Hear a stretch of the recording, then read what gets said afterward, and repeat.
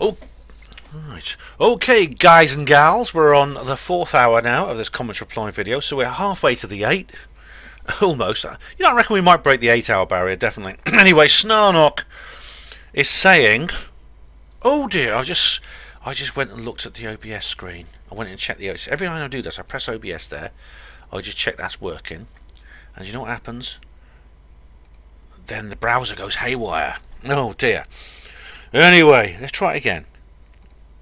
See, no, it's not okay. That's it. Okay. Anyway, Snarnock said, apparently there is a Mandela effect with the feeding William part of the Quality Street advert of the 1980s. Right, I'm not familiar with that. Is it Quality Street? Quality. All the fun of the fun. God, am I really that old? Oh dear. Anyway, I didn't know about that, but yeah. Feeding William. I'd have to look at the advert. I don't have time to do that now, Snarnock. But I mean, the Mandela effect's breaking out everywhere. There are even some. Every time I look into it, actually, someone's come up with a new one. I mean, we had one on this stream to do with the song about W.S. Lowry, and I didn't know about that on this very video. So I mean, there's people talking about different. I mean, I was watching one of the people in Lapis, one of the Lapis conference speakers, or was it either Lapis or Probe? I can't remember. Was talking about how the Mandela effect even occurs to parts of the body, you know, the positions of the kidneys and things like this. Very, very odd thing, and very, very odd indeed. Simon Jandrell says, this is on shadow banned by YouTube. Oh, so the last one by Snarnock was on Lapis. This is on shadow banned by YouTube, and this is Simon Jandrell, and he says here. Actually, I did put a written reply into him, but I'll add a comment as well. Do a live feed on the general election. So far it has all been gone a bit strange. For example, Labour manifesto of fantasy. Well, Simon, as you saw, I did do a live stream about the general election, so I hope you enjoyed it. I can't remember if you were in chat or not, but either way, you can watch the recording if you weren't. Now we come on to the Basis Conference 2019. It's another long one. Insert Pie Now says, good work, Ben, cheers. Oh, thanks very much, Insert Pie Now. I did actually I did put a written comment in here to Insert Pie IPN. I also should mention that IPN has been standing up for me because one of the Team Droik members, or maybe more than one of them, has set up a YouTube channel specifically for the purpose of disparaging me. I won't tell you what it is. You may be able to find it. I'm not going to help you find it. And IPN has actually been posting supportive comments for me in the comments sections of those videos, which is a wonderful gesture. But of course it won't make any difference. But I appreciate you doing it. I really do. But the Team Droik are best blocked and left alone. But you know, it means a lot to me, you standing up for me. It really does. Thank you. Diego Rivera says on Basis Conference, UFO community, vote Corbyn. Oh, right. Well, some of them did, you know. Neptune Returns says on Basis on 2019, another 4-hour UFO video. Oh, no wonder you're losing viewers. I know. Well, Neptune, you're talking about things that guy Joe Tuber was saying about it. Okay, well, look, I'll look into what you said. But even if it turns out to be true, I mean, I quite like doing these things. Some people don't mind the long videos, and what's more, watching a 4-hour video, supposing watching a 4-hour video, what's the difference between watching a 4-hour video and watching four parts of a 4-hour video in 4 separate uploads? Is there any difference? Maybe it's easier to keep track of a place and things like that, but if you log in, YouTube has a bookmark system, so I don't really see the difference apart from what Joe Tube was saying about what's the word, algorithms and stuff. Keith M1, oh dearie me, this is on Basis as well. Right, oh dear, I know this guy. Yep, he says the sweaty slob is back. I know you are, Keith. And Neil says underneath to Keith, do you know you're just an attention seeker, or is it all subconscious? Thank you, Neil. Thank you very much. The Apollo detective. So this is the first one, I think. Gin Skim Pivot says utter crap. Right. Is that your logical argument? Is that your rational treatise? Utter crap. 2 words. You just have to say that, right? If someone says to you 2 + 2 = 4, right? This is what you do. You say utter crap. Right? You just say those 2 words, and suddenly 2 + 2 magically metamorphoses into 5, doesn't it? Yep, that's how science works. And Patrick Patel says on my Basis Conference video, great presentation, Ben, loved it. I also love every time you have Colin on. He's such a lovely chap, thanks. Well, you're very welcome, Patrick, and thank you very much. I'm really glad you enjoyed that. And the good news is I'll be doing a video with Colin again pretty soon, within a couple of weeks, and I'll tell you more about that when it happens. The Basis Project Conference 2019, Steve Mumbling says, it's a bit of a worry that someone as out of touch with reality as Colin works for an airline.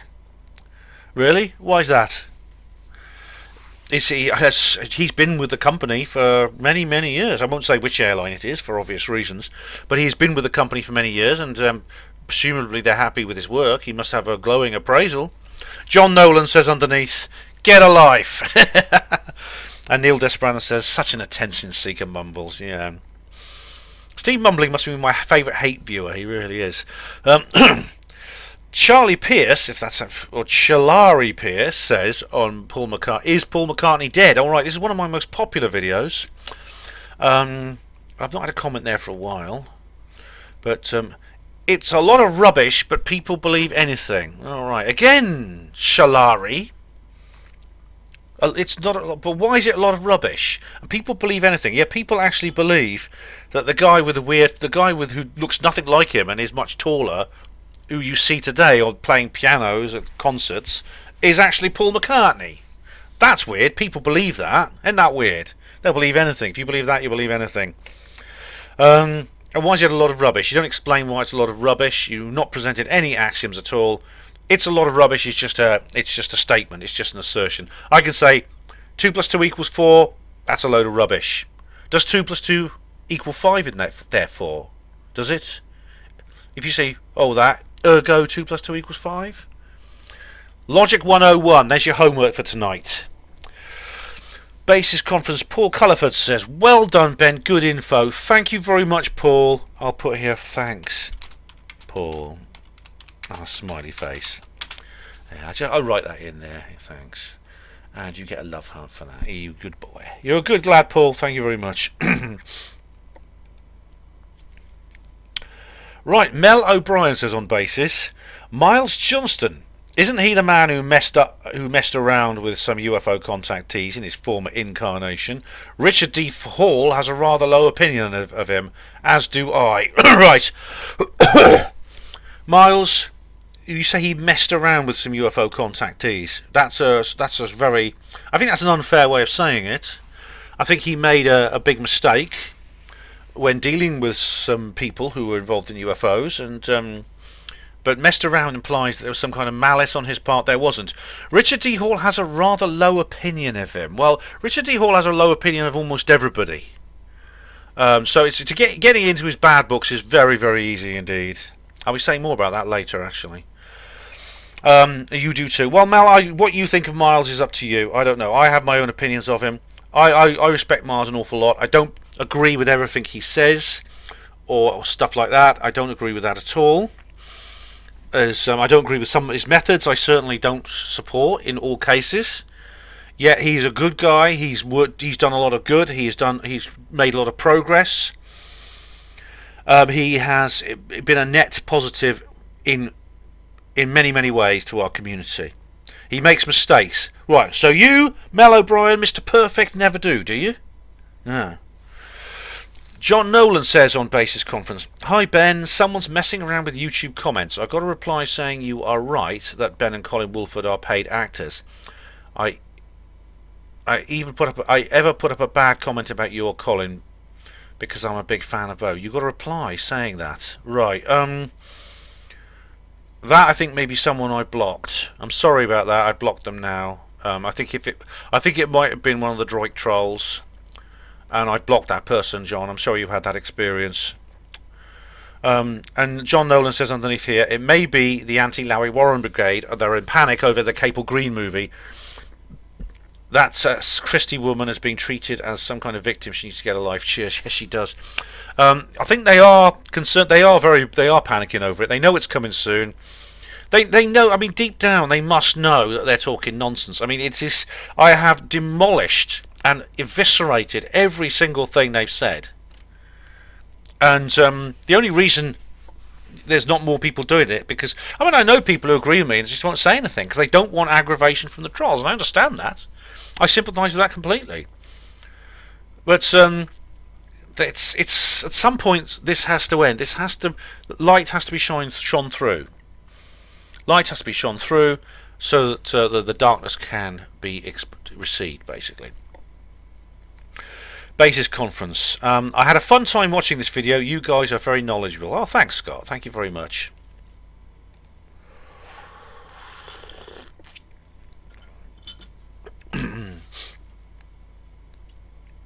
Where are we now?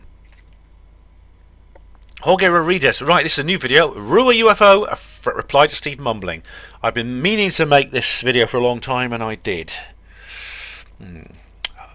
Hello, Ben. The Rua UFO accident. I think you mean incident. I did watch this documentary, and one of the children was describing the shape of the alien's eyes that was different to what other children were describing, and I wonder what that means. Or have I got to believe everything under the sun? Otherwise, I'm a skeptic. Yeah, I mean, I believe there was more than one creature seen that day, Jorge. There was more than one creature, and they were different. They were not the same species. Somebody who has a very strange username, which is just a row of consonants here. GFJDHDFGHFDJGF. I don't know how I pronounce that, but anyway. Can I call you GF? Eyewitness reports do actually change a surprising amount, diverge a surprising amount. It may even be more suspicious if they were identical. That would more strongly suggest some kind of agreement that was planned. Well, then you can't win, GF, can you? You see, that means that if they tally, then it's planned. If they don't tally, then they're imagining it. I mean, what kind of eyewitness testimony would you accept then? Would you be interested in? Or would you just reject everything that is not signed in triplicate? The thing is, even if you say, well, there's no photos of it. See, this is the skeptics raising the bar. Even if you get photos, they'll say the photos were faked. If you get documents, they'll say the documents were faked. If you prove that they're real, they'll say, well, the government made a mistake. I mean, you really, literally, with the raising the bar fallacy, you cannot win. And I described that in my skeptic videos, 2018. Jorge Rodriguez says, hi, it's like we have to believe on everything. No, I don't think so. Someone is for promoting agenda, and for this people say so they can have channel to talk about this topic. Yes, there is something going on flaying on the sky, so some people want you to believe everything, otherwise you're a skeptic. Right, you're very incoherent there, Jorge, but I think I understand what you mean. We don't want you to believe everything. And it's not just about having a channel to talk about this sort of thing. It's about what really happened. It's about the truth. It's about evidence. And I've made a video which is now open to discussion. The comments boxes are open on all my videos. You can put your point across. I will reply to you in these comments reply videos. Steve Mumbling can make his own reply videos if he wants. So yeah, there are flying saucers in the sky, but I don't think it's about promoting agenda. You don't have to believe. It's about evidence. And GF says underneath, I think this case is one of the most persuasive. I agree. I was hit by a car, and the eyewitnesses' version of the events were insanely bad. I'm not surprised if witnesses contradict each other. They do sometimes. Yeah, they do sometimes. We see this, of course, very much so in the Rendlesham Forest incident. Same video, Jack Parker. The minivan could disappear if it rose up and went behind a tree. Nice one, Jack. Nice one.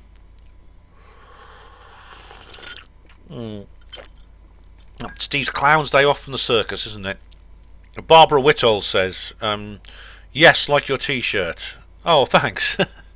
I forgot which t-shirt I was wearing on that particular video, but thank you very much. Good to hear from you again, Barbara. Hope you're well. Michael Green, hello. Same video. Do you believe leprechauns are living at the bottom of your garden as well? No. Actually made a video about that in my brother's old garden where he used to live. He had a lovely garden there, and I made a video about it, and it's on my channel. Oh, cool! It's one of my early ones years ago. 69 Phuket says, Ben, 2.5 hours, not this time 4. Just do some short sound bites like them tough politicians.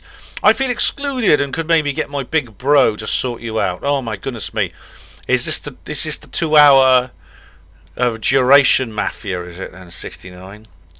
And you have to petition. I'm sure YouTube will come up with some plan where people, along with the shadow banning, right? You get demonetized, and then you get algorithms, then you get put in limited state, and then you have time limits imposed on the videos. Neptune says he's losing watchers with his verbose videos. He thinks he's shadow banned, but nobody has time for this. It's the audio-visual equivalent of diarrhea. Oh my goodness me, that's bad, isn't it? The audio-video equivalent of diarrhea. What do you mean? Look, verbose, you call it verbose. Now, verbose means long-winded and just rambling on about nothing. I don't believe I ramble about nothing. I mean, I'm verbose where you repeat yourself and go over and over things again, and it's just boring. Now, I don't believe that my videos are like that. Everything that's in my videos has a purpose. It's there for a reason. Barbara Whittle says on Rua UFO, I like this format and agree must counter naysayers and keep the truth out there. We don't want naysayers to control the narrative and bury actual events of UFO events. Thank you, enjoyed your shows. Thanks, Barbara. And you're right. I mean, I did say I wouldn't make another reply video to Steve mumbling, but I think I shouldn't have said that. What I should have said was I'm not going to do another moon landings one because we've done that one now. I may well make more to reply videos to Steve mumbling. I've changed my mind on that, but I'm not going to make more reply videos about UFOs. No, I'm not. Not UFOs. The moon landings. We've done that one, Steve. I'm not going to go over that with you again. Barbara Whittle said, I have not heard of this encounter of children going to check out after your video. Thanks again. You're welcome, Barbara. It's not everyone's heard of this. I'm glad to have introduced you to the subject. Here you are, Steve. Thanks to you, someone else has heard about the Rua UFO case. I wouldn't have made this video if you hadn't made yours. And now Barbara Whittle knows about it. She wouldn't have known about it otherwise. Talk about the Streisand effect. Barbara Whittle says, I gave a listen to the children's interviews. They are very compelling and believable. Their drawings were very telling in my opinion. This fellow YouTuber Steve is narrow-minded and goes out of his way to debunk despite the evidence. Yes, he does. He absolutely does. Yeah. Where are we now? Oh, we got a thread. Barbara Whittle, another one from Barbara Whittle here. And she starts a thread here on YouTube on UFO Rua. 30 years ago, I had my own experience seeing 2 UFOs. Will never be swayed by unbelievers. And Steve071 says underneath, indeed, I've seen something strange twice. The first with my brother and the second on my own. I have no idea what either were, but they were not the usual suspects. I don't give a shit what anyone else thinks. They know what I saw. Well said, Steve. And Dave Smith says underneath to Steve, if you don't know what they were, how can you rule anything normal out? Well, hang on, I've got a perfect answer for that, Dave, but let's let him carry. Hang on. Now, Steve doesn't reply. Okay. All right. Okay. No, I'll reply to your second comment in a minute, Dave. But David says first of all, if you don't know what they were, how can you rule anything normal out? Right. That's interesting because the idea of ruling normal things out is that what you're essentially saying is if you can't identify it, you can't rule it out as normal. Yes, you can. If it's close, if it's clear, and you can discern it very well, and it defies explanation, you can rule it out as normal. If I see some fuzzy blob in the sky, right, and I thought, what's that? And it disappears. I think, what was that? That's strange. Could be an alien. Yeah, but then again, it could have been a plane or a meteor. Where is it now? Oh, it's gone. I can't see it. It was so far away, I could hardly see it anyway. Right? I can't rule that out as normal. On the other hand, if something like P.C. Allen Godfrey saw, a multifaceted prism of a craft is directly on the road in front of his police car, you can rule that out as normal. Do you see what I mean? David Smith says underneath as well. Fortunately, I think he's replying to either Steve or to Barbara. Fortunately, that's not quite how it works. I don't tell my bank manager I'm on $1 million income and demand a $5 million loan. I have to prove it. Yeah. So, what's that got to do with this? Oh, are you saying about Barbara's and Steve's sightings? They have to prove it. Okay. Experiencing something and proving something of two are very different. Yeah, I know. If all you have to have is an experience without any other evidence, then quite rightly nobody else should be taking your word for it, as that would put us in a position of having to take everyone's word for a lot of other experience-only claims. The question should be, how reliable is your experience? Actually, David, that's actually a valid point. I do understand what you're saying, and it's true. However, you don't.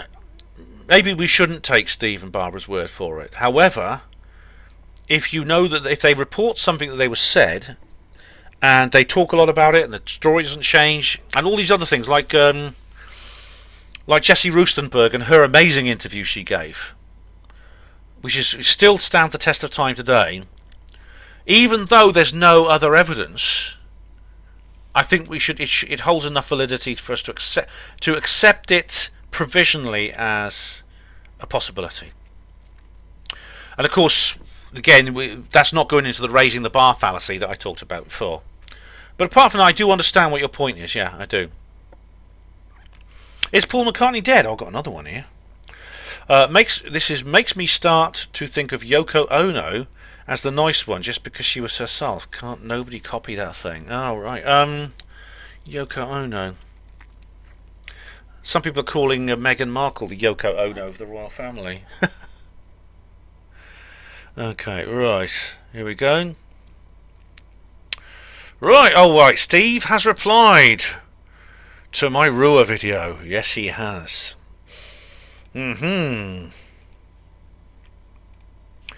I don't have time to watch all of this at the moment, but I will. What do you think is more likely? An alien spacecraft descends to a meter off the ground and maneuvers in a wooded area between the trees and below a tree canopy? It would have to be pretty small, wouldn't it? Or someone drove a minibus along a dirt track with the wheels obscured by 1 meter tall scrub. I think the fact that no mention was made of the ecology message immediately after the incident behind, yet appeared 3 weeks later with Mac, is very telling. Why do you think that was? You keep asking for evidence, but there is zero evidence for this being an ET event, is there? I wouldn't waste my time on Rodwell. I saw a TV program about her called My Mum Talks to Aliens. Of course she doesn't. It was absolute rubbish. People are indeed watching my videos. This video is only 58,000 views, and there's one of Steve's videos here. Alright, I've actually seen this comment. Steve, you haven't watched the video, okay, but when you do, you'll realise that I respond to all those points in the video. You say, okay, which is more likely? Alright, which is more likely? That's a good thing, right? Okay, which is more likely to you? Okay. That somebody, a chief constable of the Grampian Police Force, saw the Loch Ness Monster with a 20 feet distance and described it in great detail one day, right, because that actually happened. Or a clown had a day off from the circus and decided to pull a stunt by making a papier-mâché monster and swimming in the really freezing waters of Loch Ness for hours on end, getting soaking wet and very, very cold, on the off chance that a former senior police officer was there to see it. Now, according to your logic, you choose the latter. Well, which clown? Oh, it doesn't matter. We don't know about any clown. We don't know about any circus. We're just going to assume that a clown was there, and because it's not because it's a non-cryptozoological explanation, it wins by default. You watch my Skeptics 2018 video. Watch my Truth Seekers Northeast 5 number 5 video, Steve, because I go into all that and I completely demolish all this stuff you're talking about here. Again, the interview with John Mack, I cover it all in the video. Mary Rodwell, again, I think you're wrong about Mary. I think she's very, very good. I've spoken to her, I know her, I've interviewed her many times. She has a very, very sensible, clinical, psychological and scientific attitude. She's a former nurse midwife. She really, really does a good job. And Steve says underneath, presumably he has watched some more of the video, "We'll see. So far you have addressed them very poorly and skipped over relevant points being made as usual. Dogs don't develop technology, do they?" Hang on. Oh, I've been through this, Steve. We've been through this. We've been through this. I'm not going to repeat myself. Alright, that's it. Okay, Steve is replying to someone I can't see. Must be someone who probably made a comment and then deleted it. John McConcrete Gate. I love it. A video to explain your BS lies and or bad research would be great. Of course it will never happen. What could he say? The latest secret space program fantasist says there's ET activity going on, so it must be true. That woman is a nutter. Are you talking about Julie Phelps? She was showing the usual sort of pictures of ET craft we see from others. The sun shining through a wooded area and reflections of light on grass, etc. And let's not forget the crayon drawings and toy flying saucers and the connections with parks and obvious fraud, pathetic nonsense. It's not nonsense, okay? I don't have time to go into the Julie Phelps and her work now. She's built models, she's got evidence, she has a lot of testimony. She's a member of a secret group that I'm on as well on Facebook, and there's a whole load of stuff on there. As for the crayon drawings, I mean, this is simply Simon Parkes' artistic works. These are not. This is not evidence of aliens. These are his depictions. You bloody idiots! He's not a fraud. He's an obvious fraud. What's he gained out of it then from this fraud? Losing his credibility. You know, being well, I don't know if there was this was the actual cause of his deselection as a local councillor. But I mean, come on, man. What's he gained from this?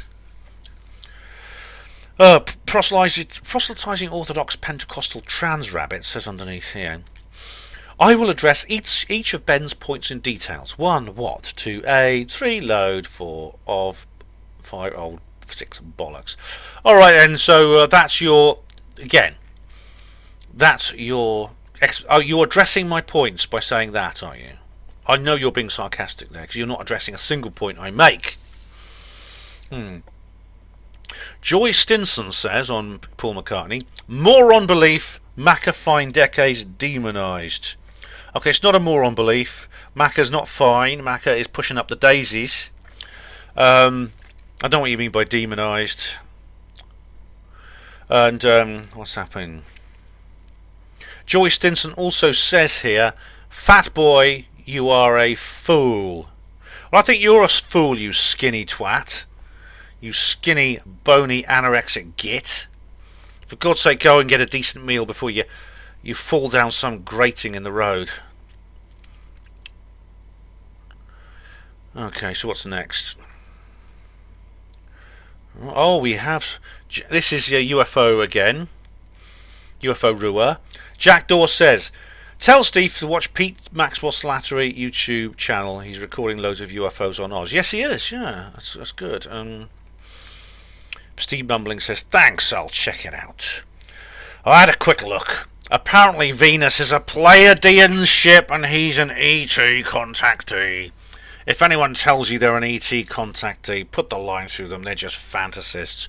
Oh, that's great, Steve. So if someone even says it now, so you're not even looking for evidence now. You just say that, and then you just go, oh right, no, ET contactee, go away. ET contactees, there's no such thing as ET contact per se. That's our a priori statement. That's the foundation. So we build nothing on it. Doesn't matter how much evidence is. Doesn't matter how solid it is. We're not even going to look at it. Yeah, you're like that ape it's like in Planet of the Apes, where the paper dart scene in Planet of the Apes, and they say, look, it flies, and he goes, nonsense, and he screws it up. Even as a little kid, I thought to myself, he didn't even try it. Why didn't he just try it? So screwing it up and saying nonsense. Rabbit says, what a load of old bollocks, says on the Rua UFO. Okay, Rabbit also says, Professor Jordan Peterson told me to tell you to tidy your room. Alright, tidy your room, bucko. Well, you know, I think you should get involved in lobster sex, personally, Rabbit. You'd be a lot better off. The moon landings again. Replying. Oh, it's the oh god, it's the moon landings. I replied to Steve Mumbling. The first one of 3. Oh god. Oh right, the one that I should point out that Rabbit put on. That was actually buying Jordan Peterson's book. Is the comment that he or she wrote there? So that explains it. Rabbit says TLDW. I don't know what that means. Let me just Google it. Hang on. It's probably some night. What does it mean? What does TLDW mean? Too long didn't watch. Oh right. Okay. That's the first time I've had that on my video. Too long didn't watch. Okay. Well, too bad, man. Too bad. There are no soundbite answers to this, Rabbit. You want soundbites? Go and watch CNN. The Russians would have helped cover up a fake moon landing because Ben read a book by Anthony Sutton. No, that's not the reason why they would help cover it up. The books by Anthony Sutton are evidence that the relationship between the two rivals in the Cold War in private was very different to how it was publicly. Okay, that's the reason. Alright, here we go. Right, where are we now? James T. Matthews is saying something here. What's this? Oh, it's a link to something. What's this? What's this link?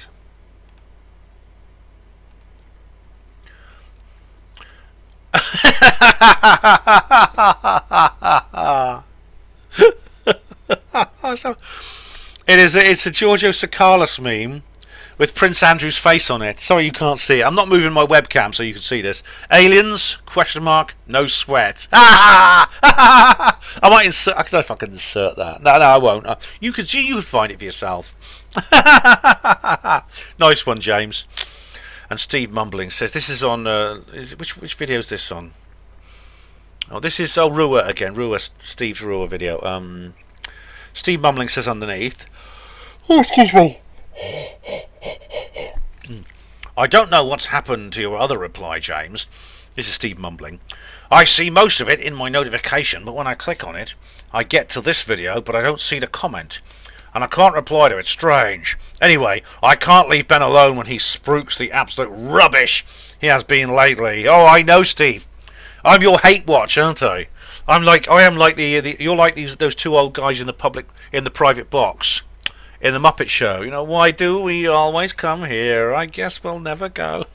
It's really kind of torture to have to watch the show. I mean, really. Did you see the concrete company nonsense of the alien spacecraft buried under that hill the RAF used for target practice? Drivel! Alright, you're talking about the basis conference now. Now, the thing about the alien under the hill, I don't know. I don't know about that. That's new on me. I know that David Percy and Mary Bennett in their book. They describe how that's an artificially engineered landscape.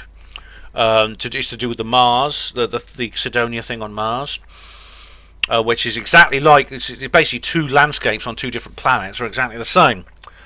So I don't. That's the first I heard about an alien spacecraft being buried there. The concrete company, that I haven't. Oh yeah, of course.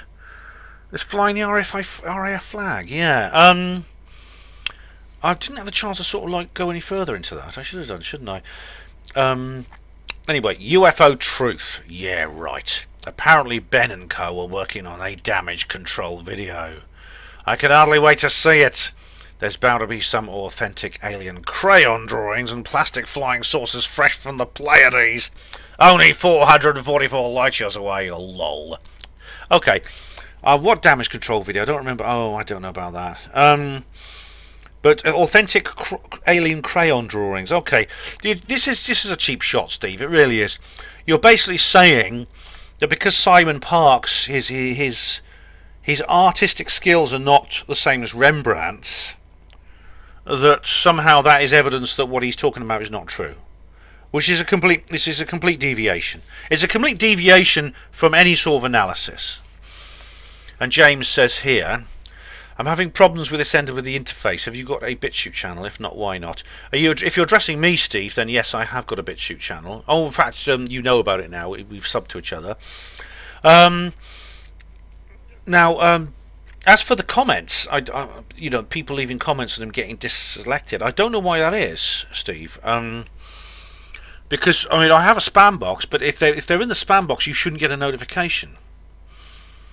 But anyway, everything that is in the spam box ends. I always transfer spam to my public site. I don't actually delete spam. I don't actually get anything that I would say is real spam. It's just people who want to make proper comments, posting links and things, and because there are links in them, they just go into the spam folder.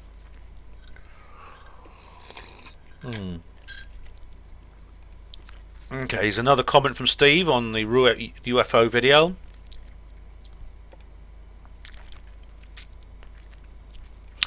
Okay, I've watched a bit more. The image I showed of a Toyota coaster was from South Africa. I left a link to the image in my video. Here it is. Yeah, okay. It's a South African website. Again, poor research on your part. Yeah, because it was a right-hand drive, but... Okay. Nickerson only managed to produce 2 of the now adult kids. He did in his original documentary, but in the new documentary he's found more. And one of them said she didn't receive any message. Neither of them are eco-warriors. Yes, but they don't deny what happened to them. They stand by their story. What are they now? They're about 32, 33. How many tricks did you play when you were a little kid that you still maintain were true now? The children's drawings clearly show eyes with points at the top and points at the bottom.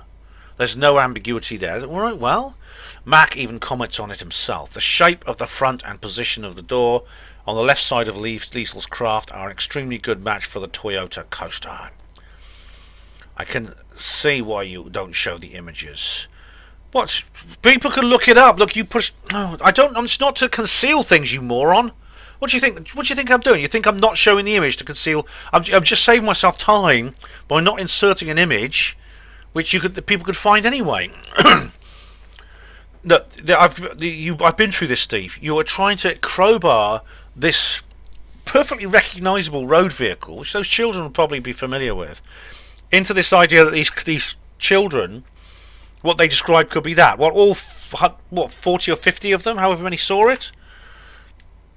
How about the ones that are in this new documentary, which you haven't seen? It's not been released yet. None of us have seen it. You know, most would agree with me. Oh, look, what is this, an election, Steve? The drawing you describe isn't the one I'm referring to in the video, is it? What do you mean? Well, what drawing do you mean then? Oh, do you mean the drawing on the blackboard, or the drawing Liesl did with the perspective on paper? Anyway, you're wearing a T-shirt with UFO truth on it. Ah, and guess which one I'm wearing today? Why not try telling the truth for a change? Do you think I'm lying? Do you think I'm making this up? All I'm doing is disagreeing with you. I'm explaining why I'm disagreeing with you. Don't try telling me I'm not telling the truth. You're now flailing around because I've cornered you. I've cornered you in a logical cage, and you're flailing around, Steve. And now you're trying to say that I'm just lying and I'm making it up. You can't admit you're wrong, can you? I suspect it's because you know your science fiction stories would quickly evaporate. Oh, other way round, Steve, other way round. Your clown's day off from the circus fallacy is what's evaporating here. As I said previously, you keep asking for evidence, but produce none yourself for the ridiculous E.T. story. I'm giving my opinion, take it or leave it. I'm leaving it, Steve. I think I have produced evidence, and I explain why in the video. Oh, Steve carries on. My God, there's no putting it. There's no getting this guy down. Right, same video. Steve says, if you look at the video of aerial school taken at the time, the field I point out as being clear of brush at the time. It's clear of brush at the time. There was only 2 fantasists who claimed that a structured craft landed at Rendlesham. Everyone else only saw lights which dispersed. More science fiction rubbish. No, no, no. Watch Capel Green when it comes out. No, the satellite, the photos we're talking about here, the overhead photos, I did point out a difference between them. There's no dates on these, okay, but it's clear that there was some landscaping work done there at a certain time, but it doesn't actually make a lot of difference to the case. Right, we're on back to shadow banned by YouTube now. RR Extra says, "You're a shill!" Oh my god. And you're Richard D. Hall, aren't you? I bet you are, aren't you? Okay, we go again. He also says, the same video, same commenter. The NWO has been in place for a very long time. P.S. Nobody has more suppressed channels than I do. Oh, right. I think I know you. Oh, I think you commented before, Double R Extra. I think you have, yeah. And you lost some channels. I remember you saying.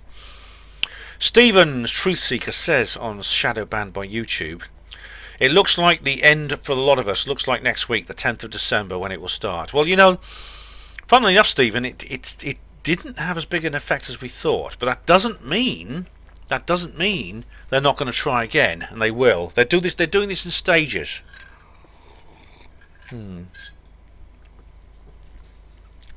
Double R Extra says on Rua UFO, utter BS. Right, is that your logical argument? Is that your carefully crafted scientific treatise? It's amazing people just have 2 words like this and they think they're making a point. Steve Mumbling says on Rua UFO, let's see the photographs of the alien ship. Let's see the photographs of the aliens, shall we? I want to see some aliens. I want to see me some aliens. Storm Area 51, Steve. Storm Area 51. They can't stop all of us. Oh, yeah. Right, you see, the thing is, though, what would happen if we produced those photos, Steve? What would happen? I can guess what would happen. You'd say they were faked. You would say they were faked, wouldn't you? Or you'd say, oh, that's actually a Toyota Land Cruiser taken from a strange angle. Yeah. Lisa says, right, Liesel. Steve says, you didn't play the bit where Liesel says she thinks the alien could have been the gardener, or where another kid says the alien was wearing a scuba suit. Right, I don't remember the bit where she's... Oh, right, I have to go watch that bit again. I didn't omit it for the purposes of deception. I really didn't. The kid did. He described the aliens wearing a diving suit, yeah. He did. But this was his description, like he said the eyes looked like rugby balls. I think it was the same kid. That he had eyes that looked like rugby balls. These are metaphors and similes that children use. Where Liesel says she thinks the alien could have been the gardener. I don't know. I mean, she must have known the gardener if she was a pupil at the school. Anyway, the only reason Max showed a few interviews was most likely because he picked the kids that best remembered the story he fed to them off camera. He probably told them most adults that encounter aliens are told we need to look after the planet and groom them to follow his favourite narrative. But that's not true. I explained in the damn video, because you said this in your original video and I said it in the video. I've got a book by John Mack. There's a great interview. There's a great documentary about him. He doesn't do that sort of thing. I mean, I'm surprised you didn't bring up the whole business with that fake woman that they fed to him and Danny Sheehan had to defend him. I shouldn't have reminded you, really, should I? Because that was actually, again, you will completely misrepresent that situation. But you're not making a point here. Now you're just trying to discredit Dr. John Mack. You actually provided a link which I went to, and it didn't discredit him. It was like a load of rubbish. Same video, Stephen Mumbling says here. The point being made about Mac arriving 2 months later relates to how stories change over time. You seem to miss this point entirely. The school website doesn't mention the incident because no adults saw anything at all and there was zero evidence to support the stories. Well, actually, the reason John Mack took a long time to get there, because it's actually not an easy place to reach, especially at the time that Mack actually went there in the early 90s. there was actually this whole country was on the verge of civil war. Nickerson actually describes it when he went there, and he said, you know, he had armed guards at his hotel because of the risk of bandits and things like that. It was not. It was, and yeah, the school. No adults saw anything. But did you listen? Did you see the interviews with the adult teachers? They believed the kids. They really did. And there's more than zero evidence, Steve. Much more. TK says here, willfully ignoring the floating blue elephants, instead point out the minutiae. All right. I didn't see any hashtag HPANWO. I didn't know anything about floating blue elephants. I don't know if you're being sarcastic or literal, or you're trying to. Are you mocking Steve or mocking me? I can't work that out. A. Larson says on Rua UFO, Ben, what's your 3 favourite English meals? And what's your 3 favourite English beers? Okay, 3 favourite English meals: full English breakfast, beans on toast, fish and chips. Yeah. Not very original, I know. Favourite beers? English. Oh, there's loads. I'm not sure actually, because I mean, most of my favourite beers are actually foreign, like Heineken, Foster's, Stella Artois, Kronenberg, etc. I'm not sure really. It's mostly bitters and things come from England, and there's some good ones. I think Boddington's is a nice one. That's comes from Manchester. It's like a very mild kind of bitter ale type thing. Can't think of the others, sorry.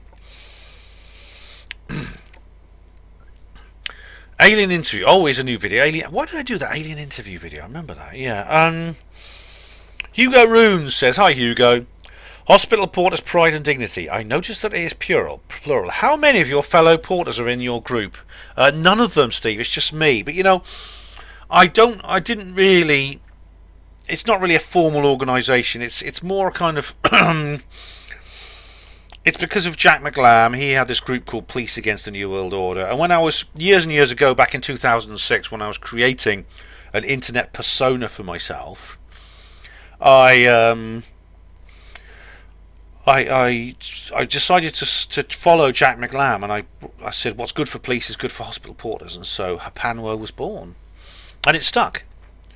Neptune Returns says on Alien Interview, more UFO shit and still too long. Oh, well, go and watch some bloody cat video then, Neptune. Come on, bugger off.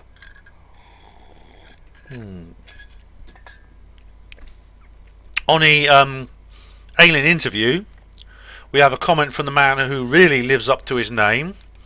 Johnny Smallcock and his vile tasting toffees says on Alien Interviews, on the Alien Interview, what a fucking embarrassment.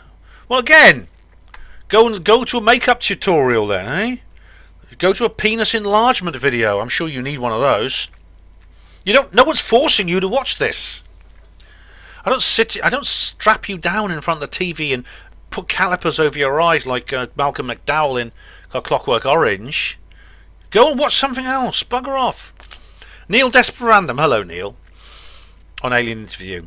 To me, this always looked like a puppet. Anyway, these days with sophisticated CGI, it makes it harder to discern whether a new claim is real or not, video or photograph.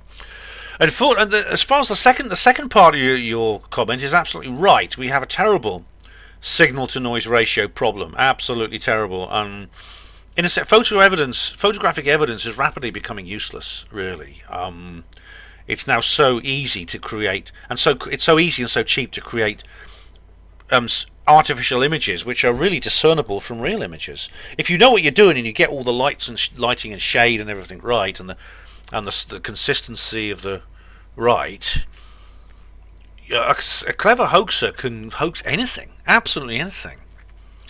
I mean, look at some of the things in the movies nowadays. You know, you get like well, I mean, it's the Star Wars film which I'm about to talk about. They reinserted Princess Leia as someone who was dead. They actually put in a character whose actress died in 2016. As far as the first part, to me it looks like a puppet. It doesn't look like a puppet to me, and I explain why. Firstly, if it's a puppet, it would have to either be a marionette and have strings holding it up, or it would have to have some kind of operator, as in a sense be like a Punch and Judy puppet with the hand inside the the creature.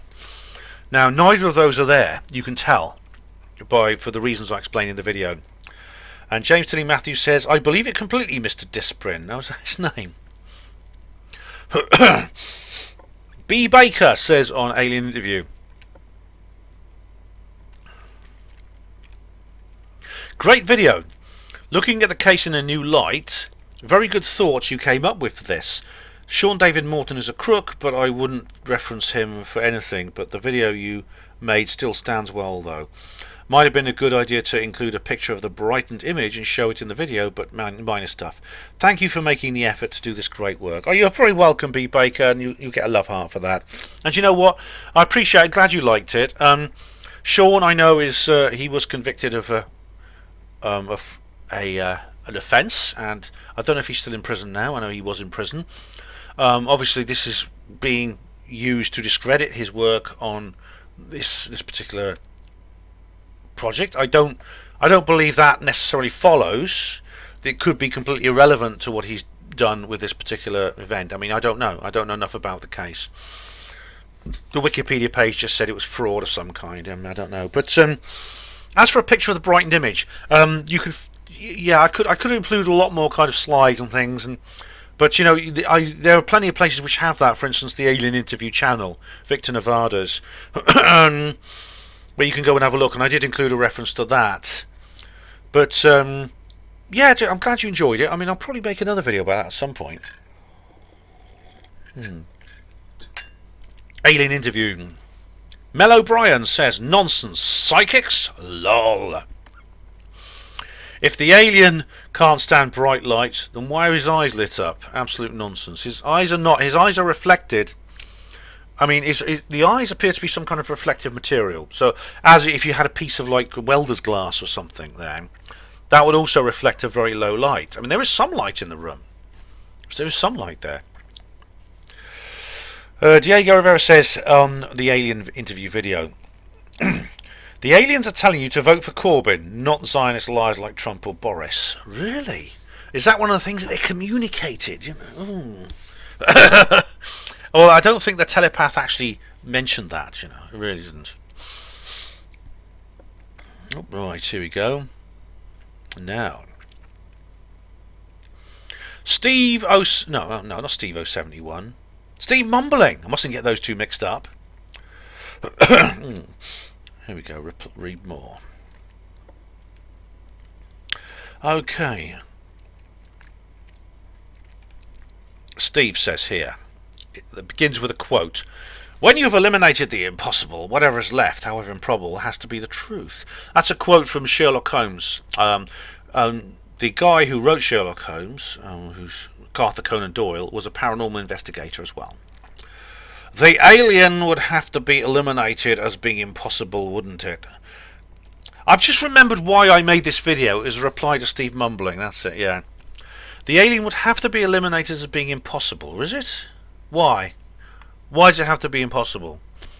Oh, here we go.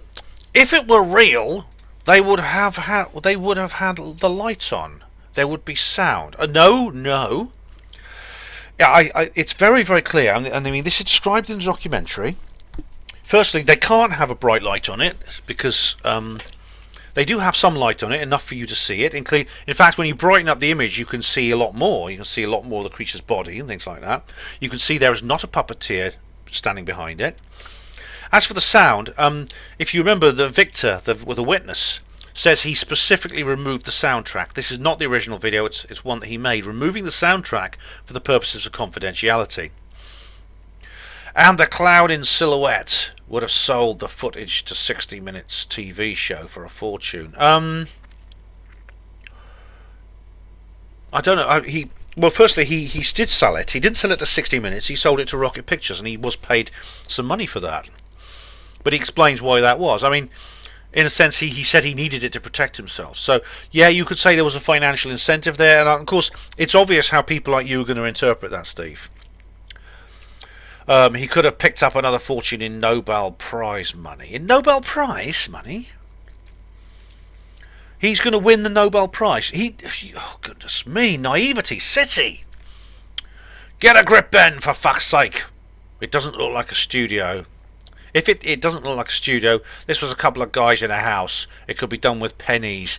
No, it couldn't. No, it couldn't. This is very different to the alien autopsy. The alien autopsy cost had a budget of several £100,000. This would probably be higher. You have a bigger cast. You have a moving puppet, which also has moving parts. You have the props and things like that. Anyway, there is no such thing as telepaths. Yes, there is. The variable geometry of the head clearly shows it was a rubber alien mask, eh? No, it doesn't. It actually resembles very much, actually, the description if you read Alan Godfrey's Alien Hunter. The thing that came down in South Africa, the alien that was in the crash in South Africa, which was actually just a few years earlier. The brazen dishonesty is from the UFO truth movement, trying to keep this nonsense alive. No, it's not. It's not nonsense. We're keeping it alive. We're talking about something that is real here.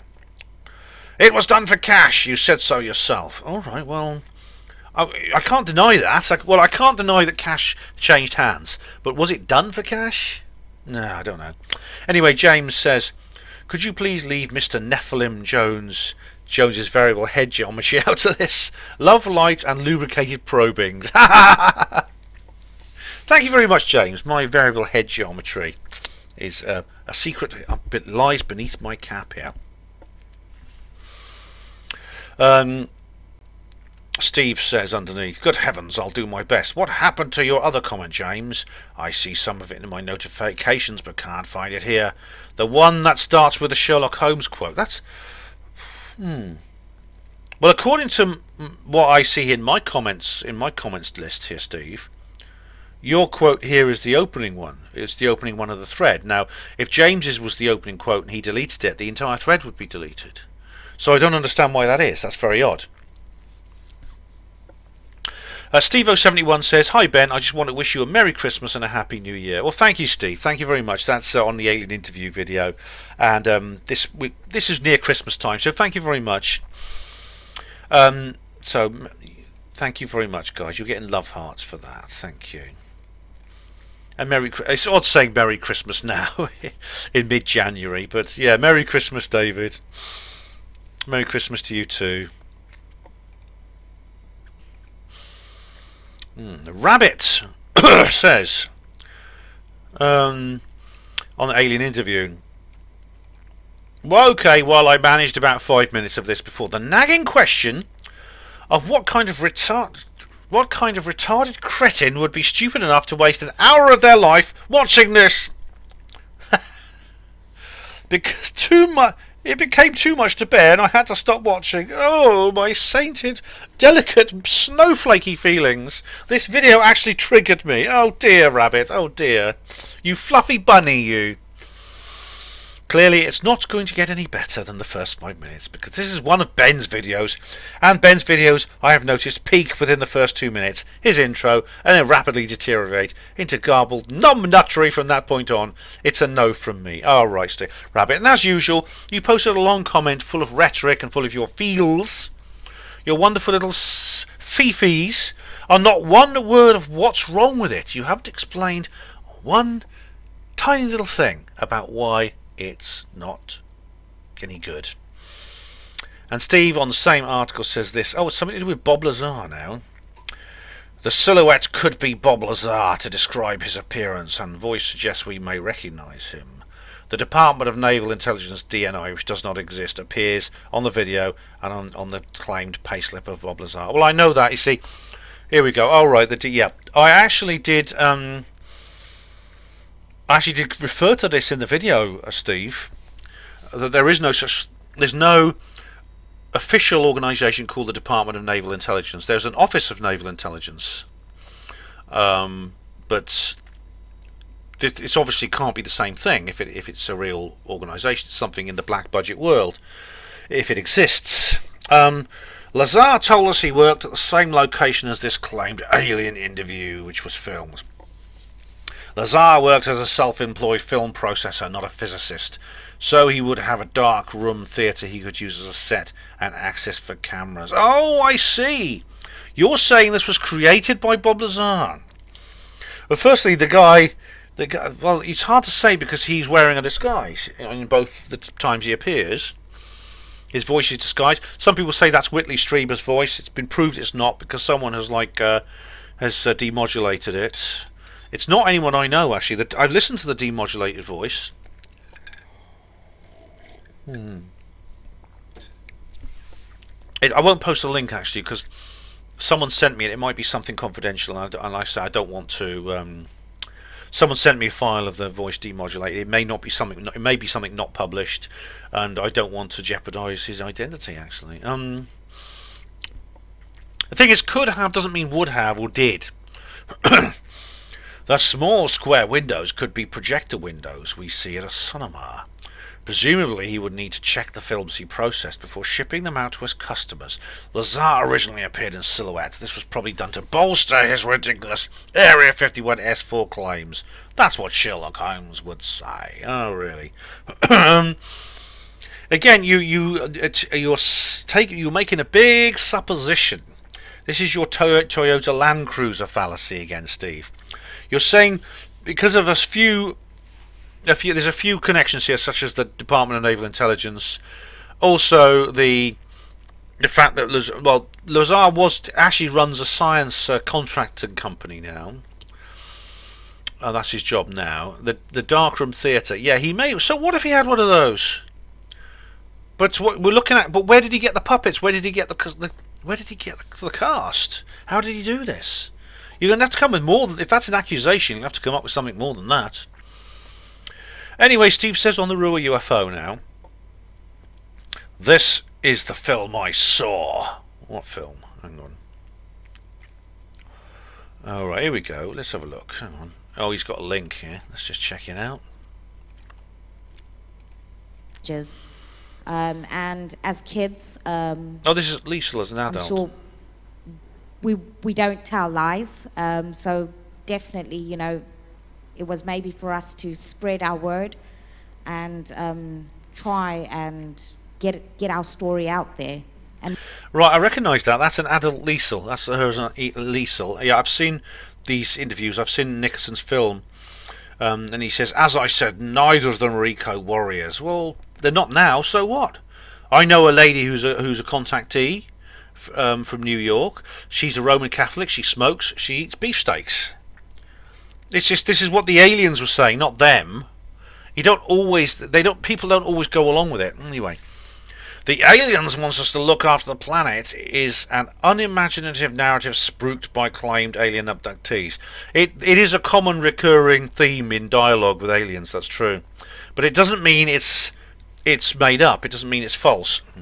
The truth is no one is being abducted or visited by aliens. They're being both, Steve. They're being both. It's all unsubstantiated science fiction rubbish. It's nothing of the sort, Steve. It's real. There is not one scrap of tangible evidence to support any of this alien nonsense. There's a mountain of evidence, Steve. People make movies to make money. It's as simple as that. Duh. Is that a bad thing? Are filmmakers not entitled to earn a living? If you expect them to do it all in their spare time, do you think Hollywood recreated all its blockbusters if people did it in their spare time? Generally people that make movies that I would buy a ticket to see aren't on YouTube begging for money to get their film made. Well, the thing about it is, it's a good point. Since you're contradicting yourself now, why would someone dedicate time and effort to making a film which is on a budget where they don't actually make much of a profit? Like, for example, Capel Green, which has been done on a shoestring budget. All these things, including Nicholson's film, has been done the same way. I know they've got Dan Aykroyd in, but I mean, I don't think he's charging. I mean, Dan Aykroyd is actually very keen. He's very much on our side of the debate. He may well have done this in his own time.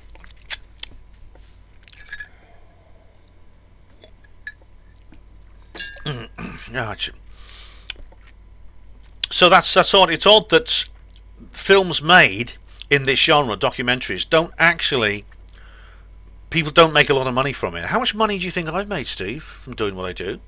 I earn some money from my books, but I can't live on what I write. I still have to work in a job like everyone else, like most other people do.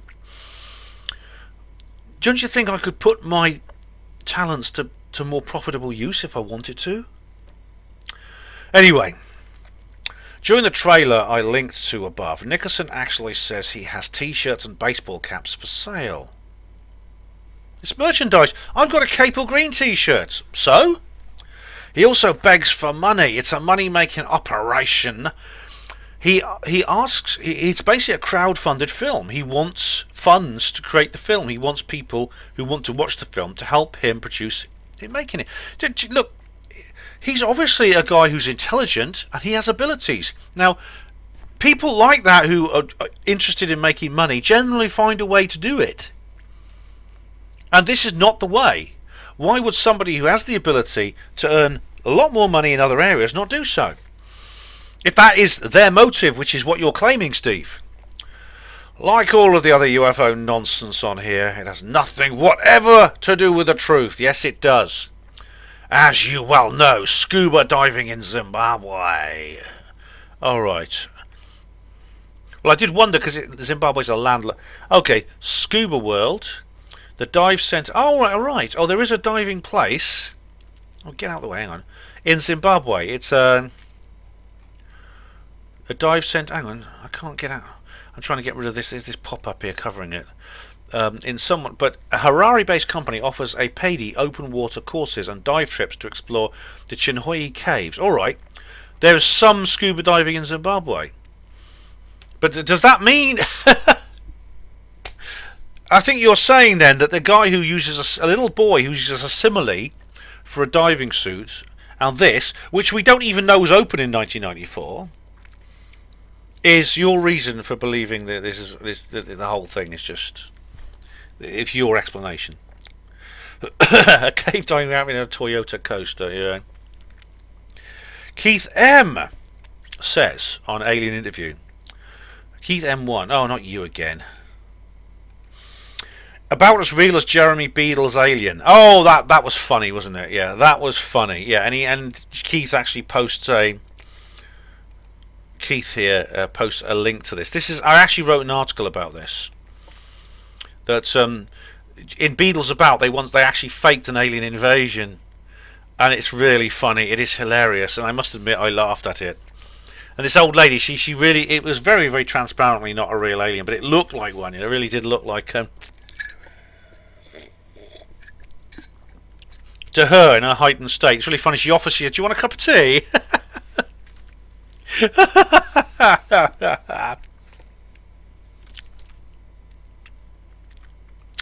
Oh, Blue Wall. Hi, Blue Wall. That Blue Wall is Colin. And he says here on Alien Interview, if we assume the black lenses are protecting its real eyes, similar to those worn by the being in the alien autopsy, then it does beg the question why the room would be dark. Also, why would doctors be shining torches in its eyes if they're protected by said membrane? Maybe this was the actual film intended to discredit the alien autopsy. Alright, well, that's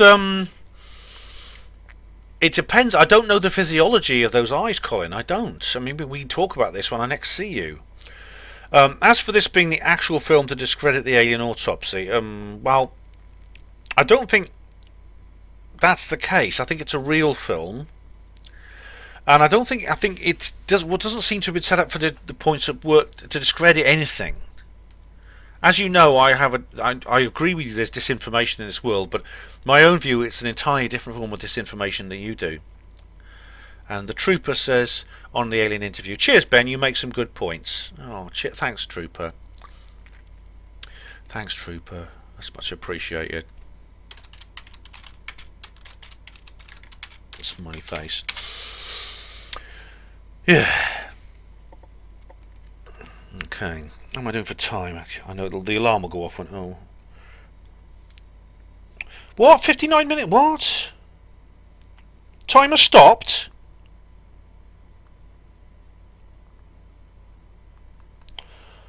It's just, there's nothing, it's just 50. Oh, bloody hell. What I'm going to have to do, I'm going to have to stop this video. It's, oh right, I think it's about an hour. I'll just double check, hang on. I'll have to stop this particular video and just see how long it is, and then, oh dearie me. Sorry guys, got the timer wasn't even running.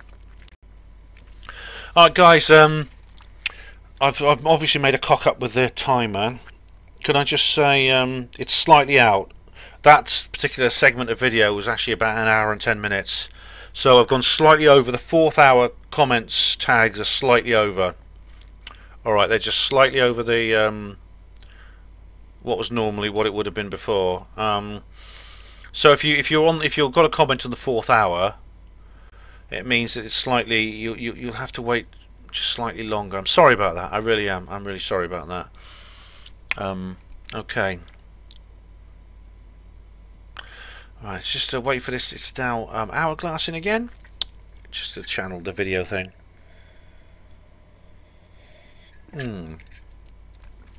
Okay. So let it settle down when it finds itself. So letting things settle down is rather like that. Okay. Who's this? Ah! Hang on. Come on. Is this who I think it is? I'm just waiting for it to scroll up because it's going very slow at the moment. Come on.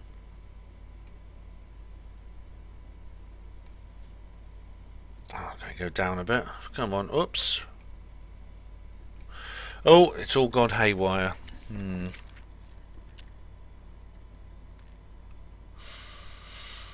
Oh yeah, I've got to watch that. I really must watch that Jeremy Beadle thing again, the alien thing as well. And I'm honoured. We are honoured, ladies and gentlemen. Pray silence, please, for we have a comment from the one and only Andrew Burlington, aka Victor Nevada. He is the Mr. Alien Interview. He really is. Okay. Right. I see that a number of idiots are still berating the alien interview video and my analysis of it, most of which have never bothered to study the evidence I have provided free of charge on my YouTube channel. Well, yeah, I agree, Victor. I do, Andrew. Andrew and I, I've known Andrew for a while actually, but unfortunately we're not on good terms at the moment. But that's for a different reason. But I do, what he's done, I do actually still agree with him about the alien interview. So yeah, I mean, as we've just seen, and you say here, I'm talking about the likes of Steve Fumbling, whose minds were already made up before they even viewed the footage. Bunch of ignorant saddos. Yes, I do. I think so. He did make his mind up before he even viewed the footage, like he does most of the things he talks about, and. I don't think they have succeeded in debunking either you or me. And he has some quotes here. Now I've seen these. I know about these quotes because I have studied his channel. This is John Criswell, Hollywood makeup artist, and this is a Facebook correspondence he had with Andrew Burlington. I think and hope this is real, and I thank you for your diligence on this great piece of history. Yeah, I do. Criswell's testimony is very interesting actually, because this is a guy who makes fake puppets and things like that for films. He's worked on all the top movies and stuff like that. So yeah, his testimony holds some validity.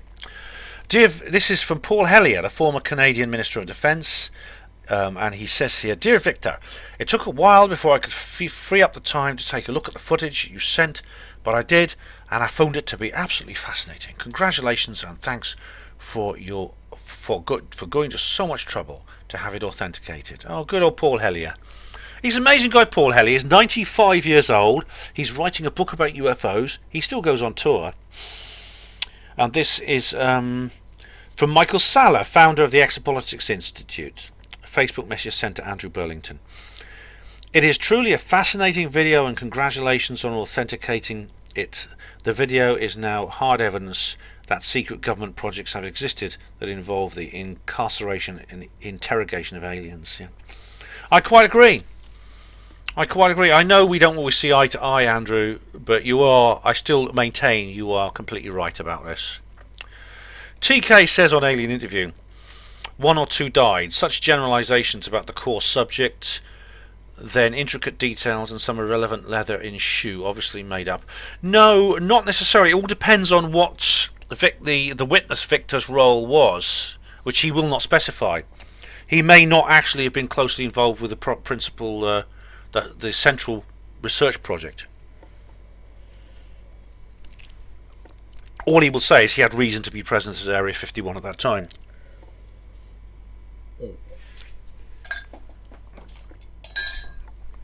Right. We're on the 5th hour now, blimey. It's half past midnight. I might not finish this tonight, actually. I might not finish it tonight. Jack, Mr. Jack TV, yes. Jack says, hope you're well, Ben. Thanks, Jack. Yeah.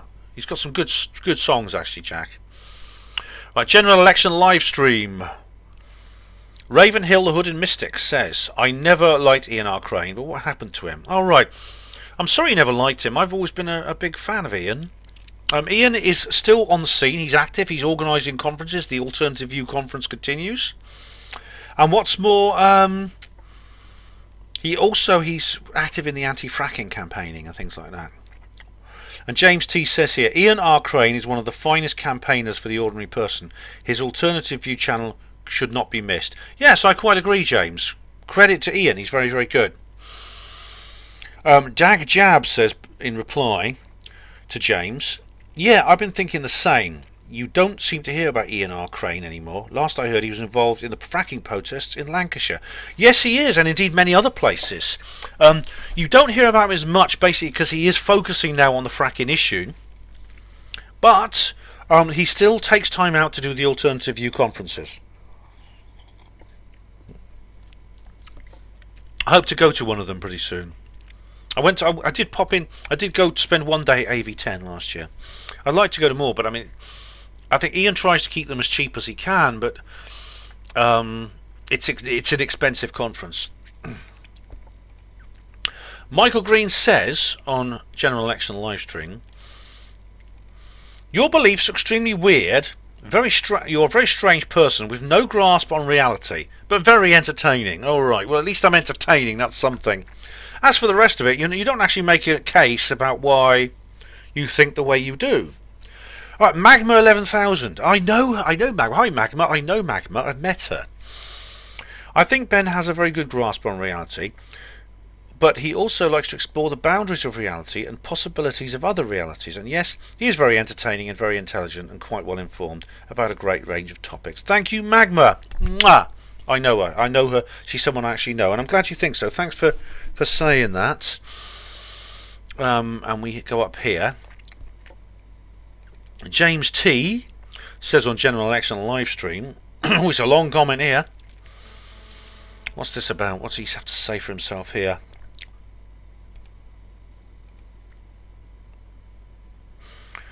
All right.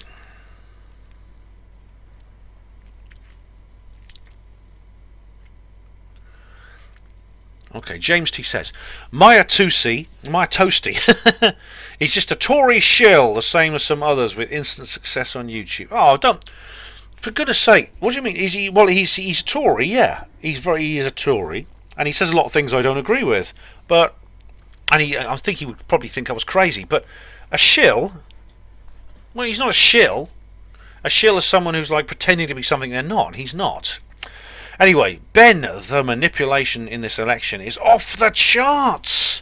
PM Boris's deal is still Brino, that's Brexit in name only, and his party of Remainers will effectively take us back into the EU. No. The deal is not Brino, actually. The deal is not perfect. It's essentially an adaptation of May's deal, but it gets that May's deal was only there to try and scupper the whole Brexit process by hanging it all on the Northern Ireland border, and Boris has done away with that.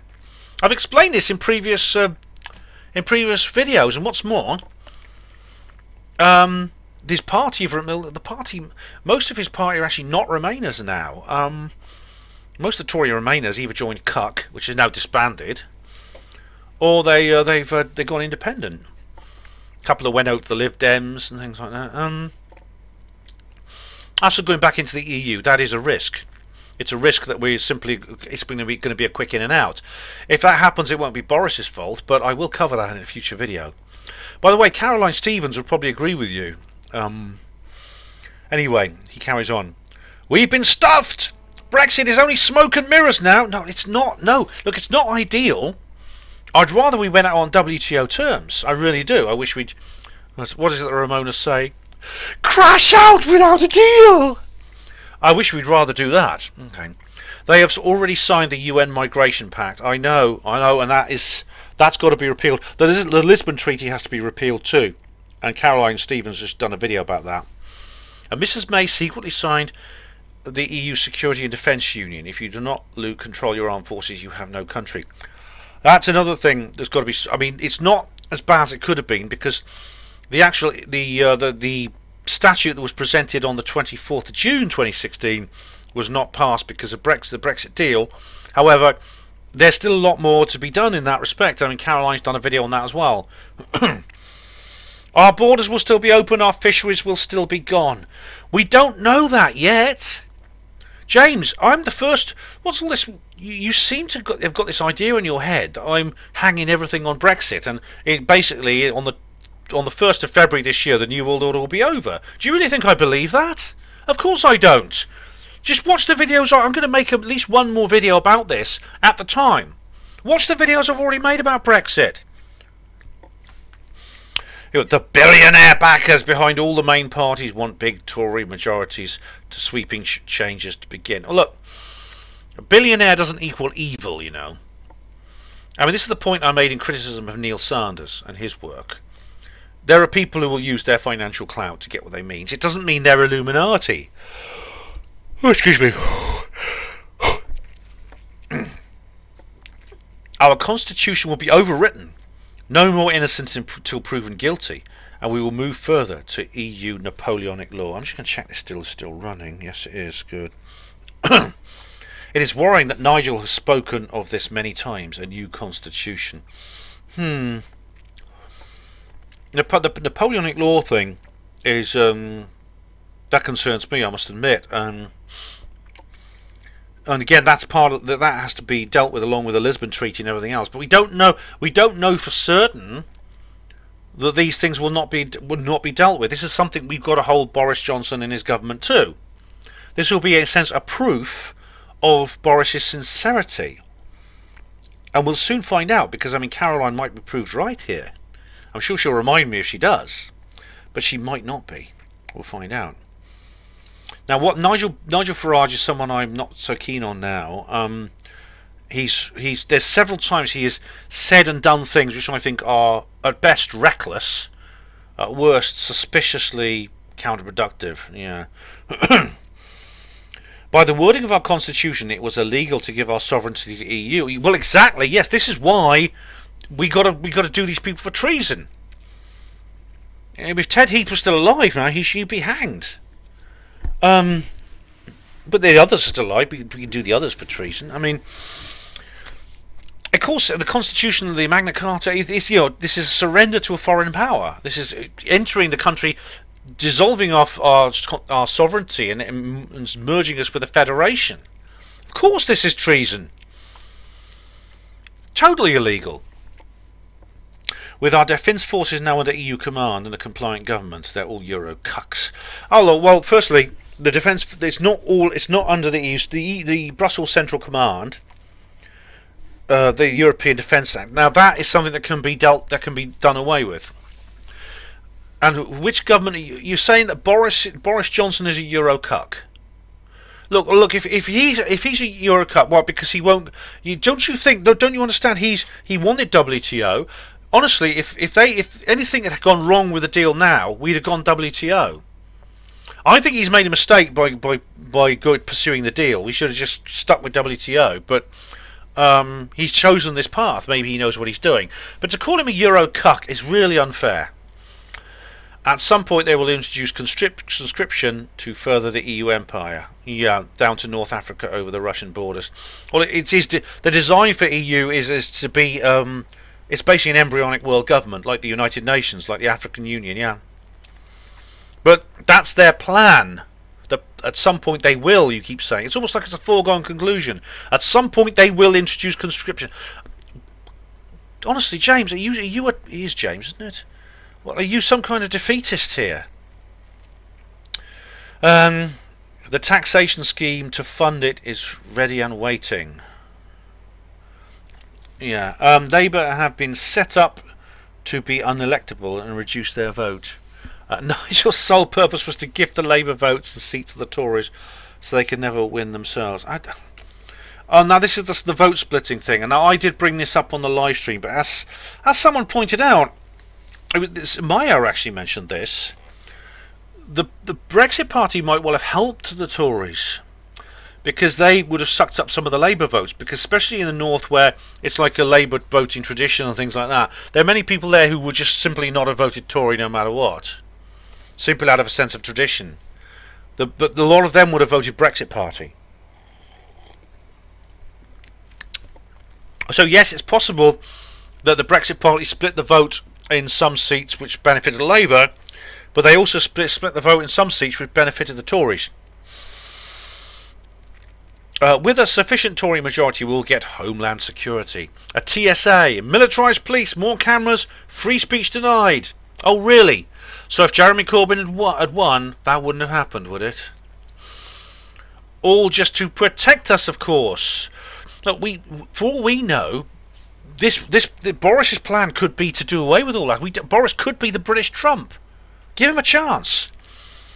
Please vote if you can for a candidate you believe is generally for Brexit, that may be independent. BP if you're sure of them. UKIP, English Democrats, for Britain, whatever. If you have no one, it's truly a crying shame and injustice that Nigel pulled at the last moment, depriving an alternative from standing. Nigel Farage, yeah, well, I have to agree with you there. What Nigel Farage has done an awful lot of things which I think are extremely debilitating to the movement, and it does make me question his motives. It really does. Okay, Steve Mumbling says here on General Election live stream, Boris will be voting for Corbyn, that's for sure. I know you come from England originally, Steve, and I mean, you've been out of the country a long time, haven't you, mate? You really have. Don't forget to ask your mate Johnston how much he's going to put into the GoFundMe pot for the free energy scam he's peddling. Oh, here we go again. He should be ashamed of himself. Some people are donating some serious money, but he must know it's a scam. The guy needs the cash to buy himself another engine from his BMW, or buy another BMW. Absolutely disgusting. No one could pull off a convincing alien invasion. It's beyond ridiculous. Well, firstly, people could pull off a convincing alien invasion. You don't even need secret technology. Look at some of the Son et Lumiere displays you get in places like Dubai. Yeah, they look real, don't they? I mean, it's lasers, it's fireworks. I mean, they look real. As for what do you mean? What BMW? Miles doesn't have a BMW. I forgot what the model of his car is. I mean, you said it yourself when you saw the video. It wasn't a BMW. And the free energy scam, we've been through that. James T. Matthews says Benjamin Disraeli. Benjamin Disraeli. Well, he's a 19th century prime minister. What do you mean? Magma 1100. Hello, Magma. Hello again. Actually, free energy is not a scam. It doesn't need a GoFundMe pot because it's free. Oh, right. Magma. Yeah. Technically, that's true. Yes. It's true. But I mean, what Steve is referring to is the development costs which this guy is seeking. And Steve does make this point here, but I think you're being I won't read out this comment here, but he makes the point that I'm making here. But you know, Steve, Miles is not taking any of this money himself. I promise you, he's not. James T says on the general election live stream, Ben, why are you removing my main comment from view? Are you close-minded on this? Is this the real you? Oh, dear me. I don't allow... This is something I did actually reply to him verbally. I didn't remove any of his comments. James, I've not removed any of your comments. I've just replied to some of them, including your very long one. I've approved all the comments. There were some of your comments in the spam box, and I've approved them, okay? I think you owe me an apology. Hi Ben, says Mark Crane on the general election live stream. Hi Mark, how are you?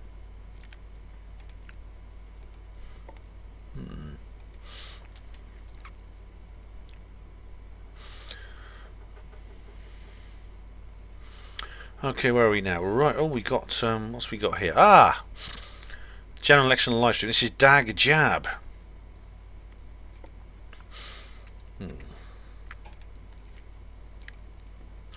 Put the comments reply on there. Okay, I'm off topic here, Ben, but I was listening to a recent Mindset Central discussion on your recent London meetup with Gareth Reeves and the others. That's the Mindset Central podcast, which I am a regular contributor. I was quite surprised how Gareth seemed to like Miles Johnston, describing him as a really nice and interesting chap. Well, you know, Miles attracts all sorts, you know. I've no doubt Gareth believes this, and I can't comment really, as I've never met him. However, I know that Richard D. Hall has mentioned Miles in a rather negative way and doesn't like him, and seems to think he's a complete fraud. Is this a genuine dislike of him from a researcher's point of view, or does Hall have some personal gripe against him? People have said Hall comes across as a nice person at his talks, but the few times I've emailed him, his replies are often less than welcome, or just a rather straight, yes, people died in the 7/7 attacks, or no, thank you for your email.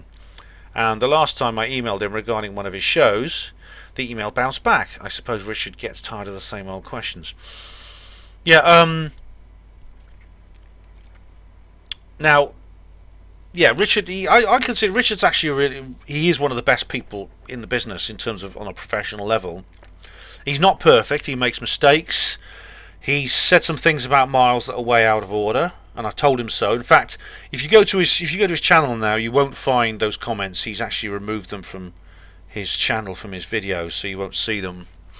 And I mean, as I said, he has problems. I think he has a problem with things like that, and I have a problem with him as a result. I mean, he's done this to several people, and it's out of order, I think. I mean, he tends to suggest that people are compromised without any evidence, and he tends to be. I think he's overcritical of other people, and the recent stuff he's done, which I'll talk about in a little while, because it actually refers to a video that I made after this. Oh, it's really strange actually, and it's disappointing.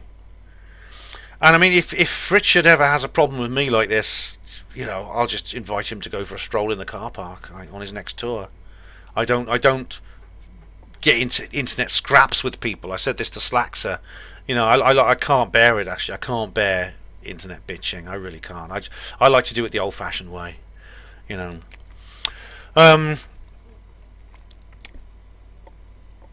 And Dag says underneath here, thanks for that. He's actually replied. I actually put this down as a verbal question, as a comment, and Dag says here, cheers for that, Ben. It's strange that Hall can be like that with you. Maybe he doesn't trust some people in the alternative. He doesn't. Yeah, he doesn't. Or as he described, the independent media, which I think is a better phrase. Yeah, it probably is. Yeah. He's some of his criticisms are valid, but what you'll find is he tends to have a kind of like a fool's array or hit list, which he sometimes brings up on his show, and he's unfair in most cases. I think that's my opinion, and I explain why. Off topic again, but the Mindset show I thought was very disturbing regarding a news report of children talking about the disgusting stuff that goes on. I found it very strange that these kids, read more, were allowed to talk about this in all seriousness on a news channel. And by the way, what news was this aired on, as I cannot imagine a mainstream outlet like the BBC, Sky News or ITV being allowed to show that. I suspect it was from the likes of RT. Regarding the stories of babies being taken at birth, which in itself is very disturbing, but also something which most people just shake their heads at as being BS. But in that story, Gareth showed some people said that people could adopt and get paid to be foster parents. I know because my girlfriend's friends fostered children. Listening to stuff like that, it's not a good idea if your partner is sat beside you. I don't like Gareth's tone of language sometimes. I mean, I don't mean the swearing, but words like Jeffrey Epstein was effing up kids. I wonder what his missus thinks. I'm not against freedom of speech, it's the vocabulary. Well, I think you just have to, like, maybe just have a word with Gareth about that. You know, I don't know. I don't have a problem with it myself. I know Gareth doesn't necessarily believe that every terror attack is staged and thinks people that do are being stupid. I don't know how anyone can say this for certain without losing their own research, without doing their own research. Richard D. Hall has, and many YouTube channels do this, and corroborating historians' stories against mainstream media stories, etc. There are a number of people who think the recent Westminster knife attack was staged, and they have good reasons to think this. I absolutely believe the Manchester Arena attack in 2017 was staged, likely involving participants that were taking part in a supposed mock drill. Gareth needs to wonder why, whenever there's an attack like that, there's never any CCTV footage released, despite cameras being all over the place that would have captured the attack.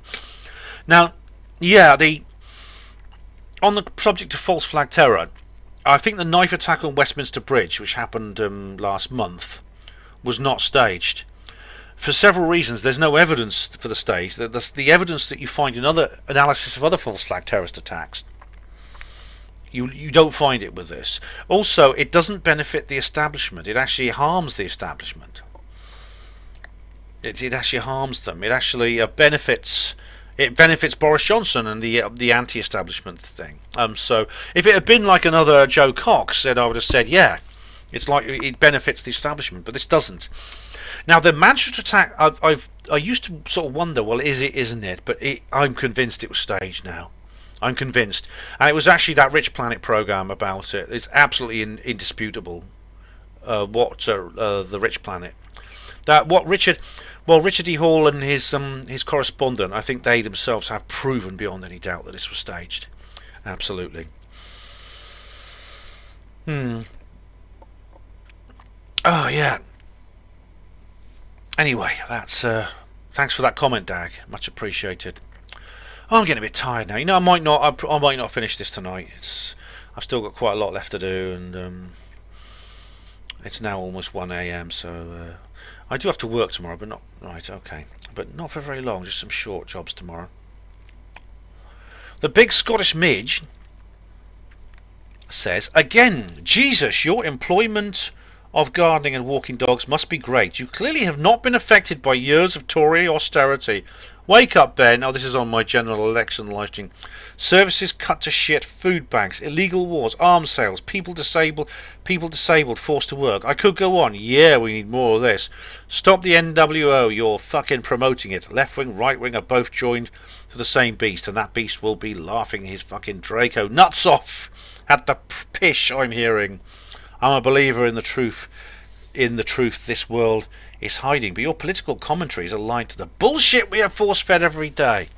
Absolutely false. Firstly, you say I've clearly not been affected by years of Tory austerity. Really? You don't know anything about me, Midge. You don't know you know that I'm self-employed and I do certain jobs. You don't know how much I'm earning. You don't know anything about my lifestyle. This is just one of these, hey man, you haven't been there, man, and I have posing. That's all you're doing. I mean, do you want to see that? I mean, you give a list of various acts of government infamy over the last few years, as if you really think that if Gordon Brown had remained Prime Minister in 2008, this just wouldn't have happened, wouldn't it? Would this not have happened? Would the bailout not have happened? Would austerity not have happened? Gordon Brown is the guy who sold off our gold to China at a discount price. He collaborated with the agenda. I'm not saying that David Cameron was a Boris Johnson. Of course he wasn't. But really, you say here, you're promoting left wing, right wing, both joined to the same beast, and the beast is laughing. Look. I explained very clearly in this video and many others why I think that dynamic no longer exists. You know, 10 years ago, 15 years ago, I would have agreed with you, and I would have been right. But everything's changed since then.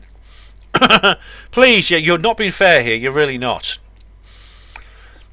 And Patrick Patel, hi Patrick, says, glad to see you're well, Big Ben. Oh, thanks, Patrick. Much appreciated.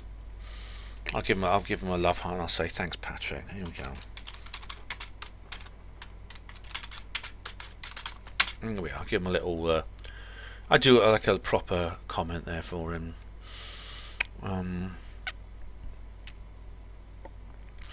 And Patrick says here on the general election live stream,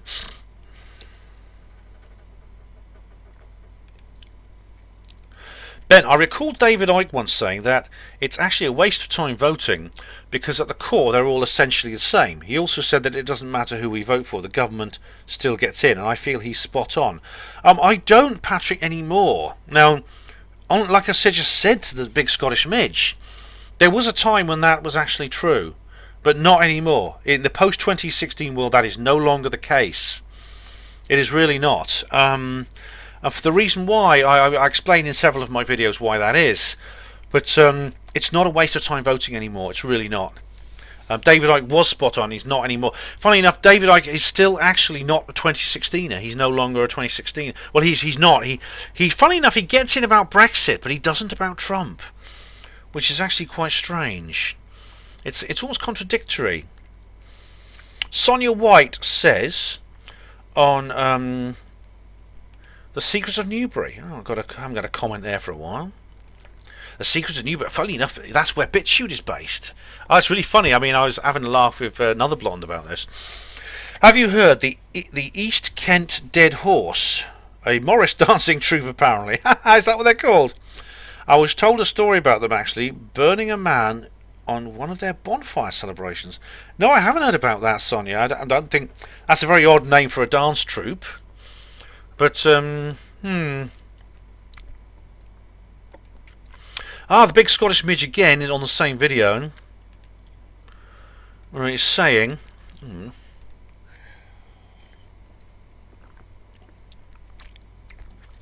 could you please state what facts you have that Boris and Trump are not part of the cabal? And please no references to one of your previous videos. What? Well, look, if I can't provide references to previous videos, you're essentially saying that I have to repeat myself. You're saying I have to repeat myself. You have to repeat how I've... Oh, see, Trump...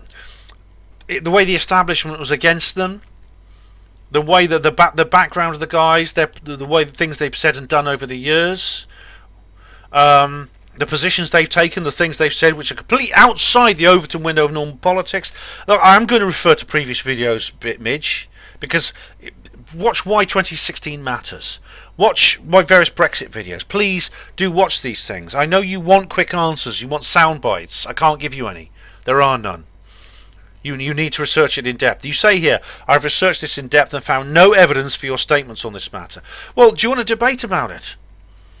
Do you want to debate Neil Sanders' work? Do you want to debate the things that other people have said? Do you want to debate David Icke's pronouncements on Trump? I'll talk it over with you, alright? But I'm not going to say, well, I'm not going to just do it all now. I'm not going to provide it all now for you. I have seen normal people continue to live in hardship under these people. Well, you know, you have seen normal people living in the world into which these new characters have emerged and are trying to change. But they can't do it overnight. It's nearly 2020 and they have no intention of fixing any of the problems that they and their predecessors have undertaken for many years. I think they do. I think they are. I really think they are. I mean, look at what Trump has done in the States. Look at the jobs he's created. Obama was throwing welfare checks and people, and he's telling them they're oppressed. Trump's giving them jobs. Trump's building up industry. Trump's trying to control the immigration problem. If it wasn't for his enemies in government, he'd have probably built the wall by now. It's all a smokescreen to hide the real truth about this. Can't you see it, Ben? Can't you see it? Oh yeah, about this wee blue ball spinning through space. At least it is. You think it's a ball and you're not a flat earther, Midge. That's a relief. We are not or never have been masters of our own destiny, but simply pawns controlled by a force that is clearly evil. No, we're not. Look, do you honestly think that the New World Order, the Illuminati, everything that happens is theirs? Is everything that happens is what they want it to happen. They have absolute power, and nothing ever happens which is not what they intend. Do you think that, Midge? Do you really think that? You shouldn't, because it's not true. Look, you do need to please do go through the points in my videos that you don't want me to refer to, because I have presented a case here which is falsifiable. You want to have a debate about it, we'll have a debate about it. I'm quite happy to discuss it with you the way I discuss it with Steve Mumbling. But you know, I really do think I think I do You want me to state the facts I have. I do it in this general election live stream. I've done it in the video you're watching now, in other videos too. Anyway, I must move on. On the same video, John Nolan says, "Hi Ben, Steve Mumbling is a paid actor over the last 30 years. I have seen three clear UFOs and a blob, I think you mean, looks like a tennis ball floating in the sky, and he's seen fuck all." Steve is, yeah, I share your disdain for Steve Mumbling, but I don't think he's a paid actor. I think he's just a typical skeptologist. Same John again in the same video. Ben, someone sent me a love heart because you liked my comment, huh? But they are trying to be funny. The anti-Larry Warren Brigade are turning out to be sad people who need to get a life and move on. Yeah, they do. To new UFO cases and get out into the forest. Yeah, they do need to get a life. Okay, we have the alien interview again. And this is the Moonwalker on the alien interview. Ivan 0135. I don't know what that means. A polling day. Looks like Neville Chamberlain. 6 fingers on Trump's left hand. Hang on. Oh yeah. Oh, that's on like the polling day video, right? This is Tina Silver talking now. On that mural on the wall, yeah. It's that's an odd one, isn't it? That's very strange, Tina, isn't it? I wonder why. Are they saying he comes from the West Country or something? I don't know. Polling day again. Woden20 says, democracy's dead in Britain. Certain groups have special protection.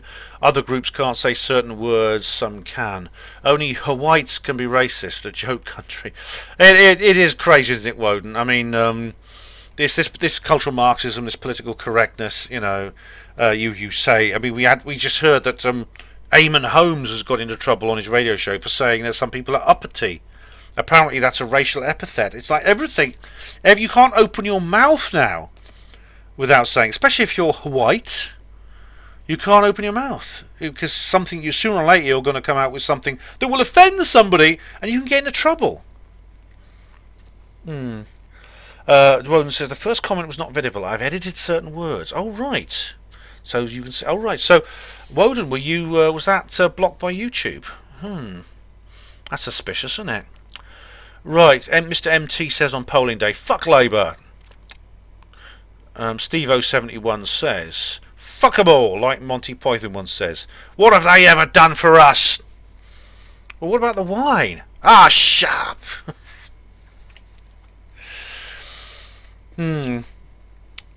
This is polling day again. 30 RTR30 says, come on, Bojo, I don't want to pay £29 for a loaf of bread. Well, you know, well, I tell you what, mate, if the EU had its way, there wouldn't be any bread. There'd just be soy biscuits.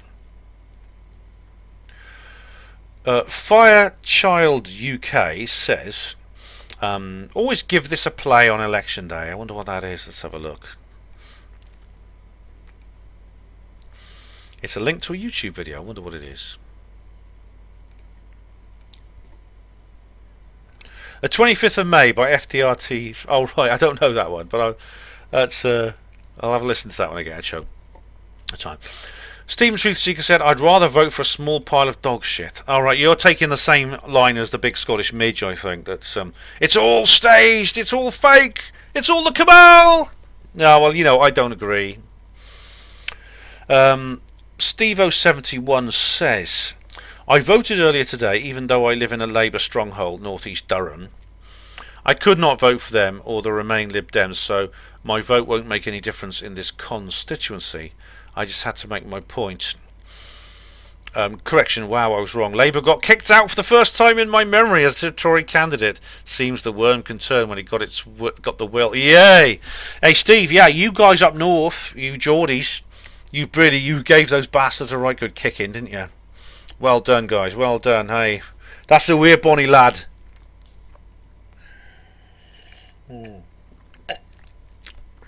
Steve also says on here, the Brexit Party stood against the Conservatives in my voting area, which is in Labour lockdown. Ben, you'll probably get about £12 back for your bet.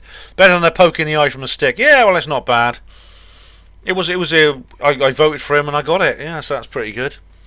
I voted for him and I also put a bet on, and I said I got 4-1. So that's 40 quid. Videos from the underground says on polling day, get out the EU first and then deal with the particulars later. Yeah, that's actually this is why Brexit is important. Yeah, the Brexit in any form at the moment is an important thing. So long as it's not completely a deceitful Brexit, and I don't think it is. Be thankful for your weather, Ben. Rain is life-giving. If people don't vote, it just reinforces whoever is seeking power, because they will lead their followers into voting and then take your rights away because you didn't vote. When someone makes an unsubstantiated accusation, just the act of accusing does not then make it true. Accusation without proof are just mind memes out to capture the unsure who have not yet figured it out. Yeah, as far as the first bit goes, yeah, funny enough, it rained very hard on the day of the 2016 referendum in London, and some people were joking that the gods were on our side because all those nasty little left-wing middle-class Ramonas in Hampstead and Belsize Park and that area, they all stayed indoors and things like that. I don't know if that's true or not, but anyway, the accusation thing again, I agree with completely, totally. But as far as if people don't vote, it just reinforces whoever is seeking power, because then they lead their followers into voting. You know, I actually wrote as recently ago as 2014 or so, I wrote an article saying why there was no point voting. It was actually in reply to that the Angry Yorkshireman or whatever his name was. And I'll look it up actually. Let me just look it up, because it's really amazing that people say, "Oh, Ben never changes his mind. Ben just has these ideas and he never changes them. He never changes them. He just sticks by it." Well, let's have a look, shall we?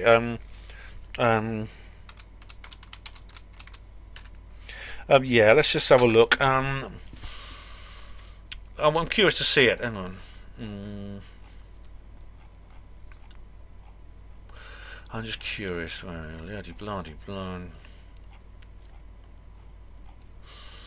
is it? Oh, hang on. Because this is just so amazing. I'm not going to read it out. I don't have time now. But there's a.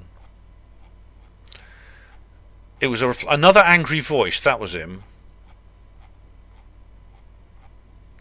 Here we go. Yeah. No, not voting. This is the 14th of April 2015. Yeah, look, you could find this article for yourself. It's called. It's something I put on HPANWO Voice, on the HPANWO Voice blog, HPANWO-voice.blogspot.com, and I put it on the 14th of April 2015. Not voting, a reply to Thomas G. Clarke. And I talked earlier about this is the independent economics, philosophy, and politics from an independent Yorkshire blogger. And the post in question is entitled, "Why Not Voting is Such a Pitifully Ineffective Form of Protest." And I disagreed with him, and it's really interesting to read this because I completely changed my mind. And since 2016, everything's transformed. Okay, the big Scottish midge says here on the polling day, "Good for you, Ben. Voting Tory. Hospital porters against the job centre." Sorry, I mean NWO. Because once Boris and the rest of these scumbags sell off the NHS to USA Pharma and the insurance complex, it'll be the job centre for your former colleagues. No, Scottish midge, it will not. Listen. People go selling off the NHS. The Tories are selling off the NHS. We need Labour to save it. Is that what you're saying? Are you saying Jeremy Corbyn would save the NHS? Are you saying... Well, firstly, Jeremy Corbyn wouldn't be Prime Minister for long because the bloody Mossad would get rid of him. But the point is, right, I saw it from the inside. I was 23 years in hospital portering. I watched the degeneration of the NHS. And I tell you, I promise you, under Tony Blair, more selling off was done than ever under Thatcher and Major. I mean, really, the NHS, I think it's a fait accompli now. It's kind of been done. I mean, the NHS will always exist as a kind of brand, But I mean, it's so private now. I mean, it's already essentially been privatised, and the idea that Boris Johnson and these people you call scumbags will sell it off is really unfair. It's been sold off, and it's not been sold off by him. So this comment you've made, well, it's sarcasm. It's really a misunderstanding. And Midge says on polling day, Boris fighting for the soul of the British people? Jesus, Ben, get yourself down to the local mental health unit ASAP. Oh well, look, I do explain, Midge, what I mean, why I'm taking this position. Now I'm open to discussion, as I've said. I'm open to a discussion on this, an honest, complete discussion on this. I really do. Think that I am, what I'm saying is, I'm saying for a reason. Above the law, says on polling day, oh my, you still don't get it. There is no representative democracy. You've been hoodwinked and bamboozled. Well, you see, again, back as long ago as spring of 2015, I was writing a long, detailed article about why, making exactly the same point you are above the law, and I've changed my mind, and I explained why I changed my mind here. And you say in reply, you say underneath here, Ben, I thought you knew better. You're meant to be a researcher and an investigator. What the fuck? You are just a pleb like the rest of the imbeciles. Oh my goodness me. You know, you're angry with me now because I'm saying something that you think is wrong. And if I heard someone say that back in 2015, I'd have said exactly what you did. But things change. I've changed, and I explain why. You're not really making a point here. I mean, are you? You're really not making a point. Neil Desbrandam says under here, there is such a thing as the lesser of two evils. This is essentially a second vote on Brexit, or any semblance of it, compared to total and imminent enslavement. You're certainly right. It is essentially a de facto second referendum, Neil. Yeah. And there is a lesser of two evils, but I do believe this is not a lesser of two evils. I think this is good for the first time we do have forces for good, and they're making progress in the last 4 years. I'm convinced that's true. And what's more, it's not just, well, I'm convinced it's true, so there. Anyone who disagrees with me is not a proper researcher or an investigator. Anyone who disagrees with me is just, all these other epithets that these people have used. I'm putting it out there to be discussed.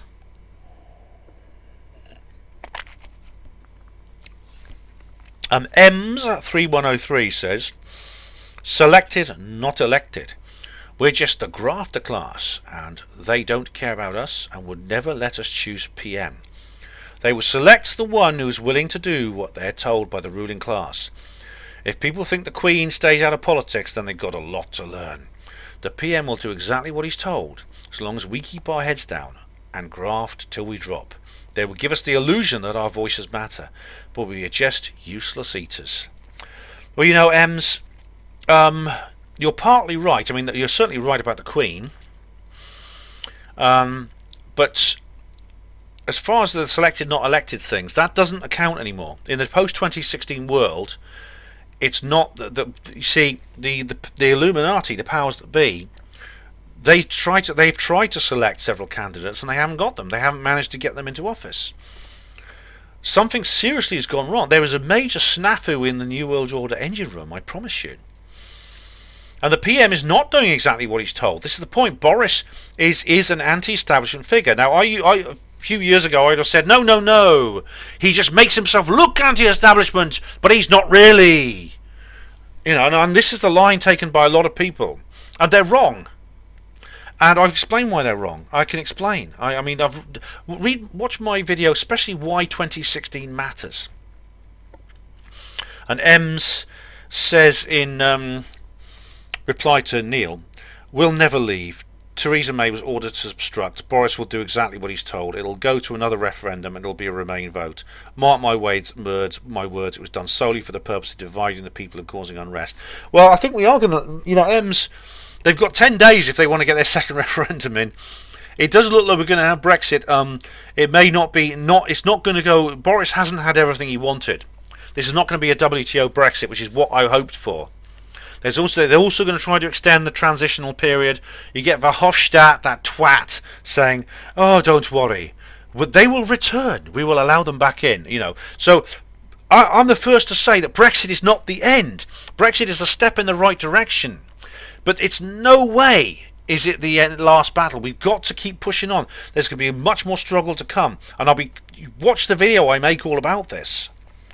I'll be making a video all about this, and I haven't put in a tag. Hang on, let me put a tag in. I'm getting tired, that's the thing. I'm going to leave it actually after this segment and carry on tomorrow.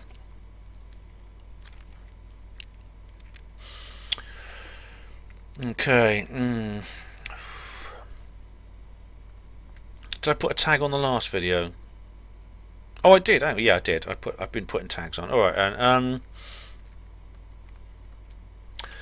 and so yeah. So I think events have proven you wrong, but as for obstruction, Boris is not obstructing. The deal was not his choice; it was first choice, I think.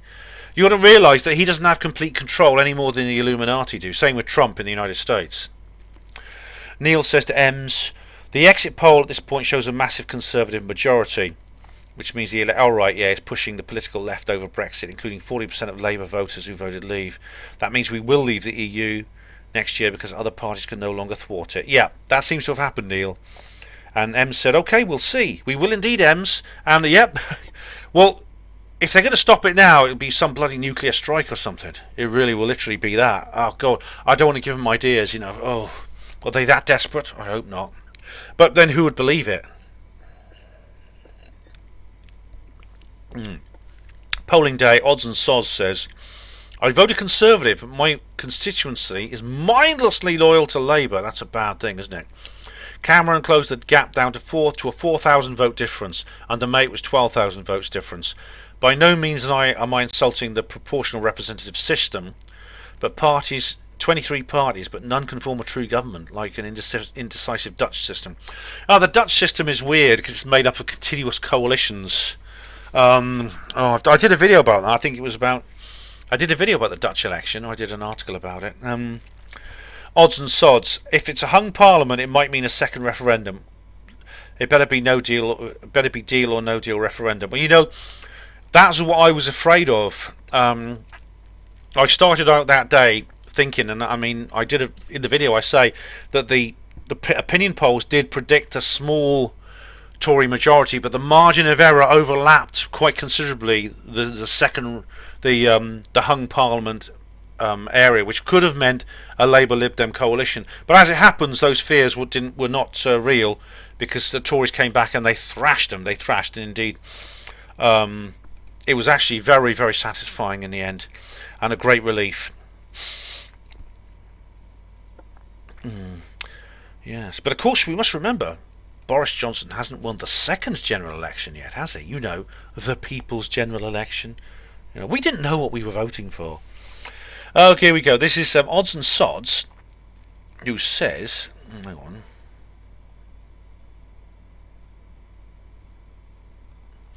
Where am I? Oh, hang on. Odds and Sods says... it's a list of... oh, right, yeah.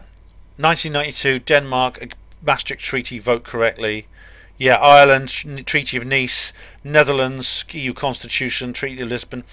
France, yeah, EU Constitution.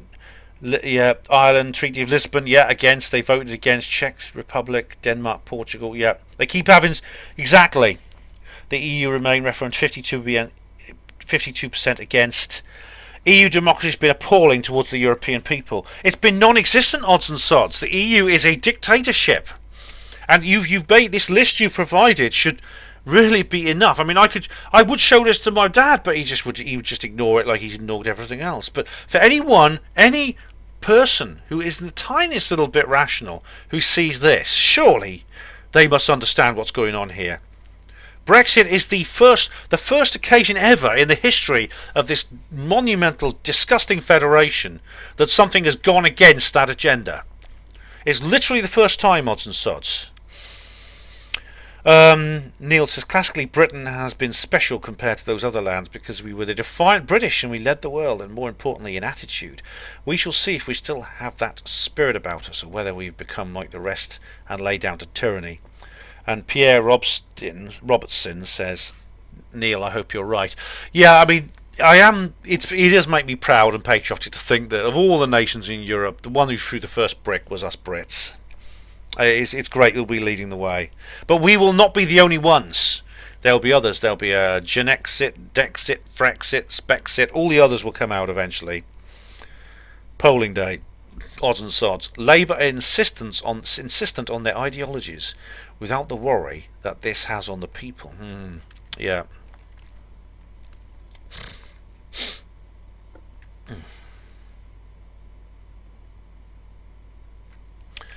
Right, where we go now. Tommy Tempo 1 says, Ben, Boris's idea of Brexit is Brexit without the exit. Look at the appendices to the agreement. The UK would still be in the EU.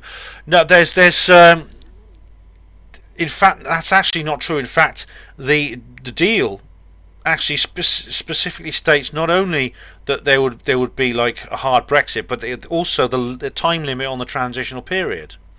It also specifies that should at any point this deal be in any way nudged in any way direction which breaches any of the tiniest conditions, there would be immediately a WTO rules. So it is different from Theresa May's deal. It is. Odds and Soz says, only because he's exposing and backing obstructive parliamentary parties, we're craving the feeling of power in a corner. Yeah. When dealing with dictatorial arrogance like the EU elitists, no deal is the only language they understand. Odds and Soz, you know, I'd have much preferred it if Boris had managed to wangle WTO, because I knew that's what he was after. I knew that's what he wanted, and you know, and he didn't get it. 1609 Phuket says, the deed is done. I wish I took a pen though. Oh, anyway, everything turned out all right in the end. At least Bojo won't get your seat. Why not knock on the artist's house? You might get an interesting video for once. Oh, just for once, Phuket, eh? I was thinking I might go round there and ask them about their mural, because I think it's quite cool. The Big Scottish Midge says, need to say another thing, Ben, about the UK. Soul warrior Boris fighting evil in his tight lycra.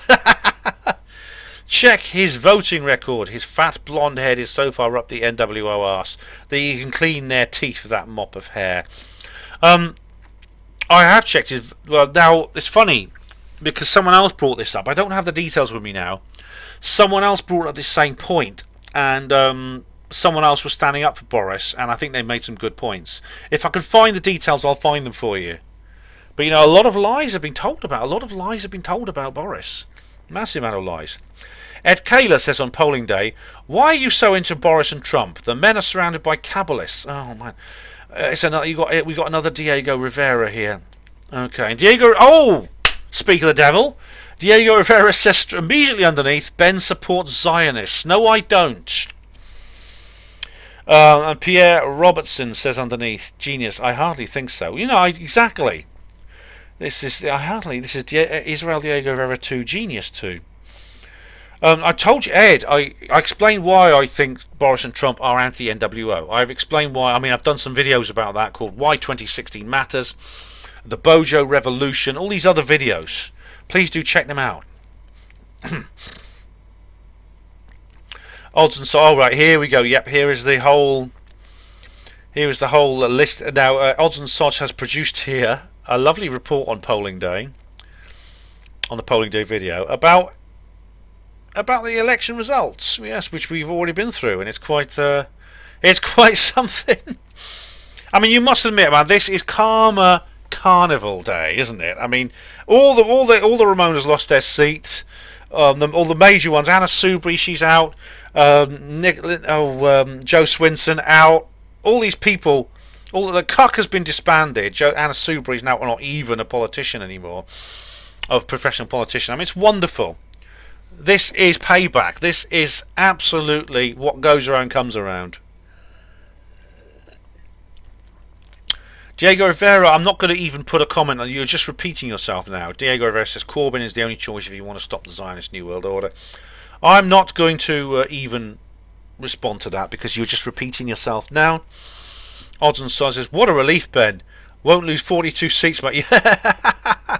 Oh, it was great, wasn't it? Yeah, it was great. I mean, that video, you know, I was so worried, but everything went fine. As Sargon says, you know, we won. We fucking won. Diego Rivera, looks like the Rothschilds rigged the vote for Boris. No, they didn't. They didn't. Oh. And I will answer that in the next one, which I'll probably do tomorrow now because I'm getting tired. So, ladies and gentlemen, I shall see you shortly. Right, everyone, I'm back again. It's now the following day. It's actually Tuesday the 21st now, so it's actually the day after I stopped filming because, like I said, I don't think I can do these in one day. You know, it's just too much. So now I am doing on, say, day 2. And I'd like to say hello to Mark Crane, who just put 2 love hearts on polling day. Also on polling day we have JS, who said, when will the elite's greed end, man? Where is all the money really going? You believe in the secret space program, Ben? When will the elite's greed end? Greed, well, you talk about the Illuminati. Hopefully the Illuminati will not be around forever. Hopefully the Illuminati will be defeated, which is what, of course, this is what the purpose of HPANWO. The elite, by you mean greed, generally, the instinct, the emotion of greed. This is where I disagree with people such as Neil Sanders, several other people. It's maybe, I think it's quite likely, that there will always be greedy people in the world. In the post-Illuminati world, you will have greedy people. I think you may well have a situation where rich people will use their financial clout to manipulate others through politics. It's maybe ethically maybe a bad thing, but I think it may well be inevitable. I'm not a utopian. I really am not. I don't believe the post-Illuminati world will be a paradise. I think it will be something far superior to what we have now. But there are certain problems that may be insoluble because they're down to just who we happen to be as a species, as creatures of this earth. In which case we just have to learn to live with those things, to integrate those things, those dark sides of ourselves. As for the money, I mean, the secret space program, the funding for the secret space program is a very interesting thing because many nations actually do have a black budget. They have money which is siphoned off from the exchequer and is not listed. I know if you watch The Hunt for Zero Point, it's actually a TV documentary by this author, Nick Cook, the guy who wrote this very good book, The Hunt for Zero Point. The documentary is called something different. It's called $1 Billion Secret, and it says there's a lot, you know, there's $10 trillion or so as a discrepancy from the actual tax revenue and the spending announcements. That's the black budget. It's spent on secret projects, special access classified projects, and indeed the secret space program is funded as part of that. Also, and this is going to shock a lot of people, a lot of money for both the secret space program and UFO research and other kinds of esoteric research comes from the narcotics industry. People like Bill Clinton, the Mina airstrip, they all have shares in the Colombian drug barons cartels. A lot of that I think goes to Area 51 and goes to various projects that way. Okay, Jack Parker says on polling day, I've got to go out, getting to be about time to let Steve, homeless man from England, who used my phone once to call back his relatives. I was at a friend of yours who's homeless and you let him use your phone. That's very nice of you, Jack. Know about what's going on these days again. He said quite revolutionary, I think. Yes, very much so. Even ironically, he said like the Boston Tea Party. Oh yeah, that's an interesting. It could be. I mean, the Boston Tea Party is well, it's interesting about the Boston Tea Party. The Boston Tea Party is the event which triggered the American Revolution, the independence, the creation of the United States, the war which ended with the creation of the United States, with the British Empire withdrawing.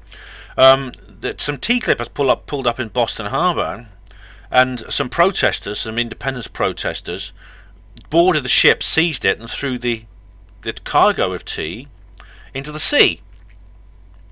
Now, this was because of a 3% import duty on tea.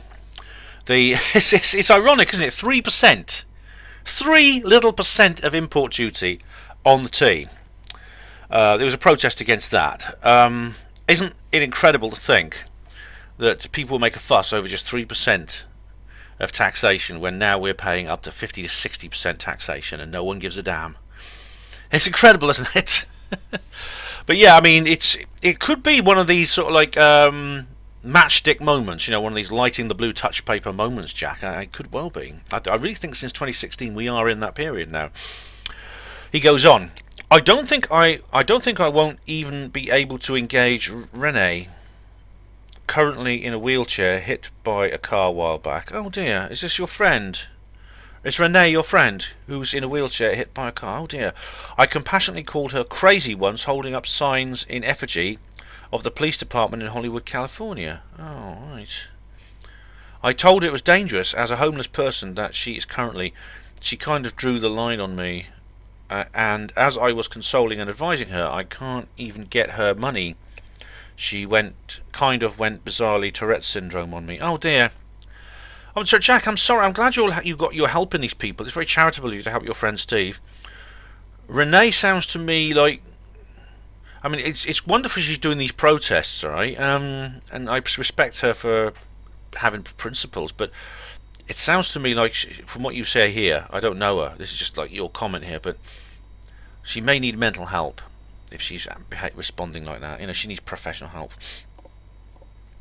Jack puts an update here. Update. Steve, the homeless man, an older man but in rigorous health, used to do push-ups all the time.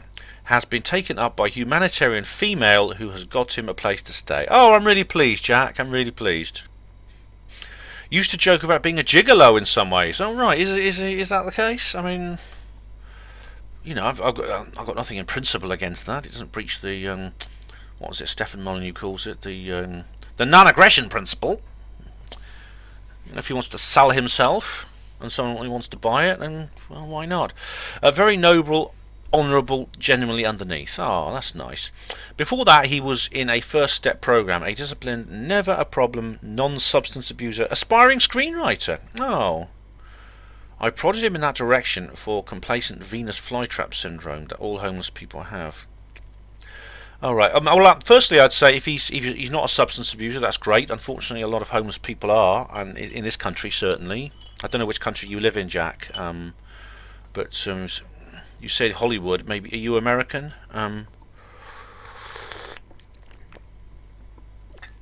But you say he's an aspiring screenwriter. Well, good luck to him. Although, obviously, you know, being if he's going to get into like big business movie industry, he has to be politically correct, which is a problem. Now, I've not heard of Venus flytrap syndrome that all homeless people have. I don't know. But you see, travesty of misguided thinking. Unsung heroes. I've looked at some of his screen running. He's good, but I advise him better pushing a mop and a movie studio. Pushing a mop and a movie studio. Oh, right. I don't know what you mean by that, but if he's an unsung hero, well, I hope he's all right. I hope Steve is okay. I hope this lady who he's living with treats him well, and I hope he becomes a good screenwriter. Please, he's older, but he's in rigorous health, does push-ups. Well, that's great. He's looked after himself. Good luck to him. Jack says here, I'm guessing, and this is all on polling day. He's writing these things. I'm guessing, I'm suspecting someone took one of his screenplays and got a little lucky with it and felt obligated to give him something in exchange, or they see him as a diamond in the rough and are watering him to see if he will grow. Here in Hollywood, not over yet for him. Hopefully the prayers will work. Yeah, make sure if they offer him a contract, make sure he gets it checked by a lawyer. Alright, just in case they try to screw him over because he's like new to the business. This is something my writer's circle used to say, because I used to be a member of a writer's circle. Right, Jack says here again, Steve, the homeless man, asked me to visit him where he's now staying. I should take him up on it. He jokes that women are going in and out of there all the time. I didn't want to cramp his style. Plus, I'm so busy, the real reason. I wish I could be that attentive to everyone I help. The younger female that helped him isn't living there. I advise him to plot his own course, live his own life as the pilot. Oh, right. Well, that's good advice. Very good advice. Say hello to Steve for me and to Renee, Jack. I hope they're all right. Hope they find a way to success and to a nice place to live and everything. And on polling day, Jack says, Boris, cerebral man of breeding. Well, he is, I suppose, yeah. Donald Trump, just breeding. Don't you dare compare the two. Oh, why not? Why not? They are very similar in many ways, Jack. They are very similar. Donald Trump must have found a book on assertiveness somewhere in the trash or in one of his accountants. One trick pony with serendipitous success. Well, he's not. He's essentially. He starts off with this, like, basically what people in the United States call real estate, what we call property development, and he's become successful with that, which is great. He's obviously intelligent. It's not just breeding; he's cerebral too. But anyway, Jack goes on. Who knows when the bubble will burst? Well, he's U.S. president. I mean, I think he can't really go anywhere from that, I don't think. Plus, we can't look past the facts of what Donald Trump did, as evidence indicates. Joe Biden can be prosecuted with his son or hung with him later, along with every Democrat in the country, maybe. Although I don't think that's a good way to judge people, as a rule. Tit for tat, vindictive considerations, just extraneous in his impeachment scenario. I think we have to search our minds to see what happened. Forget about passions and affiliations. This is. I think you're talking about the ridiculous impeachment thing. I mean, to be honest, I don't know what it was about. I mean, this whole thing about Joe Biden's son and this Burisma company. Trump starts phoning up the president of Ukraine, and there's some kind of deal done. And this apparently is against the Constitution. And it's kind of like, what's weird is, like, everyone's going nuts about it because they don't like Trump. And they've impeached him because they don't like him, and it's for other reasons, completely ulterior motives. You get this all the time. People will, like, go crazy over some little thing when you know that's not the real reason. This happens all the time, and of course, what he did is pretty minor compared to what other presidents have done. I mean, you know, none of them are angels, none of them are flawless. All of them have skeletons in their closet. But of course they go crazy. They sort of turn a blind eye when Obama does all kinds of things, you know, bombing weddings in Pakistan and stuff like that. And Donald Trump phones up the president of Ukraine, tries to get him to sack this guy Hunter Biden or whatever it was. It was the chief of intelligence, wasn't it, at Ukraine? And everyone goes, "Oh my God, impeach him, impeach him!" And of course, the impeachment. I don't know if the impeachment was ever going to go ahead. I mean, there's no way Trump is going to be removed. In fact, Trump is like milking this for every pet drop he can get because it's really boosting his popularity. To remove him, they have to get 2/3 of the Senate to agree, and I doubt if they'll even get the majority to agree, let alone 2/3. I don't. I think what it's doing is it's just generating publicity for Trump. It's making the Democrats look like morons and idiots. I mean, I don't think you say you talk about them, the ruined Democrats being ruined. I think they're ruining themselves, Jack. I think they're essentially doing their enemy's job for them. It's like you're trying to shoot them and they're committing suicide. Gary Williams, hi Gary, how are you? This is on Am I a Megtow? I know Gary's particularly fond of this. Now Gary Williams, oh, what did I just do? I just pressed the wrong button. Gary Williams, come on, is a chap who I've interviewed several times on HPANWO radio, and in fact not the week before last, I interviewed him again, and he's like a medium and he's a paranormal researcher. He says, "Yeah, Ben, I have never gotten any value for money out of relationships with women, and I am now 70. My dog loves me. That's all I want. My advice: steer clear of women." All right. Well, Gary, you know, I'm sorry you have never got value for money, as you call it, out of relationships with women. I'm sorry, but you now have your dog, and the dog loves you. If that's all you want, that's absolutely fine. You know, it doesn't suit everyone. Steering clear of women, as I explained in the video, you know, I'm really not a MGTOW. I'm not. I sympathise with MGTOWs. I'm not one. I am single. I'm not, but I'm not single in principle. It's just the way I am right now at the moment. Okay, we come on to an old on the video I did a while ago. One I like very much. Computing Forever, Born Again, a reply to Kevin Logan. And we have here Melvin Sherman says on that video. He says, sorry for the grammar, I am dyslexic and English is not my first language. Plus, I hate spelling. Okay. Alright, Mel, I'll bear that in mind, Melvin. Thanks for letting me know. Okay, I think I'm just guessing here, but that Dave Cullen himself is not really, I would say, Christian, in that I don't believe in God or Jesus, but I'm more in the conservative Christian ideologies. Actually, no. Now, a lot of them do. A lot of them are like that.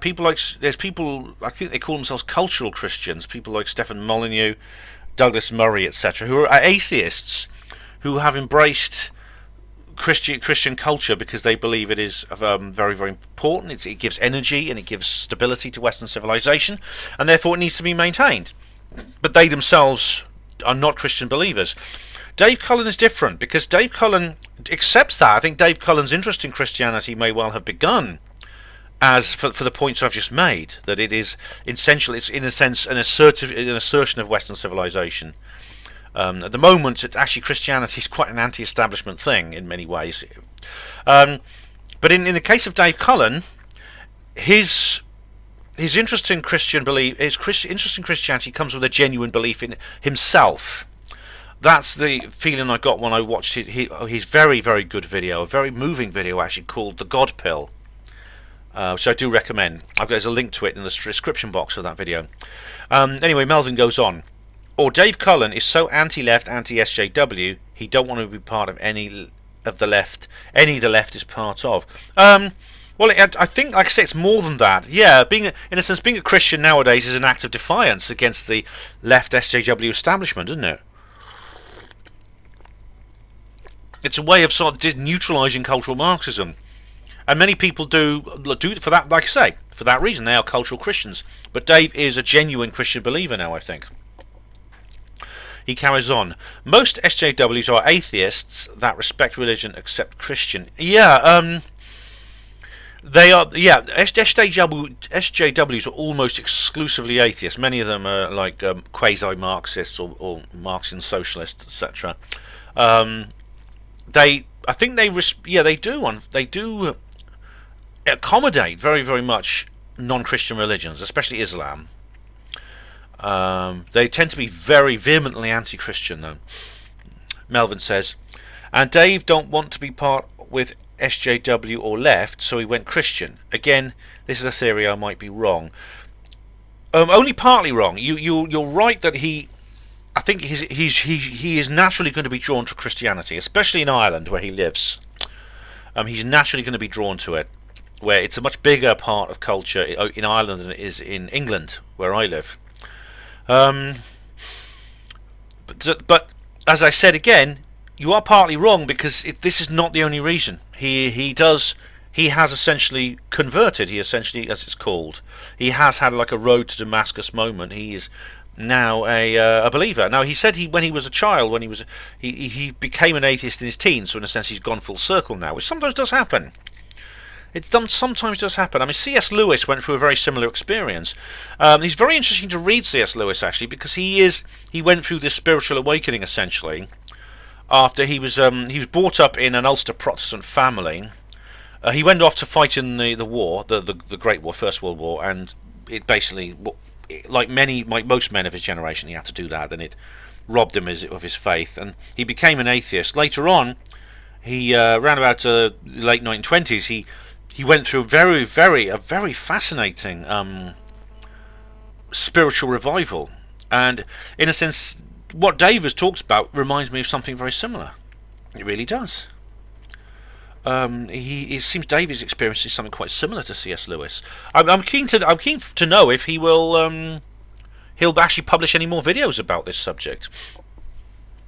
I know he's been interviewed. He was interviewed by this Christian guy. I remember talking about it. He's a member of a prayer group and things like that. And Dave Cullen is basically the modern day Joseph McCarthy. No. Dave does not want to stop free speech. Dave actually does not attack the free speech of SJWs. He doesn't. You wouldn't see him sitting on any committee that's designed to blacklist actors or shut people up. He really, honestly. I mean, Joseph McCarthy, his very name has become synonymous with institutional paranoia and things like censorship. Indeed, I covered in my "It's a Wonderful Life" video. I say more about this, but he has been vindicated somewhat by the facts, by the Venona decrypts. That if you watch my spy videos, I've only got one uploaded so far. My spy video, I talk about that. Great video. Well, thank you, Melvin. Thank you very much. And it's a good comment. And you were perfectly coherent. I know you say you got dyslexia, but I found you quite easy to read. In fact, compared to most commenters, you're actually quite articulate and quite a good writer. Melvin also says here on the same video, and also that part with, say, Dave Cullen is et be liberal. Hang on. Also that part with, say, Dave Cullen is et be liberal. Et is ETT, be liberal, which is some kind of oxymoron. Is that a Swedish word? I don't understand that sentence. Sorry. He says here, but anyway.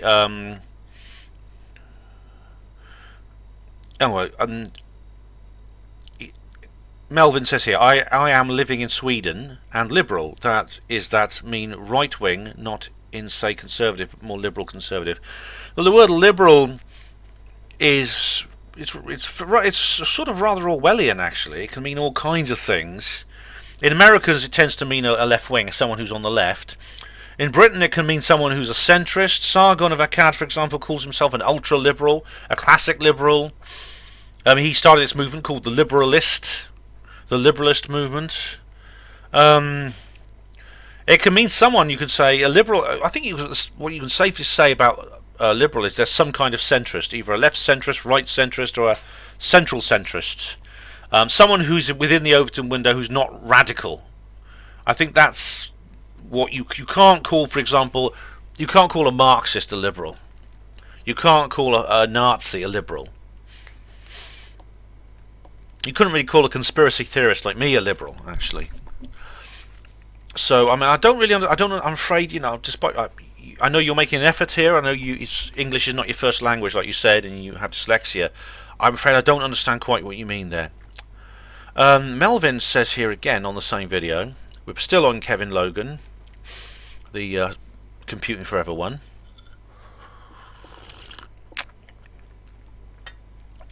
I disagree with Dave Cullen not being a conspiracy theorist, but I'm paraphrasing what Melvin says here slightly, because he is rather, his style is a bit incoherent.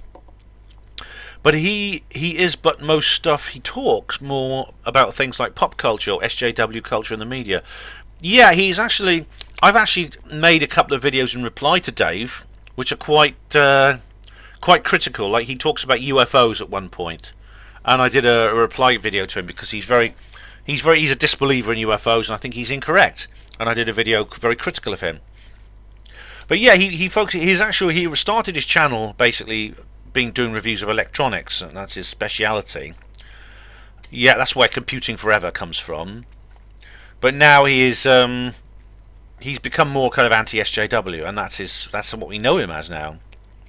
Get woke, go broke, but I don't believe that he is conspiracy theory about Jewish people who are taking over the world. Oh no, he doesn't go along with the Jewish theory. Absolutely not. He's not a conspiracy theorist at all, actually. I mean, I'm a conspiracy theorist who rejects the Jewish theory. He's an anti-SJW or alt-light person, so he will not be a believer in the Jewish theory. Absolutely not, because that's a kind of, I know a lot of people on the alt-right are Jewish theorists. Okay, communist and Islam, yes, but he never has any sort of racist, say black or Asian people. I'm Asian, by the way, or Hispanic. That part I am like, no, yeah. Oh right, okay. No, I mean, of course, the SJWs themselves will call him an evil Nazi, racist, fascist, everything under the sun, because the SJWs actually don't just draw a distinction between the alt-light and the alt-right. Everyone's in it together. They're all in it together. Stefan Molyneux's a Nazi. I've heard him called that. I mean, he had his MailChimp account cancelled by some cow just wrote to them and said, "Oh, do you know you got an evil Nazi that you're using?" And they just said, "Oh yeah, all right, well we'll terminate the account." Just like that, just like that.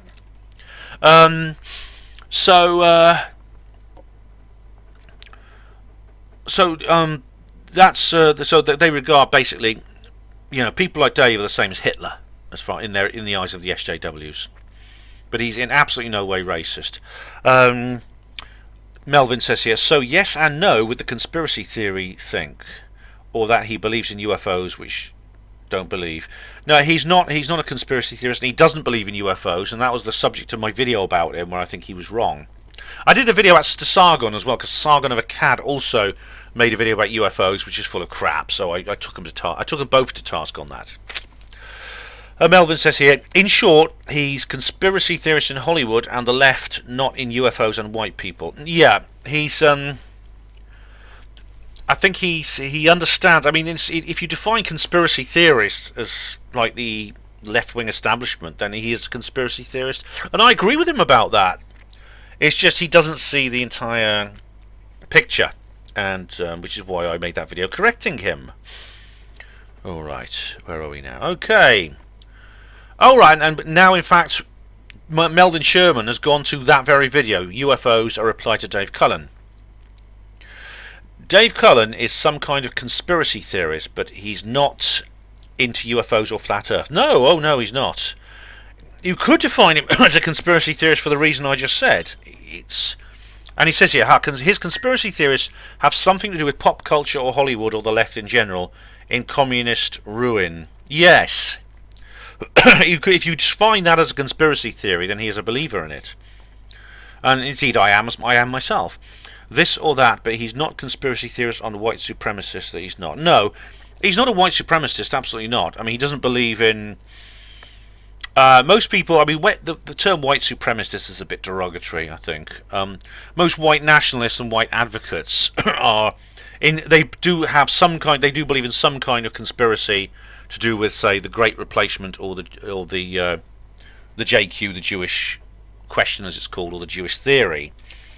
And now that's it's a huge subject, actually. It's a really, really big subject, and it's dodgy to talk about it, actually, because I don't believe in the Jewish theory. I really don't. I've done an entire video called Jews where I explain why I think the Jewish theory is wrong.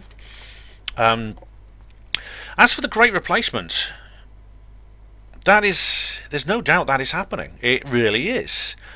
But I mean, maybe I should do a bigger, longer video on this, and it'll probably have to be a BitChute exclusive. But this is one thing the alt-right can never answer. Why? Why? And then you say, well, why is this happening? They say, oh, they don't like white people, and they want to kill all white people. And you see, the Illuminati, yeah, they don't like white people, but they don't like any people. They don't like people of any colour. They want to kill us all. They want to kill life on Earth. They want to turn the Earth into a dust bowl with their own genetically engineered monsters on it. So what have they got against white people in particular? I was discussing this with someone on Facebook, and I said, is there something antithetical about white people, which means they especially have to be targeted first to the New World Order? And this person said, yes, it's the biospirit. And I thought that was a very interesting. That was a very, very interesting response, and it may be something like that. I don't know, but I mean, that really, Melvin, will require an entire video to talk about. And of course, it's impossible to avoid charges of racism when you're going to say things like that. But it's not, because the Illuminati. I think the Illuminati, they hate all people. I don't think they like black people. People say, well, they like, why they're favouring black people? They like black people. They like Jews. They like other Mexicans and things like that. And so they're giving them, they're doing favours for them, and they're attacking black people. But they don't. I think they hate. The Illuminati hate the black people. They hate Jews. They hate Mexicans. They hate it's two legs bad for them.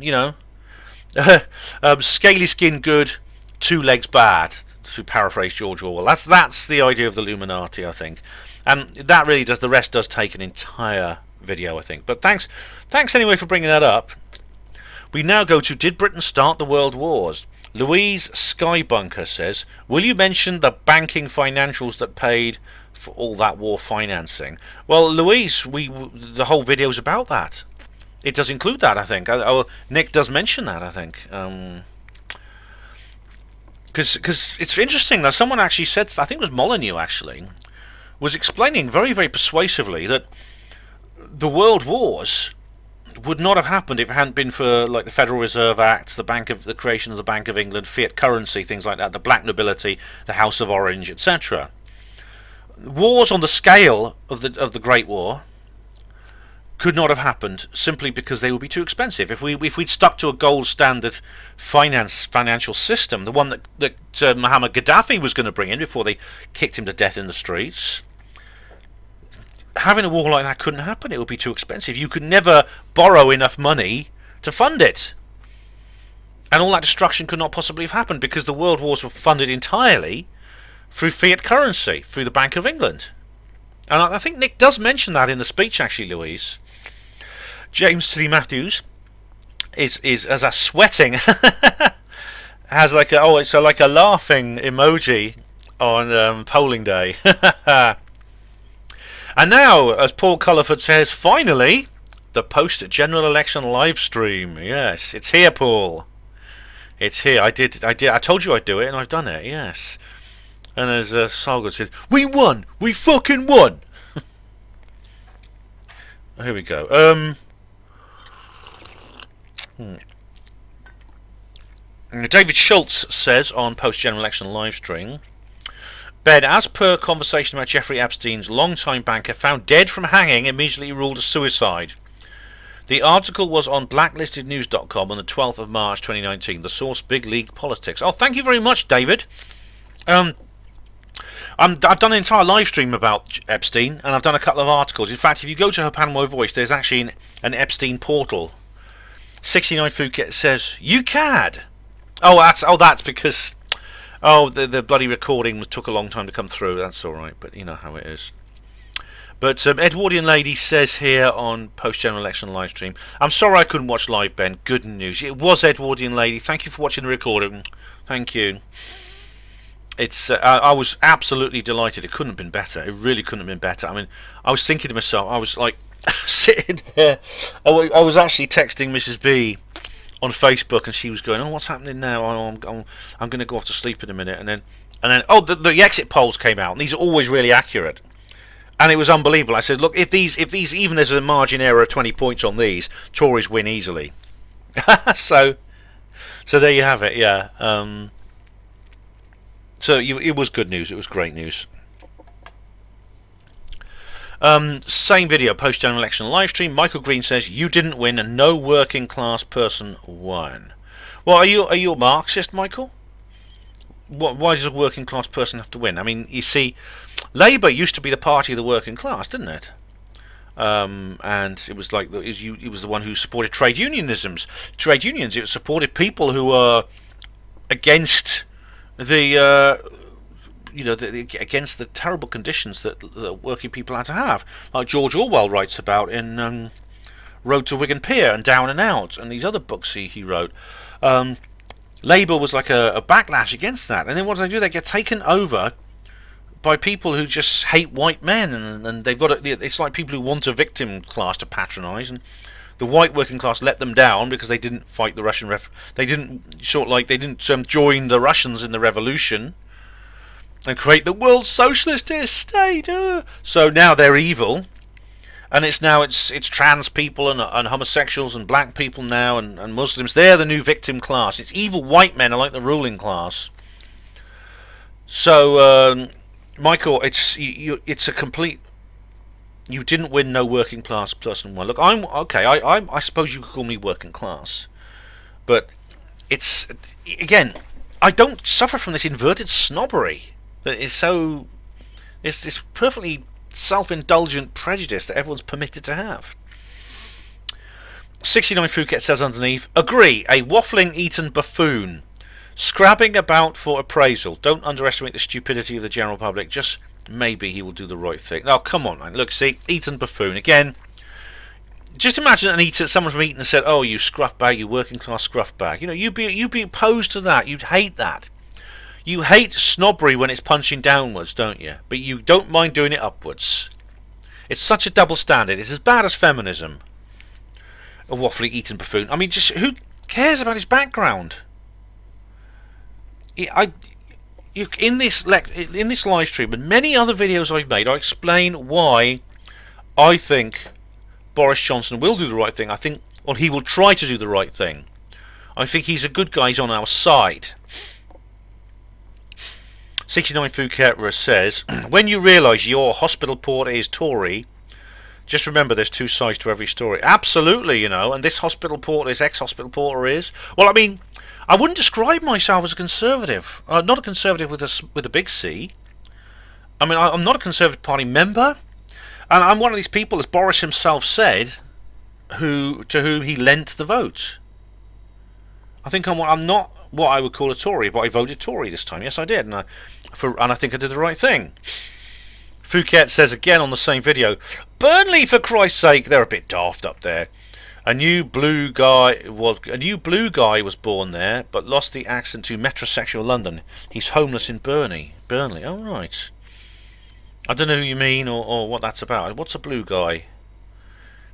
I know a metrosexual is a word for a heterosexual man who acts gay, but usually someone from London. But the North, oh, you see, this is what you mean by blue. Yeah, the North turned blue, didn't it?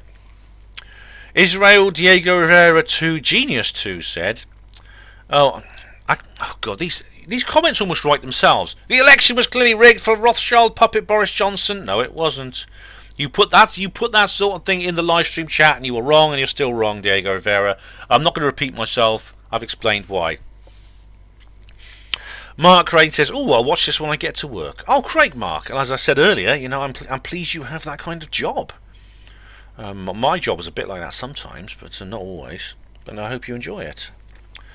Ah, Steve mumbling. What's he got to say to himself? Oh, excuse me. Oh, this is an alien interview.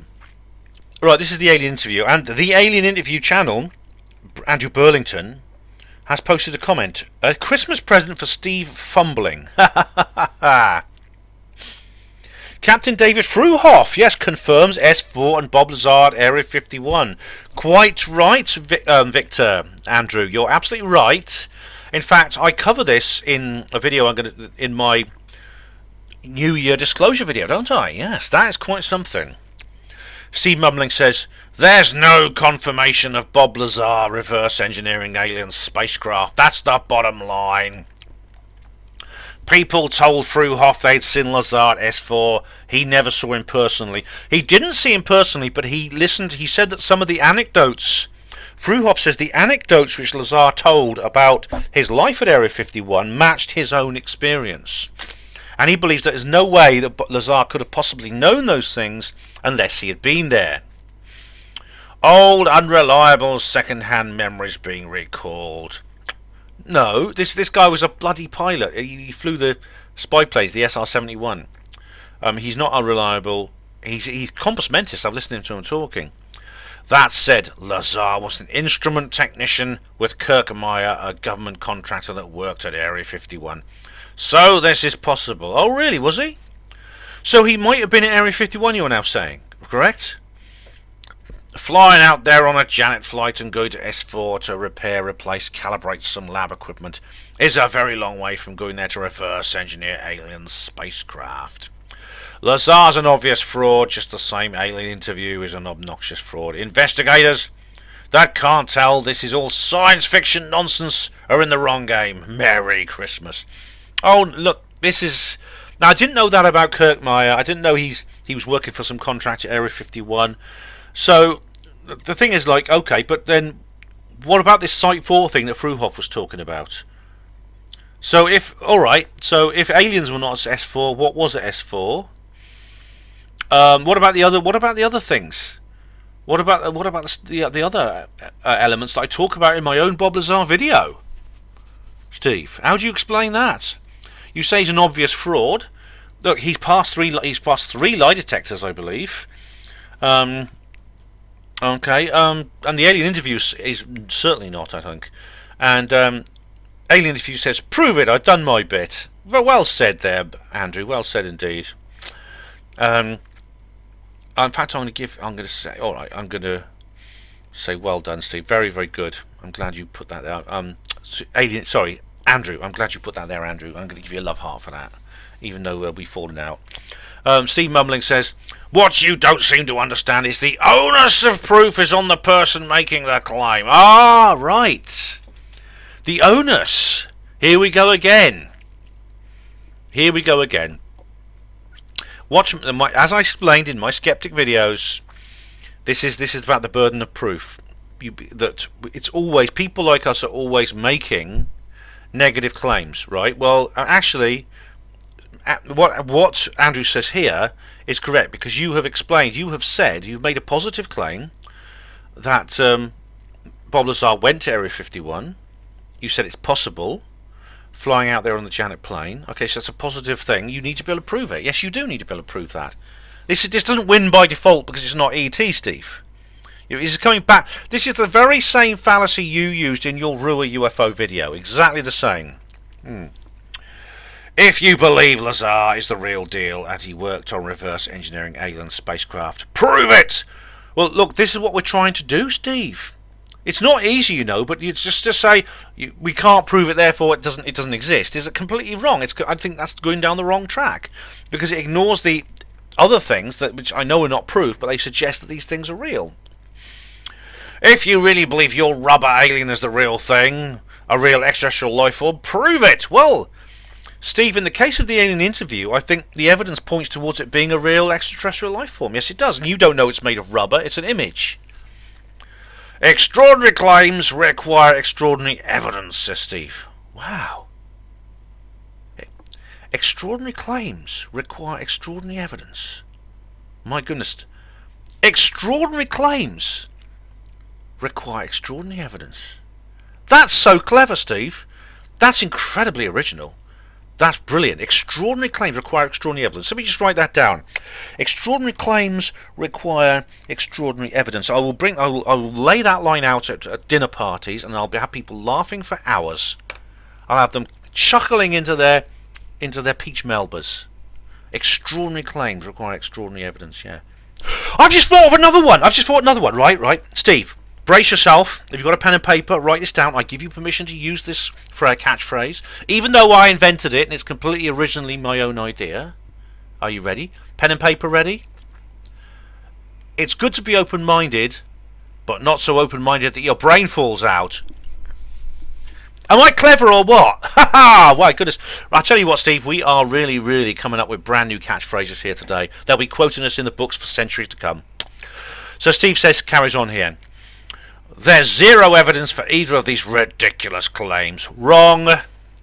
Your amateur interpretation of what you see in the alien interview is beyond pathetic. No, it's not. Andrew has done a good job. He really has. Fruhoff's story is just hearsay. All right. If you define hearsay as a witness testimony with nothing else to back it up, then yes, that's true.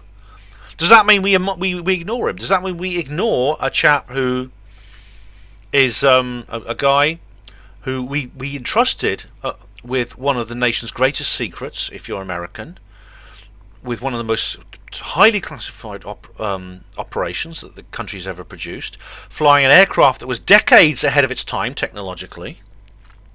Do we just say, oh well, it's just, you know, we shouldn't listen to him, he's just a nutter? What does it prove beyond any reasonable doubt is that you clearly can't tell fact from fiction. Oh, rubbish, Steve. Rubbish. And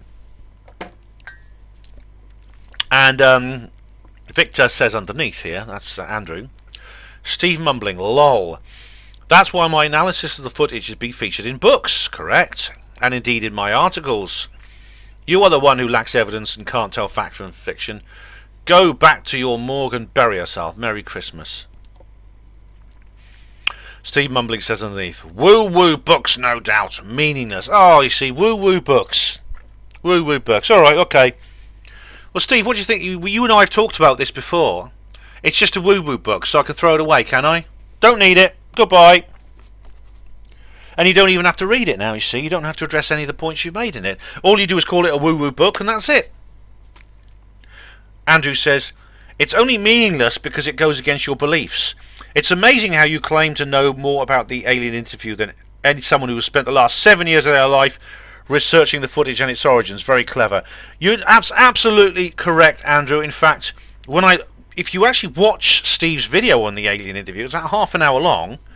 It's pretty clear he's literally only just heard about it. He's literally a couple of months ago he didn't even know about it, and suddenly now he's seen it. He brings up a couple of very minor points in his video when he's just chuckling away and going like that. And now he thinks he knows everything about it. Because why? Because he believes it's not an alien, therefore he's the expert by default. Okay, I'm just going to publish the first part of my comments reply videos up, so I'm just going to publish that. I've been uploading it while I've been doing this. So I'm just going to I'll put it on my channel as my featured content on my channel now, so it won't be a moment. So this is exclusive. Actually, I'm actually filming at the moment when my new video goes live for the first time. That is the reply to comments for part 1. This is going to be a 2-part video. So this is the first part, which is 3 hours 4 minutes long. Yes, Neptune returns. Too long to watch and all that sort of thing. Was it TLDW? Too long, didn't watch.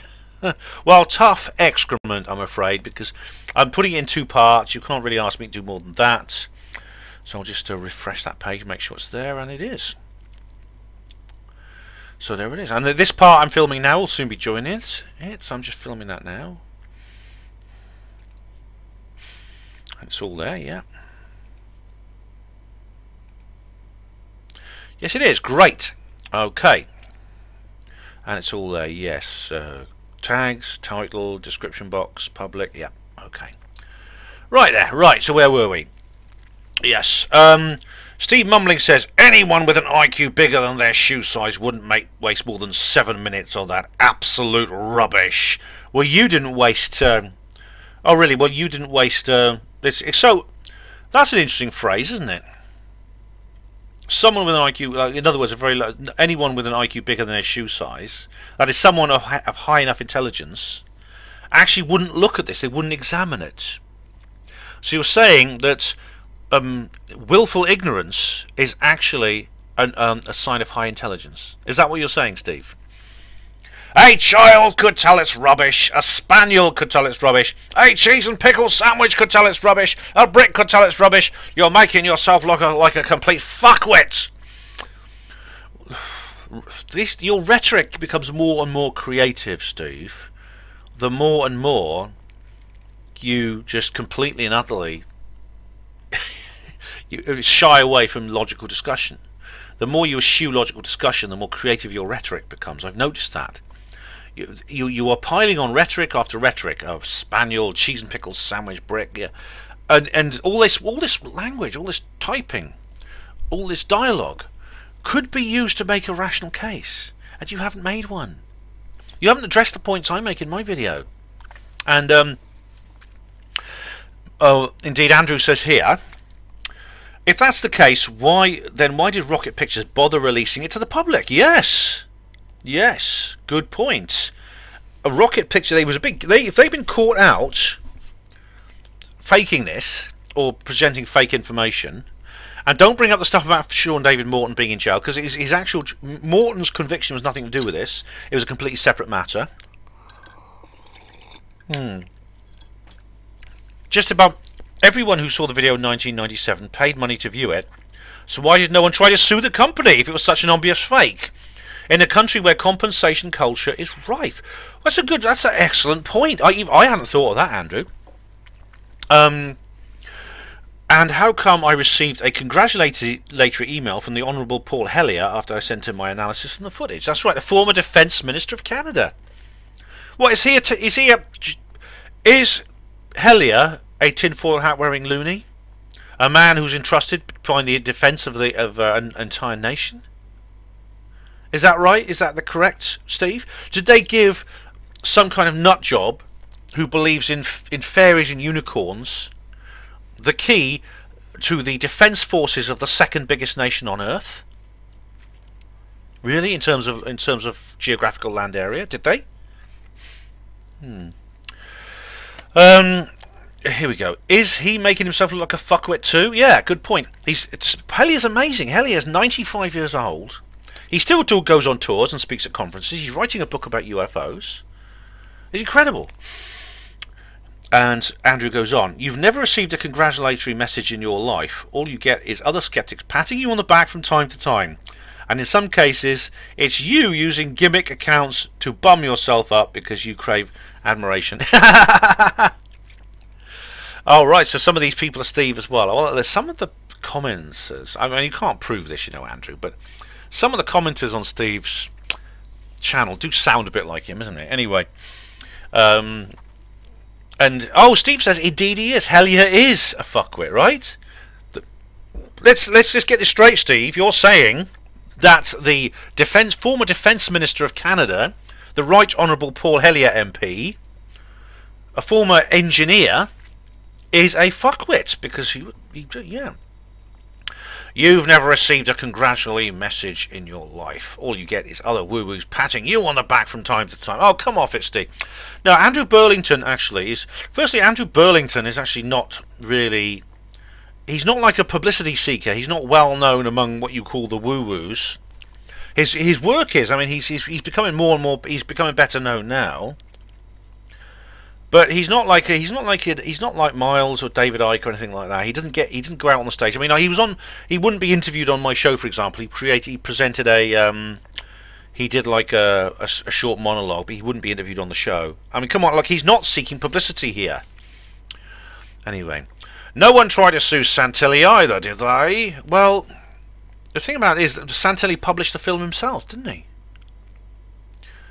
This is different. It's actually a different financial arrangement. People watch these things for fun, entertainment, to form an opinion, etc., etc., etc. Well, it is fun. It is entertaining, actually. It is fun. These things. It's true, but to me, it's like a science program.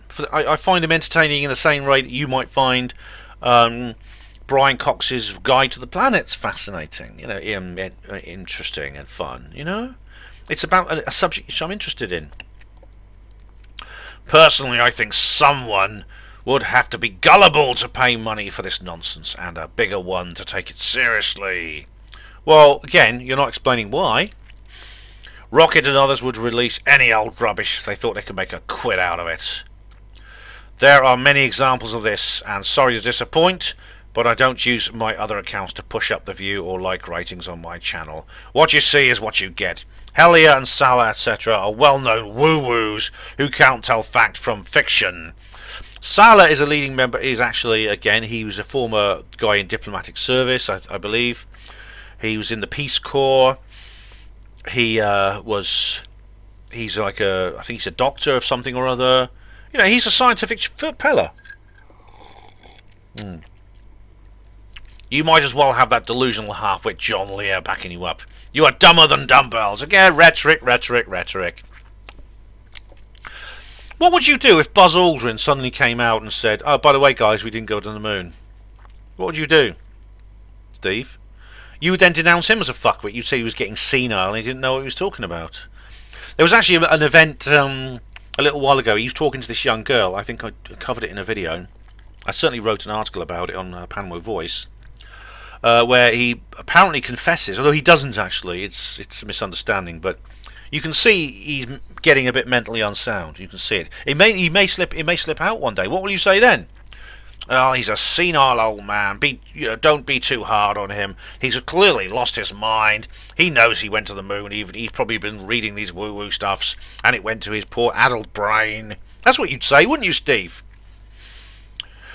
Post-general election live stream videos from the underground says the UK is showing everyone else the way. Yes, you know, it's really a good feeling that the Brits are the ones. We're the first ones rushing towards the hole in the wall, in it. We're the first people to dig the tunnel. It's a great, thing, isn't it? Right, we have Steve mumbling again on post-general election live stream. Scotland will never get independence until the last barrel of North Sea oil comes ashore. There are also defence implications. Faslane and Holy Loch nuclear submarine bases are in Scotland. I believe the voting is done with pencil as the votes are counted by machines. These machines don't recognise ink, so any votes cast in ink are wasted. You were starting to sound reasonably intelligent until you got to the Queen being a shape-shifting lizard from outer space. Jeez. Well, Steve, as for Scottish independence, there's going to be another referendum. I know Boris is against it, but I don't see how he can stop them, because there is actually a cause for a second referendum constitutionally because of Brexit.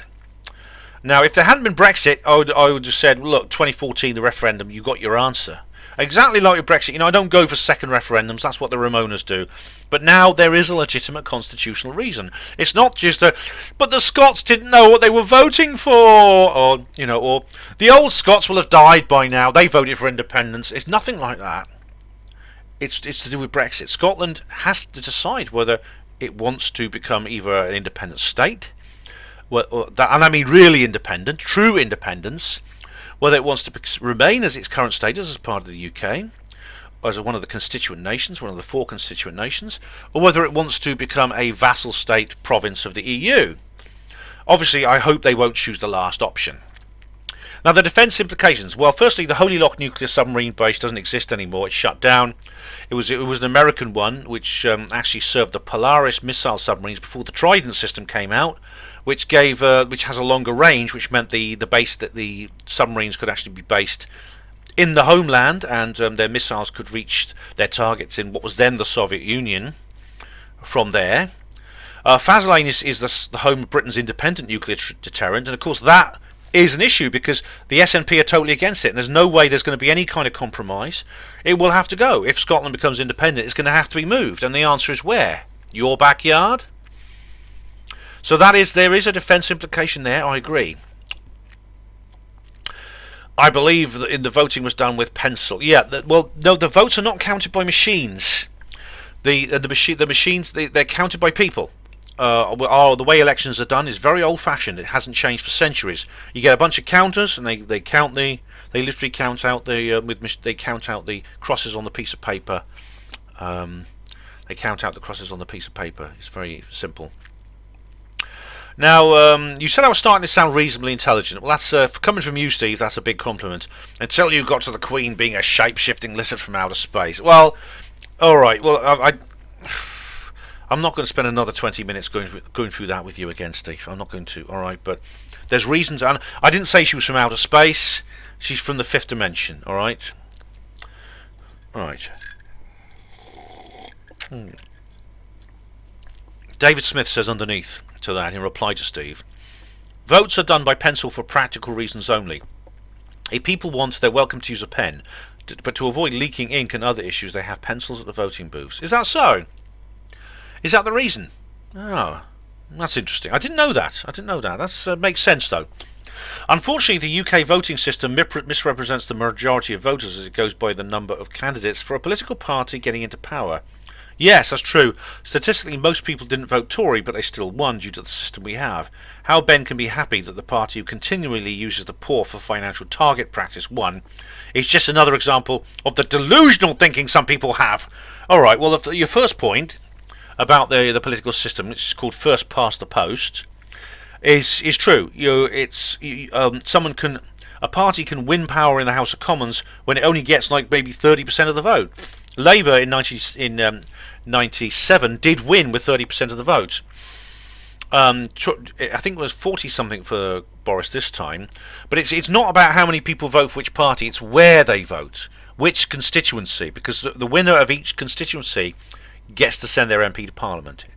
I know that's different to many other countries have different systems, including various countries that have proportional representation. We in Britain actually had a referendum on proportional representation. It was turned down. We've decided to stick with the system we have. I wasn't happy about that, but I don't go in for second referendums. I stick with the decision we make. How can Ben be happy about people who continually use the poor for financial target practice? Delusional. Oh, right. So again, so Labour don't do that, do they? Labour love the poor. And if only Gordon Brown had been Prime Minister in 2008 instead of David Cameron, there would have been no bailout. There'd have been no austerity. Really? You really think that, do you? If you think that, mate, David, I've got some beachfront property on the top of Mount Everest you might be interested in. It's really like turkeys voting for Christmas. Oh, goodness me. No, it's not. Look, I told you. I would have agreed with you a few years ago. Remember I read that article I wrote in 2015? Which is essentially saying what you're saying. There's no point voting. They're all, you know? The funny thing is, people like Ben will latch on to a number of crazy conspiracies in spite of the contrary evidence. And the evidence is... Yet when politicians are proven liars with demonstrable evidence backing it up, they support them. Hang on a minute. I've looked into this because I went to the stuff about Boris Johnson, about things he said, and I found out it wasn't true. Anyway, I wonder how much damage the next 4 to 5 years will bring, and who will these people try and blame next if it's not the EU or Labour government? Aliens, ghosts, 5G, take your pick. Okay. Well, that's for 5G. Yeah, I do blame that. Oops, here we go. 1 hour gone. Okay, so time to go on to another tag. Anyway, take your pick. All right. Well, the thing about it is you are now saying how much damage is going to be done. Okay, so if Jeremy Corbyn had won, that damage wouldn't happen, would it? That wouldn't happen. If we reversed Brexit, everything would be A-OK, would it? Have you seen my video, Why 2016 Matters? Have you listened to my other videos where I talk about Boris Johnson, Donald Trump, and about how this is all... It's not crazy conspiracies. I'm still waiting for you to present the contrary evidence, which you haven't done. Despite the contrary evidence, in spite of the contrary evidence, Ben will latch onto a number of crazy conspiracies in spite of the contrary evidence, which I won't talk about, which I'm not going to mention. Yeah, that's it. Keep dreaming, Dave. Keep dreaming. Anyway, right, time for another little quick break. I've got to refill my... I've got a bit of dragon juice left. See you shortly, though. Right, guys, looks like we've broken the 6 hour barrier. Part two of this video is actually going to be longer than part one, so I haven't timed it as well as I thought I had. I've actually it's actually a lot more here than I thought. That's okay. That's we'll get through it bit by bit. Anyway, we now have let me just go to get the new tag, because we're now on the 7th hour of this comments reply video. And we have Insert Pie now on post-general election live stream saying a landslide, an emphatic victory. It was actually an empathic victory as well, so it was a victory for empaths. So a bit of a Freudian slip there on my part, though. Insert Pie, not yours. He did say an emphatic victory, wrecked them, yeah. But noise from the anti-democracy left is unbelievable. Oh, they're doubling down, aren't they? They're saying all kinds of things, you know. I mean, I made a joke, didn't I, about the second general election, the people's general election, but I was only half joking. I mean, it wouldn't surprise me, you know. If Gina Miller does end up going to the High Court saying, you know, this general election was unlawful in some way, it really wouldn't surprise me at all. Oh, she's unbearable. She really is. And now we have a video, an old video, Lyle Watson. And it's someone with a Greek name. Ooh, I can't pronounce that because it's in the Greek script. I can't speak Greek. I grew up reading his books. His influence to me was unmeasurable. In a way, he led not to trust scientists. Yes, these are really great books, written a long time ago, written almost 50 years ago now. And they're just they really are good. They really are great books. I've still got them all. Lifetide, The Romeo Era, Supernature, Lightning Bird, great books by a great South African author who's sadly no longer with us. Ed Kaler says on Lapis Conference 2019, screwed by the aliens, sexual encounters with ETs, strange starter book to give someone. I'm not surprised she reacted like that. Perhaps she thought it was something else. Well, alright, Ed, like I said, I misjudged her. I thought she might find it interesting, but she didn't.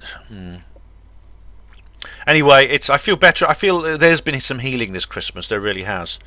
Heidi Neal, TTFN. Hey Heidi, TTFN to you. And this is on this is the first comment in my video. It's a Wonderful Life film review. And Heidi says it's a bit spooky. I literally just finished watching this. Hey, how about that, Heidi? TTFN. Now we'll go up a bit. All right, we have oh, It's a Wonderful Life again. Sweeps Foxman. Thumbs up, Ben. Right on with every history, analysis, opinion, and comment. I have the colorized version, so much nicer. Have you seen the original black and white? The story itself is all great values and the pure treasure of a family watch. Yes, modernity discredits and hates it. Very sad reflection on our times, my friend. Thanks for your great service on this film.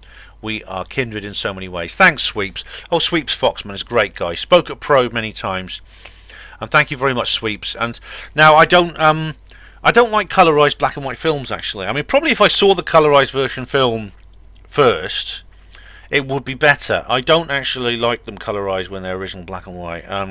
It's a matter of taste, I think. I'm not against it in principle. I know some of the versions you can get on Netflix and DVD and things. You can have the choice. You have either the colorized or the original black and white. I always watch the black and white films. Mel O'Brien says underneath that, colorized versions of films are terrible. The color drifts in and out. If a film was made black and white, that's the way it was meant to be viewed. Well, yeah, I mean, I suppose I used to be against black colorization in principle. Now I'm not so much, because I think it's a matter of taste. I personally don't like it. I personally dislike it. I'm not against it being done. I mean, in fact, as the colorization goes, certainly, and when they first started doing it, they first started doing it with VHS, I remember, and in fact I remember the ads on on VHS tapes. We always used to play ads at the beginnings of the VHS videos, and they had an ad for the It's a Wonderful Life, and you could choose between whether you want the colorized or the black and white. And in those days it was all done, it started off being done by hand tinting frames, then they had very crude kind of computerized colorization, but now it's much more sophisticated. Now a colorized version of an old black and white film is pretty much indistinguishable than if it had actually been shot in color. Sweep says this is your lifetime achievement award of knowing all about colorization. I'm not going to argue with a silly comment, just saying what it is. Terrific color and smooth, enjoyable. Well, you know, like I said, Sweeps, if you enjoy the colorization, it's like I just said, modern colorization techniques are literally perfect now. So just go ahead, do what you like. Enjoy the film any way you choose. James Tilly Matthews says on the Alien interview, what about the space babies? Oh, blimey. That's a bit of an in-joke for listeners of HPANWO Radio, which I won't explain, but every time I see James Tilly Matthews, he says, well, he brings up the space babies. Watch my interview with Tony Toppin on my most recent interview with Tony Toppin on HPANWO Radio. It's a Wonderful Life. Steve071 says, I have not seen It's a Wonderful Life even once. Oh, well, Steve, go out and watch it. Go out and watch it. The only film I've gone to see in the last 5 or 6 years was Stan and Ollie in January 2019. All right, I've not seen that one. I know that's a biopic of Laurel and Hardy. Yeah. Right, Stop Conspiracy Theorists. It's quite another old video I did like a couple of years ago, I think. And Ed Kaler says, utter tribal nonsense, this article. Good breakdown. Alright, tribal.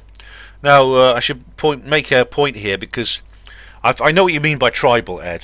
And indeed, you have a happy merchant avatar here. I'd be interested to know what you think of my film Jews. Please do go and watch my video Jews, because I've got a feeling we're going to disagree on that completely. And, well, I'd be interested in having a debate with you. James Cousins says on It's a Wonderful Life, God bless you, Ben. HPANWO. Glad you were reviewing a classic feel-good film. Away from woke and SJWs. I know I'm old, but I remember when Christmas, you know the ritual. But I mean, how it used to be. That aside, it makes me remember when, before 2012, the world accelerated 1,000 times more crazy than the original timeline that they were talking about, as Bill Hicks says. Please quote it as long to type out. I can't remember exactly what Bill Hicks's quote was, but I do love Bill Hicks. I think he's wonderful. But I think you're talking here about. I have referred to James. I've referred about the reverse quickening. that was supposed to happen after the Mayan calendar changed over, and it hasn't happened. In fact, I'd say the quickening is continuing. But very true. Happy Christmas, good health, Ben. Have a healthy and prosperous 2020. We live in interesting times, Chinese proverb, etc. Thank you for being you and for spreading awareness in a proficient manner. Dream a little dream on me. Don't need to respond, please, sir. Always enjoy your responses and vids. Please don't shoot the neutral messenger. You're wasting your time and effort responding to the skeptics. Happy 2020, bless. Oh, thank you, James. I know you don't want a response, but you're getting a love heart for that. And a belated Merry Christmas to you as well, and a Happy New Year. I hope your New Year is really, really good. I really hope it is. Right, we have JZ on UFO Disclosure 2019, maybe this year. Now, this is the one I did at the beginning of 2019, hence the title. Have I started the timer? I didn't start the bloody timer. Oh, dearie me. So I haven't started. I've done it again. I didn't start the damn timer. Oh, I'm sorry, guys. Oh, how long has this been running for? Oh, like it's only a couple of minutes. It won't. Hang on. It's only a couple of minutes, I think. Oh, it doesn't matter that much, does it? Oh, anyway. Stop trying to sell anyway, JZ says, stop trying to sell shit for fuck's sake. Hang on, what's shit? 405. Could pop out and get them. This is a New Year's present. So, shameless plug over. Oh, right. Oh, I see. It's my own novel, Roswell Redeemed Humanity After Disclosure, that was actually published just a couple of weeks earlier. You're saying, all right, why is it shit, JZ? Have you read it? Is this your review? Do you think you can go to the Times Literary Supplement, put in "stop trying to sell shit for fuck's sake," and you think they're going to publish it? Do you think they're going to give you a column? Do you think they're going to give you a £1,000 commission for that review? Oh, dearie me. I'm not going to try selling it because it's not shit. Rua UFO Kyle says, cool video. Keep up the great work. Check Smezus to help rank your videos. Smezus. Oh, right. I don't know. I've not heard of that. Smezus. I'm sorry the tags are a bit out, guys. I really am. It's only by about 5 minutes or so.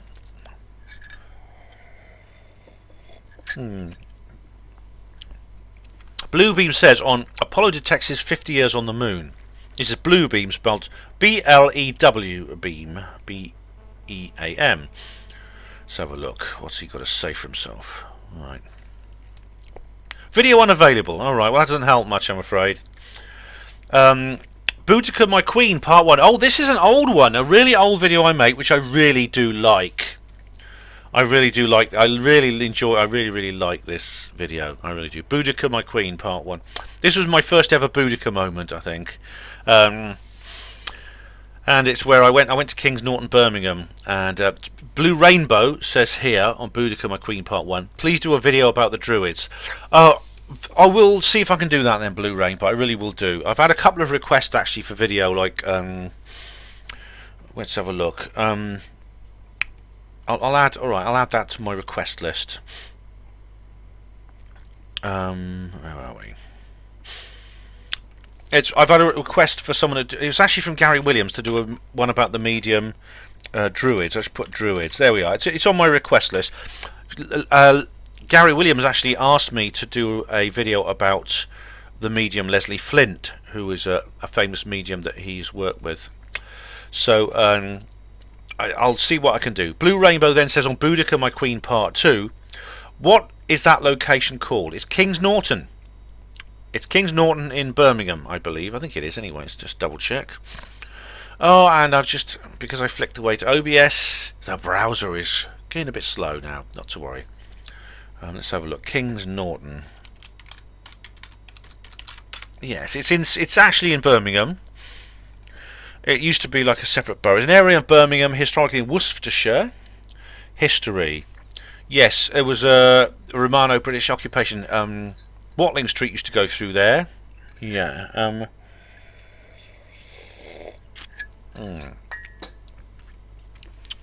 So yeah, it's called King's Norton. I'll actually write it in here.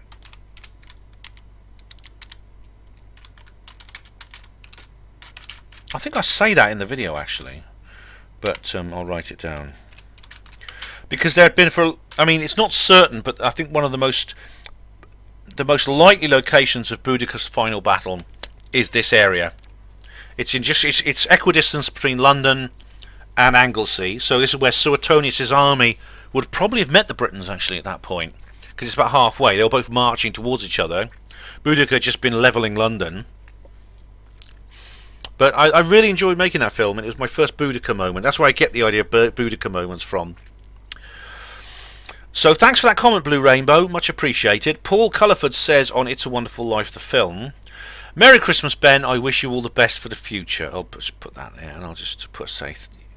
I'll just, I mean, there's going to be a lot of Merry Christmas messages, so I'll just say thank you very much, Paul. Happy belated Merry Christmas. I can't write out Merry Christmas at this time of year. I can't. All right, Rabbit says on 9/11 Truth Poem, well, this was a load of shit. All right, but you watched it, didn't you, Rabbit? You watched it. You haven't explained why you think it's a load of shit. Of course, you never do. Right, this is Star Wars: The Rise of Skywalker film review. Right, this is a film I did. This is a film review I did, my roving film review. And Steve071 says, Ben, have a great December the 25th with your nearest and dearest. I will be with my closest family and my two beautiful nieces. Love and best wishes. Thank you, Steve071. Much appreciated, and Mary, the same to you, belated. I can't really say it, but I'm giving you a love heart for that. Thank you very much. And Al McCall says on Star Wars, all the best from Scotland, Ben. Oh, thank you, Al. All the best to you too, and I'll give you a love heart too. Much appreciated. I hope you had a lovely Christmas and a lovely Hogmanay. I hope you went out first footing and all that sort of thing. Star Wars again. Diego Rivera says something about... Oh, God. Here we go. Diego Rivera. Disney have ruined Star Wars.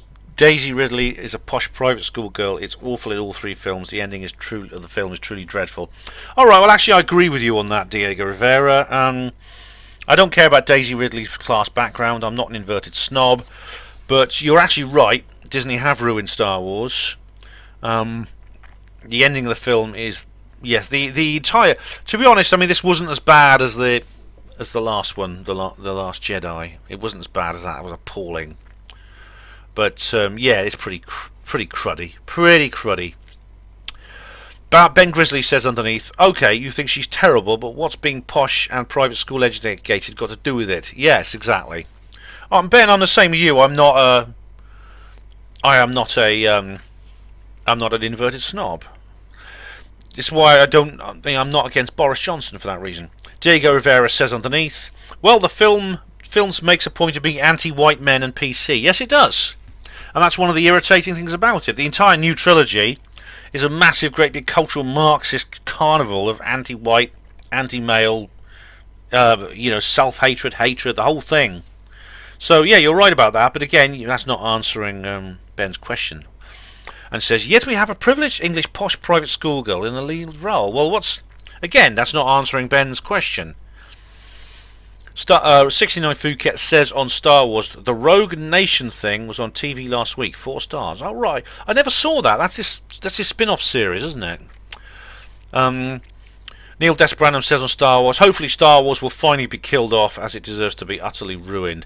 Yeah, I mean, Star Wars will never... Yeah, Star Wars won't be killed off. Star Wars will continue to be enjoyed for generations to come. However, I think what you'll find is in the future...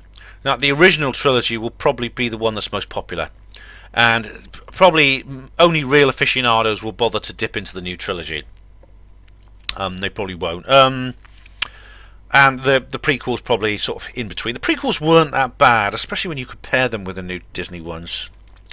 So Star Wars will still live on, but it'll also live on through spin-offs and things like that. Hopefully, eventually they're going to get the message that being politically correct rather than telling a story is how you make money on movies and how you entertain people. DJ B2 says on Star Wars, I walked out after 20 minutes.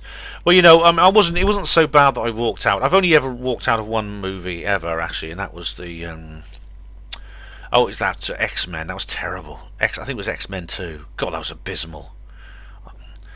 DJ B2 also says it was a mess. Yes, it was a bloody mess. It was like, well, I say it's not abysmal as much as The Last Jedi is. I call it mediocre.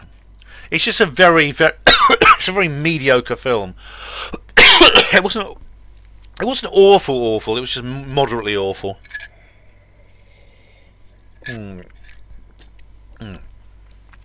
Crabtree Drive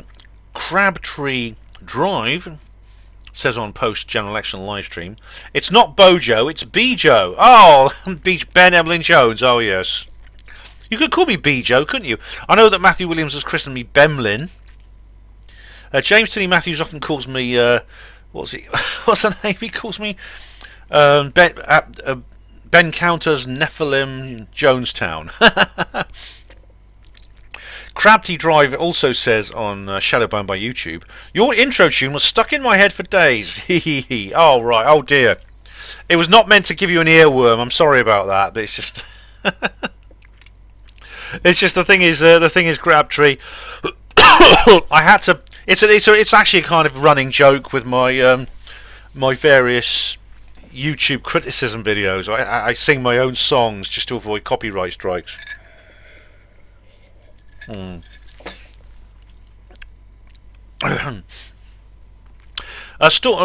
Area Crabtree Drive says on Storm Area 51.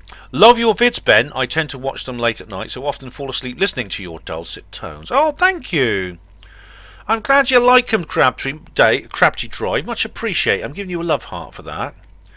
And I'm glad my dulcet tones lull you off to sleep like a wonderful lullaby. Hugo Rune says on Star Wars, and that was on the last comment was on the Storm Area 51 live stream. LGBTQ want more representation? What about us cripples? No sexuality at all and no representation in this film. I'm guessing not seen it. Lol. All right. Well, I don't. I didn't notice any cripples, as you call them, in the film. Do you saying that if you're a cripple, you automatically have no sexuality at all? I don't think that's true, actually. I mean, I know you've spoken openly about your own condition, your spinal trauma. And I know sexual function is an issue of spinal trauma, and you have spoken about that a couple of times, Hugo, and you didn't have to do that. And so I respect you being so open with us about that. And obviously, bad luck, mate. I'm sorry to hear that, but but sexuality is like is something different. I mean, there's many people who are disabled in various ways, including through in a sexual way, who still have relationships. So are you saying you are actually asexual? Are you saying you are actually you have no interest in women? You've never had a girlfriend or wife? Really? Is that what you're saying? Because there are people like that. There are some are not disabled, and they just are not interested. They just don't want a relationship. They just don't want any. They're not MGTOWs or feminists. They just it's just never can occur to them to find themselves a relationship for some reason. It's just the way they are. I mean, I could do an entire. I mean, this issue was brought up in Lady Chatterley's Lover, which was apparently George Orwell was writing about Lady Chatterley's Lover because it's a book that was. There was an attempt to ban it when it came out in the 1930s because of its obscene publications. It was just had a lot of like explicit sex in it. It was by D.H. Lawrence. It's actually a very ugly story, and I don't like it. It's full of inverted snobbery because D.H. Lawrence was a working class kid, and he sort of like came up, and he was basically slagging off the aristocracy. But again, it tries to label people. It tries to label a lack of sexual function with a lack of sexuality, and therefore inability to have relationships. And that, I mean, I'm not into political correctness, Hugo, but I don't like that. I don't like the way it portrayed people like that. There was a lot of anger in that film. I only saw the film version. I never read the book. I don't think it should be banned. I mean, obviously this came out a long time before I was born, but I would have been opposed to the banning of it because I'm opposed to censorship. I don't believe a book should be banned for sexual content. I don't believe a book should be banned for being a shit story, and Lady Chatterley's Lover is both. But it should still be freely available if anyone wants to. Well, I don't know how you say it. Read it, if you call it that. So, as for representation, Are you saying that cripples should be represented in films? Because I mean, there's loads of them. I mean, look at Ironside. I mean, there's loads of disabled characters in films now. There's there's Douglas Bader. You see the movie about Douglas Bader? Now he was actually a pilot. He lost his legs and he flew Spitfires with no legs. Only one. He had sort of fake legs, and he actually bailed out the aircraft. He had to eject from the aircraft and left his legs behind at one point. So that's representation, isn't it, of cripples in movies? There's Arthur C. Clarke had a really good story actually about a guy who's actually he suffered from thalidomide syndrome, and this was when it first came out. So this was an adult with thalidomide syndrome. At the time Clarke was writing, it was only babies who had it. But this guy basically had no arms or legs at all, yet he built a hotel on the summit of Mount Everest. And so that's a representation of a cripple in science fiction.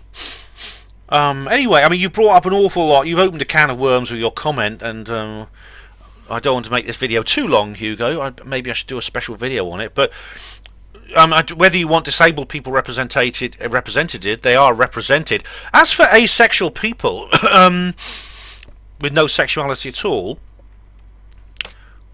Rey actually is like that. Although she does actually share a passionate kiss with Kylo at the very end, as I explain.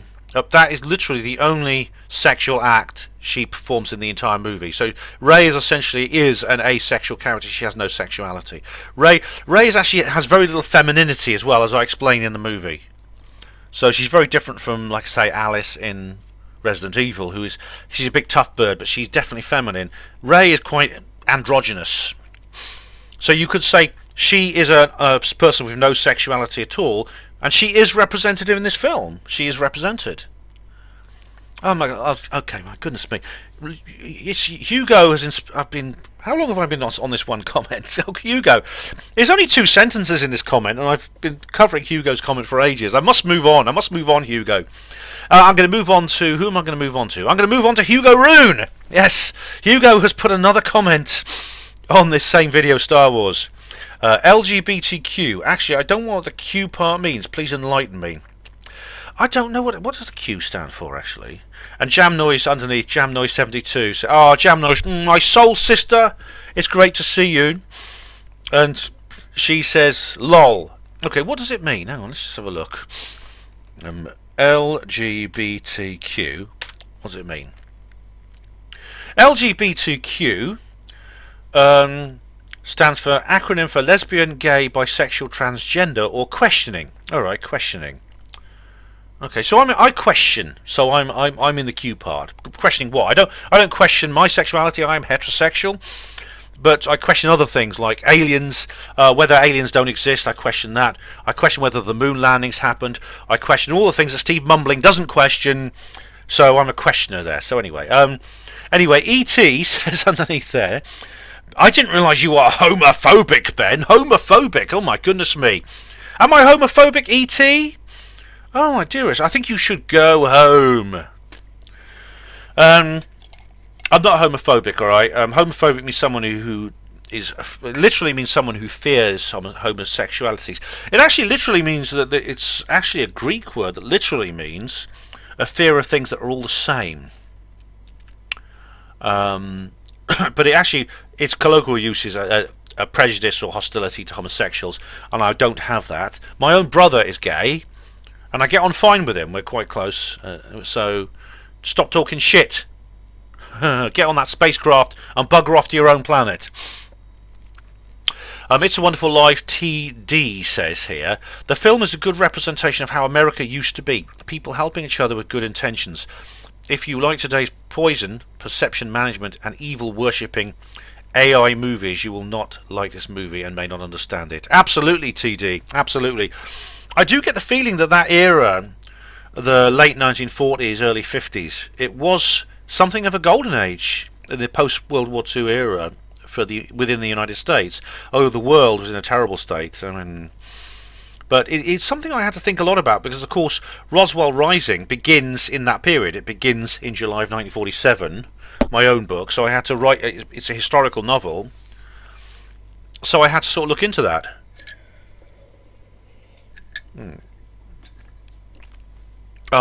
Scott Vince says on Star Wars, "Merry Christmas, Ben. Merry Christmas, Scott, to you, belated." Oh, sorry, I can't get over how weird it feels saying that. Yeah. But I'm giving you a love heart. I can't say Merry Christmas. I keep saying this, but anyway. And Scott Vince also says, "Let's finally get Brexit done" on post-general election live stream. You bloody bet, Scott. You bloody bet. Let's get Brexit done. Yeah. Yeah, that's absolutely. He says get Brexit done. I really. Boris has exposed Theresa May for the whole thing. You know, it's like the whole bloody thing. I mean, people saying, "Oh, you know, Theresa May's good. She's like putting this deal in, and she's doing this and that." Very half-hearted. Takes 3 years. Do you remember that headline? 1,000 wasted days after the first cancellation or extension. Boris comes along in 3 days. He achieves more than she does in 3 bloody years. And it's pretty obvious she was just stalling. Star Wars. Steve Mumbling says, "1-syllable names? You mean like Luke, Han, and Leia?"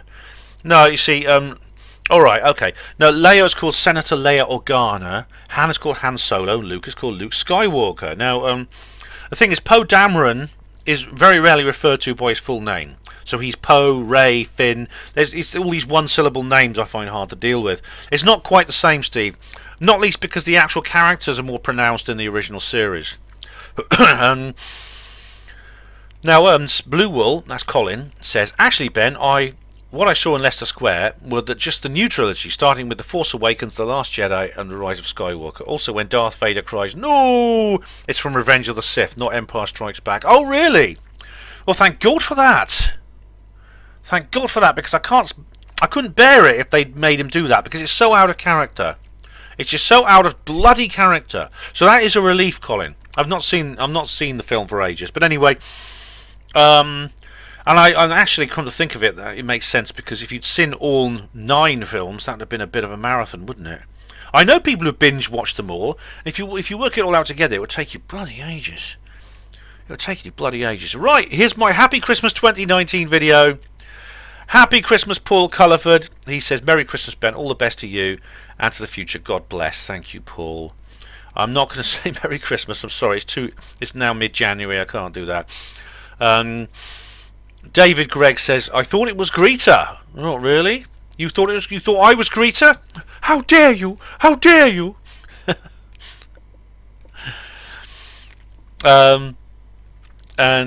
David, who's this? David Gregg also says, "Merry Christmas, Ben." Oh, thank you, Dave. Getting a love out there. Thank you very much. I know it's. I should have just maybe answered the questions at the time. Answered this particular video at the time, or done a reply video just after that. Same videos from the underground. The Remainers will get used to it. They should just step aside and let the country refocus. Yes, I'm very proud of your voters for making the right decision. Over here, things are not calming down and getting more divided. The height of disorder has not yet happened. Oh, I'm sorry to hear that, videos. Which country do you live in? But thank you for your comment. It could be many places. Jack Parker says on Happy Christmas, "Although I wonder sometimes, just talking to an acquaintance who works at the laundromat, now closed, in passing, I explained hauling business to him. He kept asking how I am paying the dump anything. I came short of saying who's on first." Let me just think what you're saying. I know a minute. Let me just go through that. Hang on. I'm talking to an acquaintance who works at a laundromat. Okay, I'm passing. I explained hauling business to him, like lorry driving and things. He kept asking how I'm paying to dump the dump thing, anything. The dump anything. I came short of saying who's on first. I said dump, not scrapyard. Only the scrapyard pays me. Yeah, that's right. You cash in metal. And somehow he couldn't seem to get the point. I explained business. Why don't you understand? I waved as he staggered out of sight. All right. I don't exactly understand what that encounter was about, Jack, but I hope you got it sorted out anyway. Okay.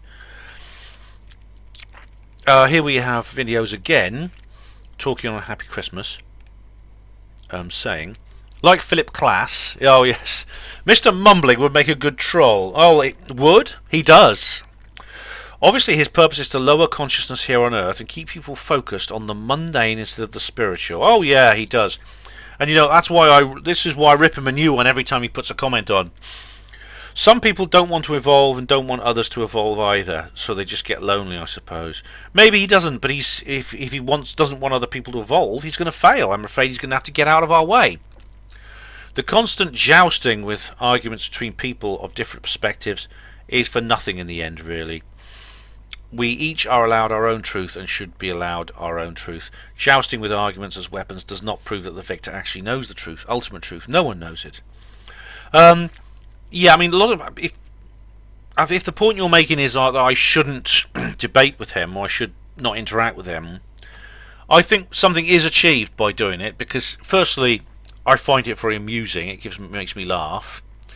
I mean, like I said, I don't think he's a malevolent troll. There's a number of people who are really serious trolls. I've got them blocked. Steve Mumbling is just a fool who I like to expose on because whenever he puts a comment on my channel, which he can't resist doing. So that's what I do. Now he says, It's a Wonderful Life was a great movie for bringing consciousness change. Yes, it was. Videos, definitely. Trump is a mixed bag, but he's doing some necessary tough jobs. A businessman is running the country better than a politician. Absolutely, yes he is. I mean, he has, unfortunately, the swamp unfortunately hasn't been drained yet, and he's finding it harder to drain the swamp than he thought, because I think when Trump used the term drain the swamp, he had absolutely no idea how deep and rancid the swamp really was. Yeah.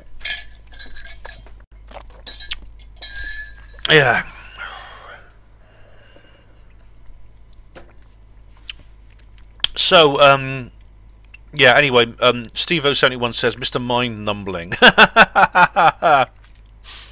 Very good, very good. David says, Happy Christmas, Ben.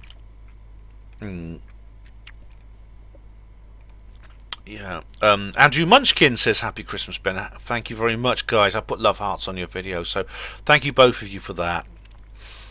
Ed Kaler says on Christmas, maybe wash the glass first, lol. Oh, right, that's the glass with the scotch. Maybe I should have done, yeah. Mind you, I don't do that sort of thing all the time. I don't drink from unwashed glasses regularly, and it was in a packet, you know. It wasn't like something I just picked up out off the floor or something. Oh, what do we have now? We have a thread on the Happy Christmas video. Diego Rivera says, what about the English Bigfoot's Christmas message? The Queen likes Brexit. Oh, right, well, the Queen doesn't like Brexit. The English Bigfoot Christmas message would be something like, Dear humans, alright? Just leave your rubbish out for me so I can eat it, okay? And don't come into the woods looking for me, okay? Because you won't find me. And if you see me, no one will believe you. They'll just laugh at you. Alright. Odds and Sods says, if she ignored 8 referendums or responded to them with arrogant taunts, she'd be going straight to the scummy unelected EU category. Yeah, it's pretty clear she didn't exercise her royal prerogative, which just shows who she really represents. Diego Rivera says, Queen supported Brexit. No, she didn't. Odds and Sods says, the Queen neither supported or didn't support Brexit. She doesn't talk in an opinionated way. What did she say that made you think that? Odds and Sods says. Also underneath, you could say she supported Remain. She wore a blue dress with the yellow stars on her hat. That's right. She said in a speech more than ever, Europe and our friends need to work together. Verhofstadt responded on Twitter by saying she used very wise words. Odds and Sods said, wise words from Queen Elizabeth to Trump. This is Verhofstadt tweeting about the Queen. Defending internationalism and post-war institutions. The D-Day anniversary reminds us of the horrors our parents and grandparents went through because of extreme nationalism. Never again. Verhofstadt, no, I never saw that tweet from Verhofstadt. I mean, I had a go at I basically gave him a Brexiteer salute the other day on Twitter, which goes like that. Because Verhofstadt was saying, fear not, one day Britain will rejoin the European Union. Oh, fuck off, you fucking globalist arsehole. Oh dear, what a horrible man. And now this is horrible because now he's saying the D-Day anniversary reminds us of the horror. Okay, extreme nationalism, never again. In other words, extreme nationalism means Brexit, which means if you voted Leave, you're a Nazi and you want to kill all the Jews and things like that. And that's what never again refers to.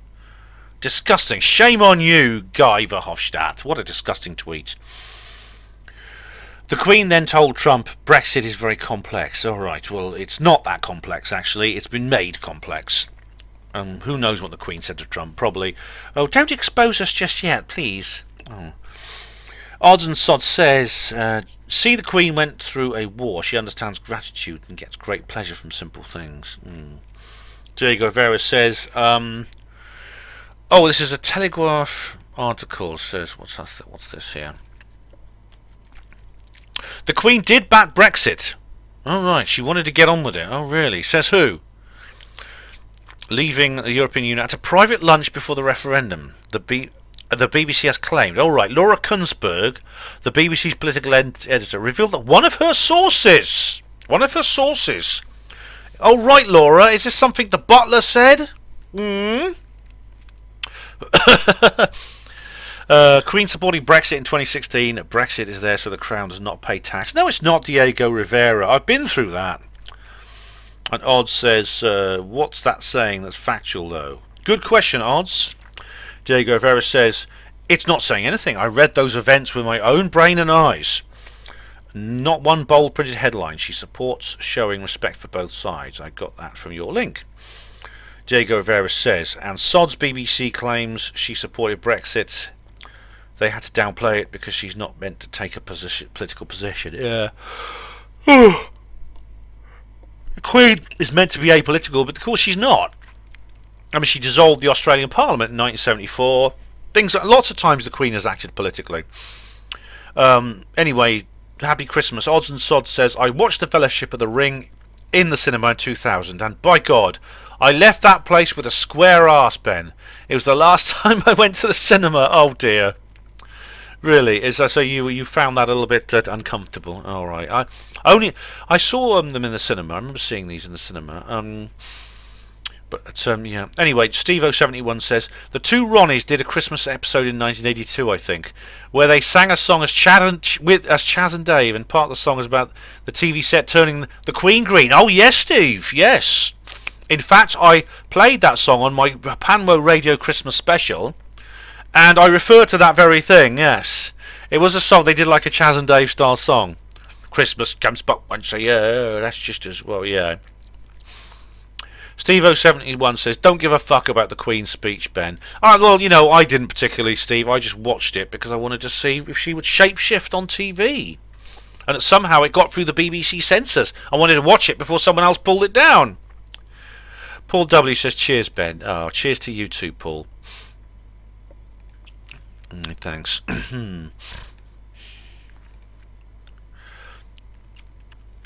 And where are we now? Oh, Steve Mumbling says Dollard, not Pollard. Yes, I know that now, Steve. I know that. Yeah, it was. I got the name wrong. All right, now, and Steve goes on, and here is a.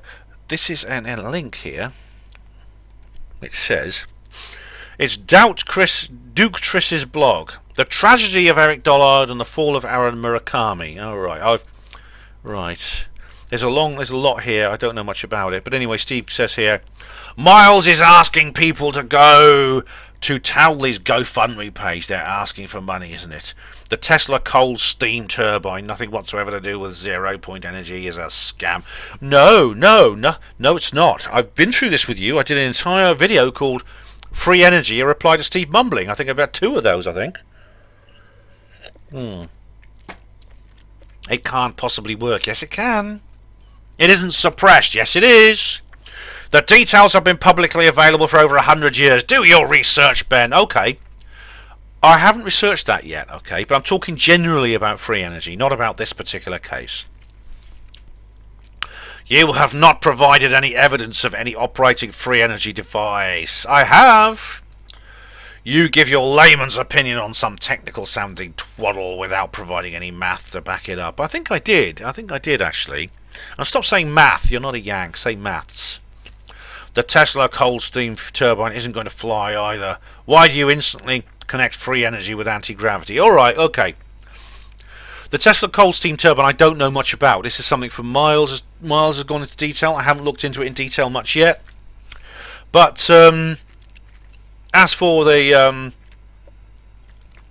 I'm talking generally. I think it's differently. Okay, I haven't actually commented on this cold steam turbine yet.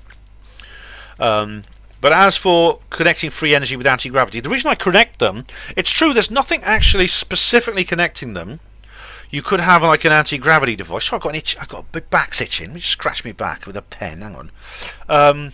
You don't actually have to specifically link them together. However, they're both suppressed. Put it that way. Both are suppressed.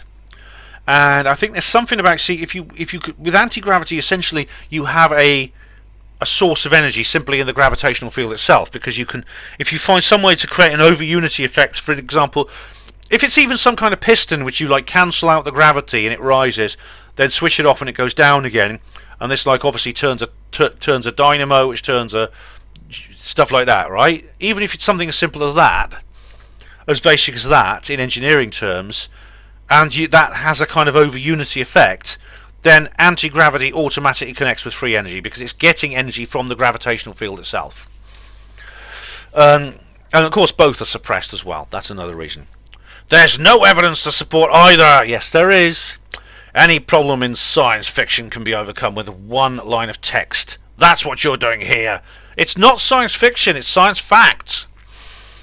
I've said it before many times. If you're going to do a response video to me, watch my video and try to understand what you're watching before commenting. Oh, hang on. I do. I go through them all. If you watch my videos, Steve, you'll find that. Hang on, I need to find something a bit longer so I can scratch my back because my back's itching. I should get one of those things that Victor had, you know, when he dressed up as Donald Rumsfeld. Right. I do watch your videos before commenting. I do an entire run through of your videos and I make notes, Steve. I make notes on the videos and then I do the recording. I didn't put the fair use banner up for you, Ben. I just used material from the Unexplained Mysteries website. I wouldn't put a copy strike in against you or anyone else. I wouldn't be dishing it out if I couldn't take it. You know you wouldn't either. Yeah. If I did a video using your material alone, I wouldn't bother with the banner. Okay, that's actually true. And if you wanted to, you can use any of my material in your own productions. That's absolutely fine. Because I know you know it's. I'll do the same for you, obviously. Your mate Johnston begging for cash to develop the free. All right, we've been through this. Okay. It's a disgrace. All right, now I don't. As I said, I haven't looked into this specific case very much. If you may be right, on this occasion. You may be right. From this, and it's Stanley Mayer. This Mayer's patents have expired. His innovations are now in the public domain, available for all to use without restriction or royalty payment. Oh, I didn't know that. Well, Mayer's dead, you see. Mayer died. Mayer was poisoned by a group of people who he had a meal with. In a restaurant, they did the old Litvinenko thing, and they poisoned him. Why would they do that, Steve? He's just a snake oil salesman making a fake machine. He's just a perpetual motion inventor, isn't he? No engine or vehicle manufacturer has incorporated Mayer's work. Well, of course they haven't, because they don't want to end up lying dead outside a restaurant. If you ever asked yourself what happens to free energy inventors, right? Stanley Mayer, poisoned. Right? Eugene Maloff fell off a moving train. Apparently the door wasn't locked and he fell out. What about Brewster Palmer? Shot dead after Edgar Mitchell warned him that might happen. How did Mitchell know, I wonder? Andrew Johnson has talked a lot about that. What's that? John Searle locked in jail. Who else was there? John Hutchison locked in. John Hutchison arrested. I don't know if he actually went to jail, but he was in serious criminal trouble. Had all his equipment stolen. Why are people treating you like this when you're getting into something that's simply a hoax? The worst I imagine could possibly happen to you is someone will sue you under the Trade Descriptions Act or Consumer Protection Law. So why is everyone dropping dead? Why is everyone ending up in jail? Yeah, why is that, hey? Okay, and this. Alright, Steve carries on. In 1996, Mayer was sued by two investors to whom he had sold dealerships. Oh, right, so he was sued. Okay. Offering the right to do business in water fuel cell technology. His car was due to be examined by an expert witness, Michael Lawton, Professor of Electrical Engineering at Queen Mary University of London and Fellow of the Royal Academy of Engineering. However, Mayer made what Professor Lawton considered a lame excuse on the days of examination and did not allow the test to proceed. Right, I don't know much. I don't know enough about that case to comment. I mean, it's obviously from his Wikipedia page. I mean, well, I'll look into that, Steve. I'll look into it. I mean, he shouldn't have been scared to let people test it. He certainly wasn't scared to let several people look at it. I mean, he did a documentary, and it was he's published his papers all about how it works and things like that. His water fuel cell was later examined by 3 expert witnesses, who in court, who found that there was nothing revolutionary about the cell at all, and that it was simply using conventional electrolysis. Oh, yeah. Like the cold fusion thing, eh, Steve? Remember that? Remember the cold fusion cover-up? That's what they said there, didn't they? The court found Mayer had committed gross and egregious fraud and ordered him to repay the 2 investors of their £25,000. Really? And so they poisoned him because why? Why did they poison him? Because he refused to pay his bill or something to the restaurant?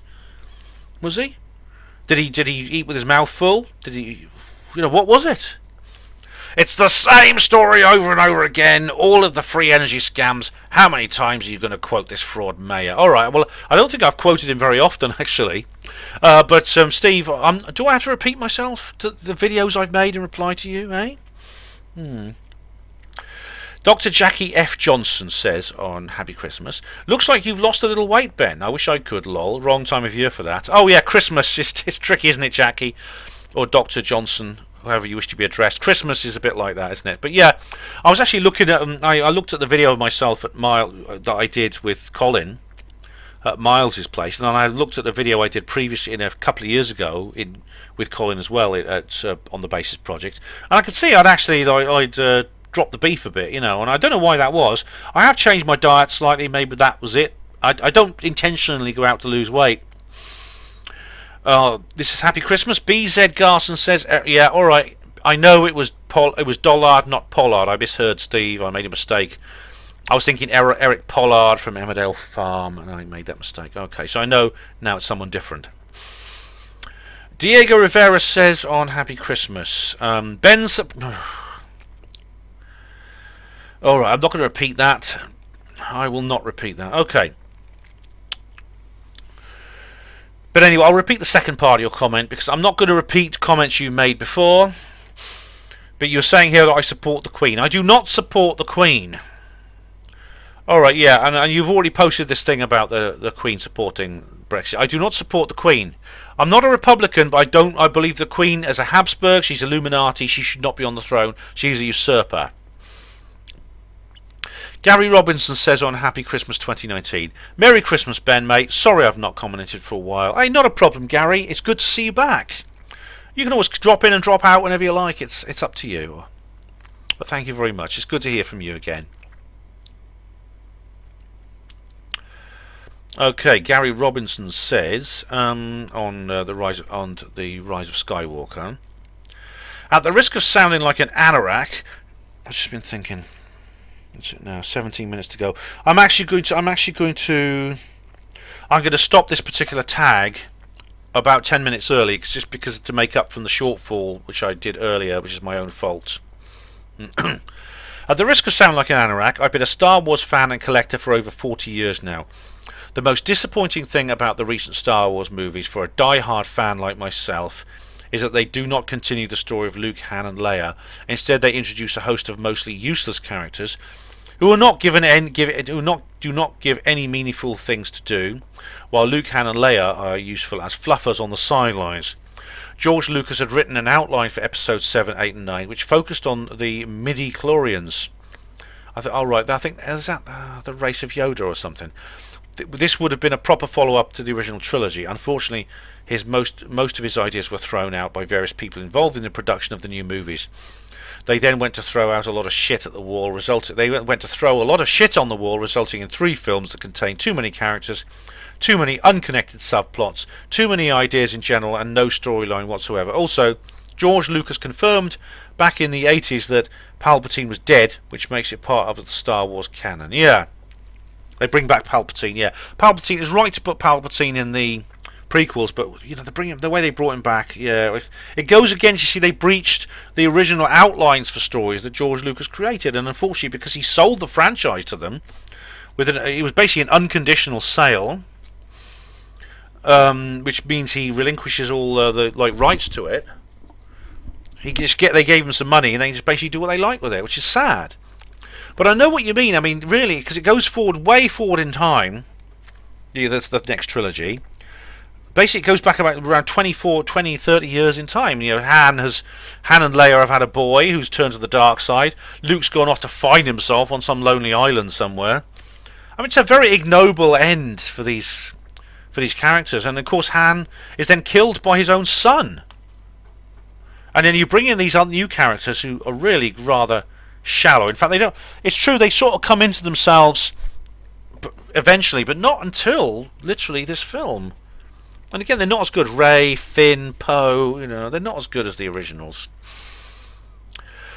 Gary Robinson says also in Star Wars, in regards to the SJW politics of Star Wars, apparently Kathleen Kennedy and her feminist SJW team didn't get along with J.J. Abrams and Colin Trevorrow, but they loved Rian Johnson, as he was supportive of their nonsense in regards to diversity, feminine and SJW themes. This also played a big part in these new movies, sucking ass. Yes. In fact, that explains an awful lot there, Gary, because by far the most posed of all the three new trilogies was the middle one, the Last Jedi. It was definitely the worst in those terms, which explains you had Kathleen Kennedy, the producer, and Rian Johnson directing. So Abrams and Trevorrow were sort of like kicked off. They did the first and the last one, but they were kicked off for this one. Actually, Trevorrow I think directed this one. Abrams directed the first. Yeah, definitely. So I know what you mean. So that explains an awful lot there, Gary. Yeah, you are. Thanks for the Anorak input, because we need that to fill in the details. Vania Traditionalist says on Happy Christmas. The shrunken hat looks like a yarmulke and sideburn curls. Happy Hanukkah, Ben. Oh, thank you very much. Oy vey, happy Hanukkah. Yeah, it does a bit, doesn't it? Yeah. My hat did give me a bit of a Jewish look, didn't it, Vania? What are those curls called? Right, what's it called? Jewish hair curls. Jewish hair curls. That's it. They have these little things at the side. Payot are worn by some men and boys in the Orthodox Jewish community based on an interpretation of the biblical injunction against shaving the corners of one's head. Literally, paya means the corner or the side of the edge. And they... Is it really? Simply because of that line in the Bible. But they do, don't they? I've seen them at the airport and things when they're on their way to Israel. They have these little curls. Yeah, I did look a bit like that, didn't I? Yes. Happy Hanukkah, Vania. Steve Mumbling says on Happy Christmas. Here we go. You read out my question about the Hangar 45 Concrete Company response video. Oh my bloody hell. Steve, this was Christmas Day. I mean, you must drive your family nuts on Christmas Day. You really must. Alright, I'll carry on. The response video, but you didn't respond to it. When are we going to see it? Remember what I said about reaching inside and trying to find some integrity. Oh, Steve, look, I've not watched that video about the Hangar 45 concrete thing. I'll have a watch of it and maybe I'll respond to it sometime. But it's not because I don't want to. It's because it doesn't fit into my schedule just yet. You know, I can't make videos 24/7. I've got other things to do. And I'm trying to find some integrity. In what way have I lacked integrity in our interactions? Really? Well, have I been dishonest in some way? Have I failed to have I misrepresented you? Come on, tell me. Don't just assert it. Give me evidence. James Tilly Matthews says underneath that, integrity? We're beyond integrity at this point. I feel that you've been left at the East Gate. You've been left at the East Gate. Love and life and truth. Love and light and truth, Mr. Mumbling. Namaste. And Steve replies to James. I've been left in the land that is cloud and cuckoo free. Oh, right. That reminds me of old He Who Shall Not Be Named, God rest his soul. Or he doesn't believe in him, but Godless and Free. That was on his website, yeah. Happy Christmas 2019. Mark Hollingsworth says, I can't think of anyone asking for cash about free energy. Who has? Right, it's actually something that Miles has been covering. There is some crowdfunding involved in the development of a free energy, the Tesla cold steam turbine, I think it's called. And according to Steve, I mean, I haven't had time to look into this in detail. According to Mr. Mumbling, it's some kind of big cash cow, which Miles is going to use to buy a new BMW, which is an absolute joke. It's an absolute laugh. Miles doesn't have a BMW, and Miles does believe sincerely in all this. I promise you, as someone who knows him well, he does. But apparently this person is looking for money. Steve assumes it's some bigger scam. He doesn't know that, but he's prejudiced against it. Ben Grizzly says on Star Wars The Rise of Skywalker film review, it was garbage. It bloody was, Ben, wasn't it? It was bloody garbage, yes. Tyler Drainville says on Star Wars, hey mate, why don't you become a hospital porter instead of wasting your time on these reviews nobody watches? Cheers. Oh, Tyler, you're breaking my heart, man. Look, I used to be a hospital porter, so I can't go back to being one because I was dishonourably discharged from the NHS. As for waiting, who reviews them? Nobody. Who do you mean nobody views them? Nobody watches them? How many views have they had? Let's have a look. Let's have a look, shall we? This one has had... Just one moment. This one has had 476 views. Since when did 476 be translated as nobody? Eh? The Secrets of Newbury says, Trevor Ockwell says, The Secrets of Newbury, please don't put your hand over the lens, or at least cut those bits out. Alright, yeah. The reason I did that is because I was with another blonde, who is a friend of mine, who didn't want to appear on camera. She didn't want her image on camera. So every time I turned to face her, I put the camera over, my hand over the lens. Alright, I could have edited those bits out instead. In fact, there were some bits where I did edit them because she does slip into the frame. So fair enough, Trevor. If you prefer it that way, maybe I'll try it that way. Scragnog1 says on Happy Christmas. It was The Secrets of Newbury was the last video, by the way. Hi Ben, I hope you've seen Game of Thrones. If you like Lord of the Rings, if not, I get the whole 7 series and binge watch them ASAP. Alright, the Game of Thrones, yes. There's actually a meme that goes along with this Scragnog. Because you know what? I've never seen a single episode of Game of Thrones. Never! My daughter just loves it, and she's always going on about it. People I know, everyone's talking about it. I've never bloody seen it. But you know, if you say I'd like it, well, get the 7 series bit and binge watch them all. Yeah, I mean, it's like I heard someone else who did that. Someone was trying to persuade me to do that. Actually, it was a friend of mine who I know who lives up north. She was saying, "Come on, watch it. You could watch it all in a couple of days. Just binge watch it." Oh, maybe I'll do that at some point, Scragnog. Maybe I will. But I'm working on my new novel now, so that's taking up a lot of time. Patrick Patel says, "Merry Christmas and a Happy New Year." Thanks, Patrick. Thank you very much. How am I doing for time? I'll just check here. 7 minutes remain. Okay, I'm now going to stop this particular segment because I can't tell, because there's no like running ticker tape here on this particular camera. But I think I've probably gone an hour. And as you know, I for about 10 minutes beforehand, I didn't start the damn timer again. That's the second time I've made this mistake while doing this video. Let's hope it's the last. Anyway, we'll just take a little break, come back in a minute. Okay, we're going again. I've started the timer. Okay, guys? oh dear, hang on. Let's start. 1 0 0 0 0 start. Okay, I've started the timer. Sorted. Okay. It turns out actually my estimates,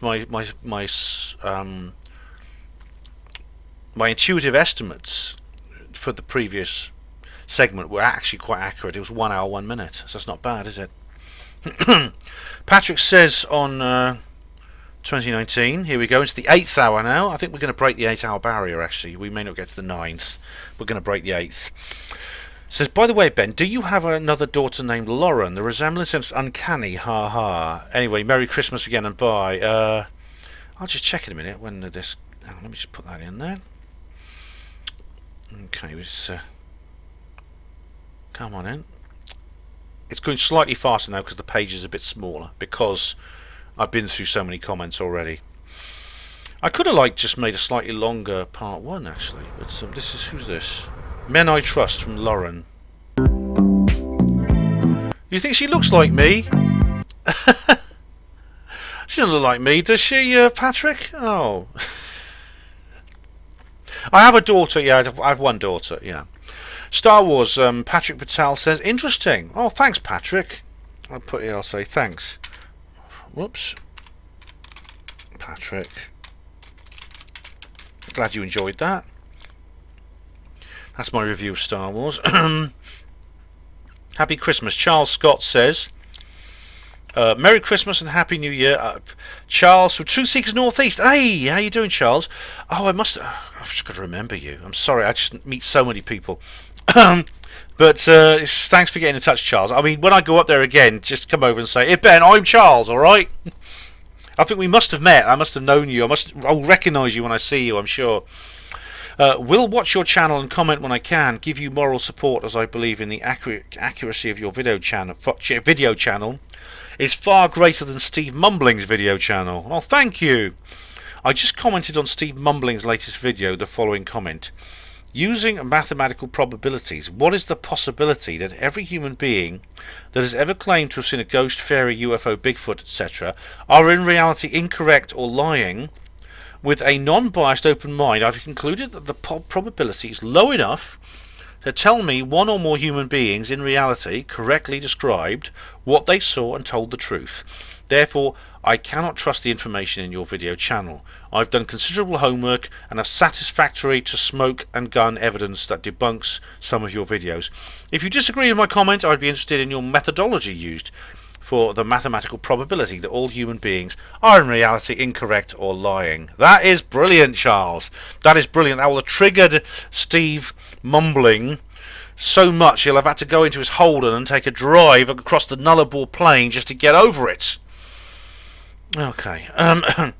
First Last says on Stanton Friedman dies. Rambling at best. Rambling, First Lady? First Last? Really? Oh dear. It's supposed to be a tribute video to a great guy, one of the heroes of ufology, and you say rambling at best. Or maybe it's you rambling, I don't know, maybe you do. Brian Clare, hi Brian, how are you? Says Love Grouse. Oh, Brian is a good mate of mine, he's been on HPANWO radio loads of times. Charles Scott says on Happy Christmas, please Ben, please don't take this the wrong way. I meant to say it's probable based on the evidence that David Icke was approached by an intelligence operative and given disinformation that the royal family could shapeshift into reptilians.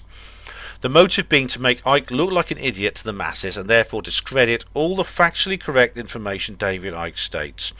I'm open-minded that there is a small chance your belief that the royal family shapeshift into reptilians is correct. However, we will have to agree to disagree on this one. Okay, fair enough, Charles, but you know, what you proposed here is pretty similar to what Alex Jones's line was when David Icke first got big. It's also one that came up on one of the Rich Planet shows, where the one where Richard D. Hall is interviewing Andrew Johnson. I don't know if you've seen that one. I know it narrows it down somewhat, doesn't it? But they talk about David Icke, and they put that same position forward, and I've actually written an entire article explaining why I think that's not the case. Now, I don't know if I ever covered this in any particular video. I might have done. I've certainly written a detailed HPANWO voice review of that issue. And so if you read that, you may change your mind. You may. If not, fair enough. But the idea that I've explained why I think the royal family shapeshift into reptilians. I've explained why I don't think this is some kind of intelligence operation to make David Icke's other things look crazy. I don't think they are. I really do think it's something much more going on there, much deeper. Happy Christmas video. Melvin Sherman says, I hope 2020 to be a good year. Thank you, Melvin. And you too. And you too. Dave Cullen, as in Dave Cullen Computing Forever, not the writer who did that Columbine book. Oh, is there a writer called Dave Cullen who did a book on... Is that the Columbine shootings? Oh, right. Okay. I'm sorry for annoying you. It's Melvin, you don't annoy me. It's fine. I'm interested in your comments. But I want one thing. Dave Cullen is sort conspiracy theorists, but he's not, say, the Alex Jones conspiracy theorist type. Yeah, he's... As I said before, you could describe him as a conspiracy theorist if you define the SJW left-wing takeover as a conspiracy, which it is. Or does he believe in monster conspiracy theorist type? He's more, say, the left is destroying things conspiracy theorist. Yeah, pretty much. That's pretty much what he is saying. And he's right. The thing is, I go a few conspiracy theories further than he does. That's the difference between us. With cultural Marxism and Red Scare, Joseph McCarthy conspiracy theory. Well, yeah, that's true. Although Joseph McCarthy has been vindicated somewhat, as I explained in my video about It's a Wonderful Life. But you could say that is a kind of a conspiracy theory. Yes, I mean J. Edgar Hoover was a part of this, and he's the one who said that famous quote: "The average individual is hampered by being faced with a conspiracy that is so incredibly huge they cannot ever appreciate that it exists." And of course he was referring to the communist infiltration of the United States. However, it could be referred to many other things, couldn't it? He doesn't believe the earth is flat. Crap. No, he doesn't. He believes feminists are there to destroy the Hollywood conspiracy theory. That is the difference, Dave Cullen. Dave Cullen doesn't hate Jews, and okay, he said he's not a MGTOW before he's somewhat of an MRA-ish person. Yes, the idea that feminism or cultural Marxism in general is destroying the movie industry and art in general. Yes, and he's right. He doesn't. He's not. As I said, his attitude to the Jewish theory is the same as mine. It's false. It's a delusion. It's a distraction. And he's not. Is he not? I don't know if he's a MGTOW or not. Does he said he's not a MGTOW? But is he an MRA? Yeah, he is. MRA is men's rights activist. Oh yes, he's definitely an MRA, and I suppose I'm an MRA too. The difference is I see the MRA issue as just a part of something much bigger. But neither of us are MGTOWs, I would say. I don't know if he's married or what. I'm not sure. Tina Silva, hi Tina. Now this is on a new video. UFO Disclosure 2020. Clear vision. All right. Happy New Year. Will this be the one? Yes. Will this be disclosure year? Maybe, Tina. And I said here, I bloody hope so. Happy New Year. Stephen Truth Seeker says no. All right. Are you sure, Tina? Tina. Stephen. Are you sure, Stephen? Mel O'Brien says, you got that right. I've been hearing this disclosure nonsense for over 20 years. The alien entities who control this planet gain nothing from disclosure. And it's a concept that doesn't seem to suit their purposes and behaviour. Well, you have touched on this division within me, which I talk about in the film, because there's a part of me that agrees with you, but there's another part of me that says, what if? And these two sides are like pulling apart within myself. Stephen says, I was with it for a bit because I thought letting people might be part of the agenda, the alien invasion, etc. But I can't see them doing it now. It's not in their interest. Opens up all kinds of stuff. People will ask too many questions. Well, hopefully they'll ask too many questions. Stephen, I wouldn't rule out, though, the fake alien invasion. I really wouldn't. In fact, the most likely form of disclosure we're going to get is fake disclosure. So you need to be wary of that. Hopefully it may lead to real disclosure, or it may lead to something worse. I mean, my books, the Roswell trilogy, are all about that. Stephen Truth Seeker says on that the UFO Disclosure 2020, governments are not going to tell you jack shit. Well, they might, Stephen. They might. As I said, I'm not sure what's going on. Same video, Simon Jandrell says, Dr. David Greer, the great American ufologist and fountain of knowledge, is the real deal. The things he talks of are incredible. We need disclosure now. It has gone on too long. Do you mean Dr. Stephen Greer, Simon? I think you mean Dr. Stephen Greer. He is a fountain of knowledge.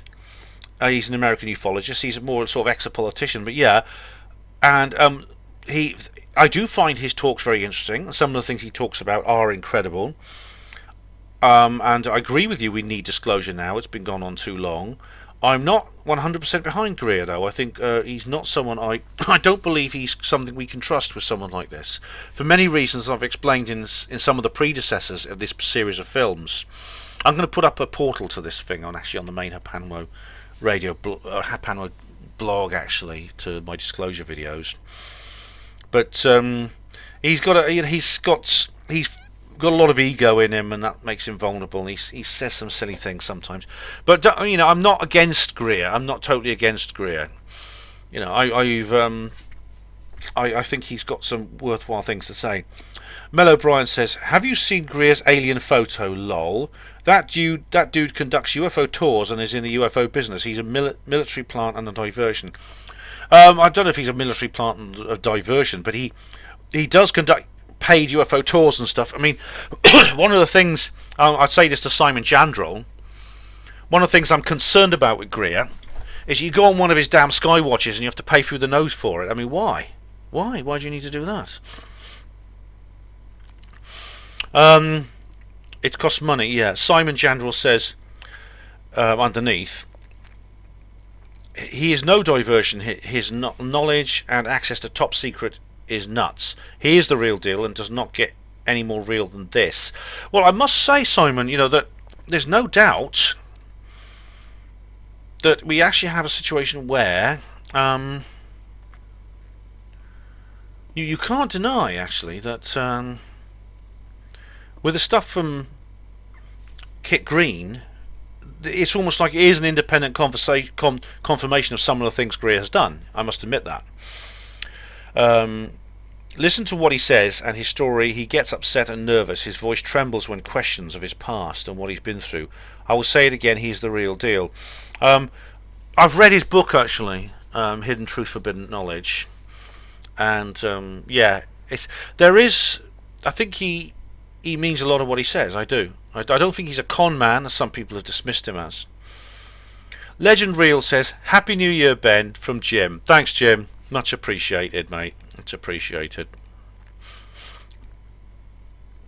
E.T. says on UFO Disclosure 2020, "Happy New Year, Ben. I think the revealing of the Space Force is a distraction from something else that's happening up there. So when people report seeing things through their telescopes or IR night vision camcorders, the authorities will say, 'Oh, that's just the Space Force,' when it will actually be ETs." That's something that could happen, you know, ET. It could happen. Yeah, and indeed, part of the fake alien invasion may be some of their hardware. That's an interesting point, isn't it? You know, part 2 of this comments reply video is going to be a lot longer than part 1. The part 1 is 3 hours. This one's going to be out 5.5. Oh, God. So it's going to be a bit of a mismatch there. Simon Jandrell says, "Solar Warden and the Black Knight satellite. That has always fascinated me." Well, you know, me too. I actually covered the Black Knight thing. It was really weird, wasn't it? Because that was in that video for Pepsi. Do you remember? I think it was Pepsi. Oh, but it was really odd. It was like a 10-minute ad that was like a little movie, a little mini movie about Men in Black and aliens and disclosure and stuff like that. It was really odd. Zarlan Zay says in UFO Disclosure 2020, "Or in a world that seems to be turning itself inside out. Maybe the opposite are true and things have never been more hidden." I hope that's not a reference to the bloody flat Earth. I'm sorry. I don't want to jump the gun here and put words in your mouth, Yarlan. Yeah, maybe the opposite is true and things have never been more hidden. The thing is, like, in a world which is so full of confusion like this, there's always the possibility that we could get it wrong. Yeah, we're trying to pull a narrative out of a maelstrom and land a fish and say this is the truth. And I don't think, I'm not sure, you know, I'm not sure. Michael Green says, on UFO Disclosure 2020, 20% believe in aliens and the rest voted for Brexit. Say no more, Ben. I think you get the picture. Ha ha, 20%. Yeah. Oh my god. Are you saying that what's... I'm not sure what I quite understand you, Michael, but yes, 52% of people voted for Brexit, of the people who voted. 26% believe in aliens. I don't know what the proportion is of those alien believers. However, I do know that in the United States, surveys done in the United States, is that if you are sort of a conservative, independence, nationalist type, you are more likely to believe in conspiracy theories, the things that I go on about, like... I covered this. I think if you're in the GOP, it's like you're 58% as opposed to 8% in the Democrats or something like that.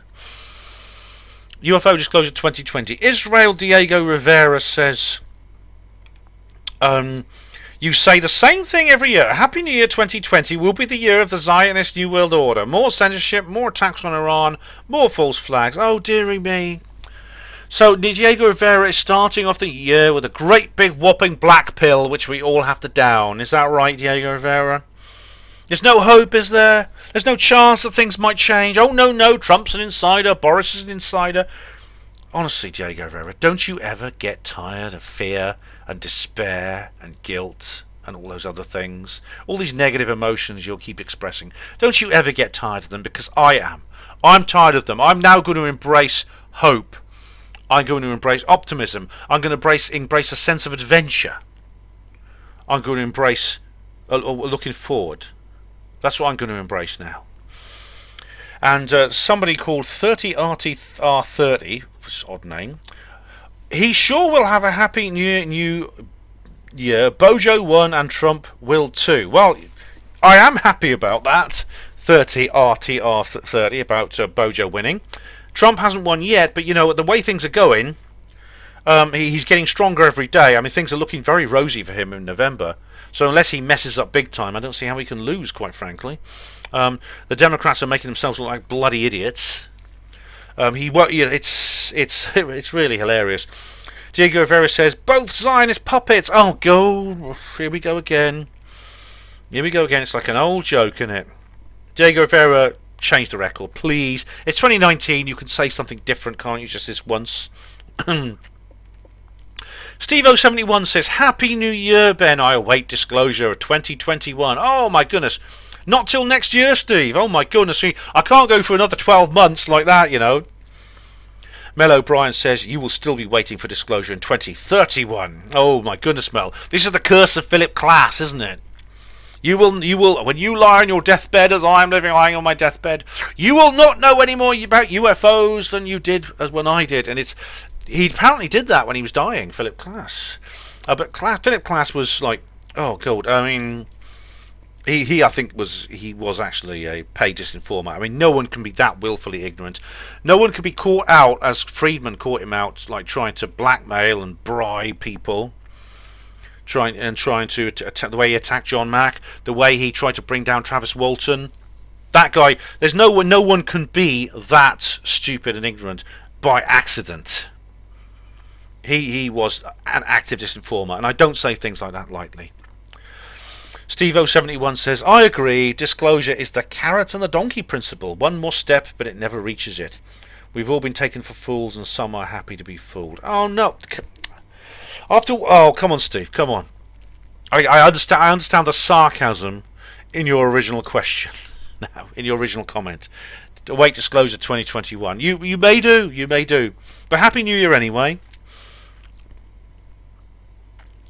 HQ Comms S65 says on disclosure, Happy New Year, Ben from Glastonbury, Somerset. Happy New Year to you.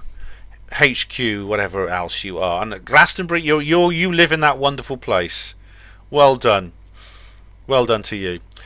B Baker says, any relation to Kev? Says on UFO Disclosure, good on you, Ben. Have a great new year. Keep up the good fight. I will. Thank you, B Baker. Jock of Ages says, Happy New Year, Ben, and all the best for 2020. Thank you, Jock. You too.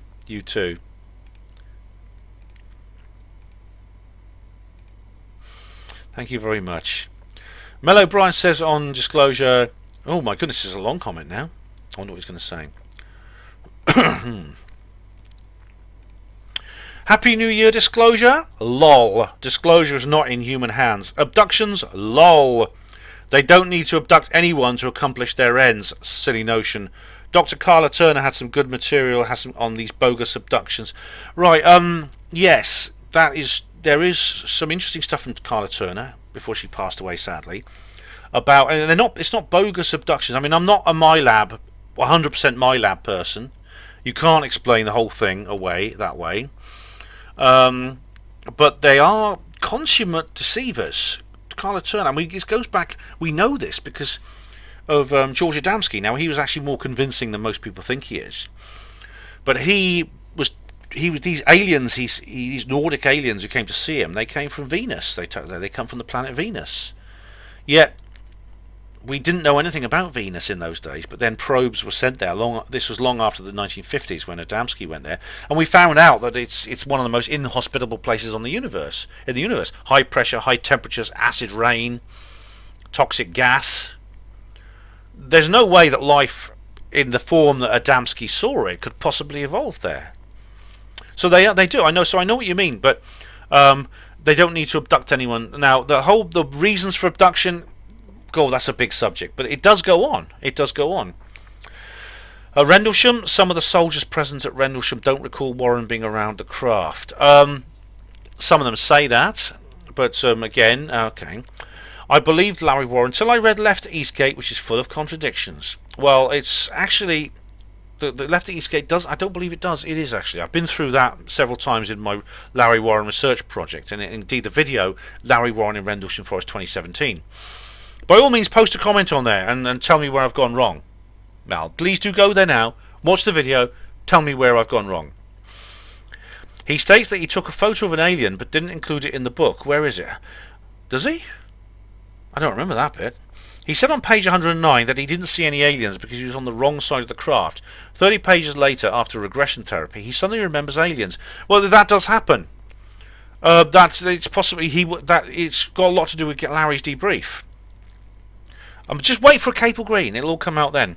He passed a lie detector test. I saw a program on TV recently where both the plaintiff and defendant took tests despite the fact that their testimony conflicted in both passed tests. I have a list of contradictions in the book. I don't believe Larry Warren anymore. The fool me, believing a military man. I came to the same conclusion as Richard D. Hall just has, that Rendlesham was a sort of nuclear accident. At least one former soldier is receiving compensation for radiation damage. Oh, that's John Burroughs. Yeah, he is. UFOs and aliens, not a shred of physical evidence. Nothing, just lots of anecdotes. Why is that? It's because the aliens are not stupid enough to leave their vehicles and corpses lying around. Even the US military retrieves bodies and destroys any abandoned craft, and there's no evidence that there is more than one kind of alien here. Again, we've got a lot of nonsense about mantids and Nordics. Has anyone considered the possibility that the aliens can manifest in any form they wish, including looking like UFOs? We are being fooled. So don't be so damn gullible, folks. Disclosure 2020, not a chance. Oh, don't be so damn gullible. You can see it, Mel, and no one else can. You've been there, man. You've been there. You know what it's like on da streets, man. Yeah, but Mel, if it wasn't for gullible folks, there'd be nothing to throw you into sharp relief. You wouldn't be special anymore, would you? Remember, you need us. As for the rest of what you said, now I don't have the information directly here to contradict you, but I know the information exists because I've been involved in a research project. I don't have it all in my head right now. I'm not going to go and look it up right now. As I said, I've done a video. You can post. Feel free to post comments on there. Feel free to. Now you're going on now. The fact that he passed this lie detector test, you're going on now to claim that basically polygraphs are no use anyway. Many people have done that. It's like Peter Robbins. He championed Travis Walton when he passed a lie detector. Then he pours scorn on the whole lie detector process when Larry Warren does. He did it once in the same phone call. I was actually on the phone to him and he did this. He contradicted himself. Now, do you have the list of contradictions in the book, Mel, or does Sasha Christie have them? Be honest. Have you just got this? Have you really done your own research into this? because a lot of people claim they have done, but they only started claiming this after Sasha Christie started publishing her drivel. And you came to the same conclusion as Richard D. Hall. Okay, well, please watch my Shield Squad 4 video where I address Richard's accusations in there. And Richard doesn't actually state that it was definitely a nuclear accident. He calls it the sensitive thing. It may have been, you know, it's possible it was that. I think there was some kind of extraterrestrial involvement there, even though there may have been a nuclear accident. John Burroughs, the radiation. Now, the story of John Burroughs I covered in a previous film in the series, and about how he had to go to the court and everything, because he nearly died at one point because the doctors couldn't get hold of his medical notes. All his medical records were classified. But there is absolutely massive amounts of physical evidence, and there's a lot of and there is evidence for this. There's physical evidence, there's documentary evidence, there's witness testimony, there's everything that would stand up in a court of law, as Gary Heseltine says. And not only that, but hopefully TTSA are going to publish Bob Bigelow's research with ATIP on the materials. There's lots of other interesting research done onto physical material that's been retrieved from people's bodies and from crash sites. There's no evidence that there's more. Hang on. The aliens are not stupid enough to leave vehicles and corpses lying around. Again, you're anthropomorphizing. You can't put yourself in their shoes. Are you claiming that they are infallible? Even the US military retrieves bodies and destroys any abandoned craft. No, they're not perfect. They're not. There are some things they miss, and there's no evidence that there is more than one type of alien here. Yes, there is.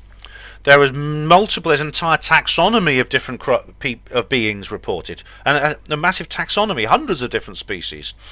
And you get the same people in different places in the world seeing the same thing. People from different racial, cultural, religious backgrounds and geographical backgrounds. How do you explain that? Hasn't anyone considered the possibility that the aliens can manifest in any form they wish, including looking like UFOs? Yes. But with some aliens, maybe they can. I mean, John Keel has talked a lot about this. But you know, you're being excessively. Firstly, you're doing your "I've been there" street wisdom pose. You know, man. Don't be so damn gullible, fools. Be more like me. You don't be a hypocrite, Mel. You don't want people to be like you. You want to be special. I know you're a typical truth poser. Sorry to put it so bluntly, but that's what you sound like right here. Disclosure 2020, not a chance. Well, I'm not going to be as pessimistic as you. I'm not. If we get to December the 31st and we haven't done disclosure, I'm open to that possibility too. I'm open to it completely, Mel. Maybe we won't. But what if we do? Look, you know, what if we do? Because if we do, I'll remind you of this comment here, and I'll, just in case you try to pretend you never wrote it, because you'll have missed out on all the fun for your own cynicism, your own pessimism. So do actually bear that in mind. And like I said, I've got answers to the points you make about Larry. There's a film coming out called Capel Green. Look, if polygraph tests are no good, you can't use them to back up the people you do support either. But polygraphs it's true they're not admissible in a court of law. And you talk here about a plaintiff and defendant when they took tests. Now, are you saying, because I mean I don't know which country you're talking about here and what the law is, but are you saying that there was actually a lawsuit in which polygraphs were used as evidence? Which country are you talking about here? Because I know that couldn't happen. So are you sure this was real? You saw a program on TV recently. Don't tell me it was Jeremy Kyle. All right then, Mel. Do bear that in mind, okay? Do bear that in mind. Edwardian Lady says, Happy New Year, Ben. Cheers to us all. Oh, yeah, Happy New Year. Cheers to you, Edwardian Lady. Thank you. I hope you had a nice New Year and Christmas with you and yours. Green Man says, good comments, Ben. Happy New Year. Thank you, Green Man. Thank you very much. We're getting through these videos. We're getting through them now. Okay. Steve Mumbling says on, oh my goodness, on UFO Disclosure 2020. Okay, very poorly researched as usual, Ben. Oh, really? Aha! Surprise, surprise! Oh, I've got. Oh, you're talking about Jesse Marcel. Look, you've already sent me this. I've already replied to you on this. Oh, this is the Jesse Marcel thing. I've already replied to you on that, Steve. No one on Earth could mount a realistic defense against hostile alien spacecraft. Really? Well, which ones? How do you know? So the Space Force is all about Russia and China, etc., etc. Well, maybe it is, but it's also possibly about the fake alien invasion. Have you thought about that? And even if they're not able to launch a realistic defense, they might still want to put up the to put through the gesture. A lot of countries do this with their military. I mean, you have tiny countries with very small armed forces. You know, San Marino has an army. I think it's about 20 people. It's about 20 guys who are like sort of like reservists, and they meet up at the weekends and they do orienteering in the woods or something. So San Marino, a tiny little nation that you can walk across in 10 minutes, has an army. Why? If Italy, it's the country that surrounds it, wanted to invade and take it over, what are they going to do? Stop them with their 20 guys, their 20 little guys who look like something from Dad's army, whatever it is? But states do this. They go through the motions. They make a gesture of defence, even if defence is impossible. You would expect, if we were under threat from hostile aliens, you would expect the government to do this, whether or not they'd be able to or not. They would create a space force. And apparently Jimmy Church on Coast to Coast has finally dumped Lazar. Oh, I didn't see that. Is he? And the TTSA. Oh, really? And the TTSA. Trump thinks UFOs, ETs coming here is a load of crap. Well, that's what he said. Oh, you're talking about his interview with Tucker Carlson. Well, yeah, but the thing is, Steve, I think he said that, but did he mean it?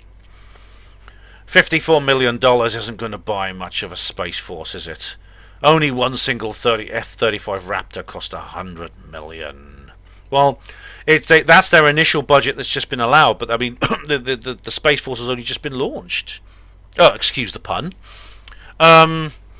They've just been talking about their uniforms and stuff like that. I mean, you don't know where it's going to go from here. All right, they haven't actually built any rockets yet. You see, this is the most interesting thing about it. Where is it going to go? It has to go somewhere, and they can't like dig up the old space shuttles from the museums and use those. So where else is it going to go? 4411. Space race, moon landings, lol. Don't tell your mate Marcus Allen. No one has any tangible evidence of aliens visiting our planet. No recovered ET technology or biology. It's science fiction, as is the SSP. Wrong on every count, Steve. Wrong, wrong, wrong, wrong, wrong.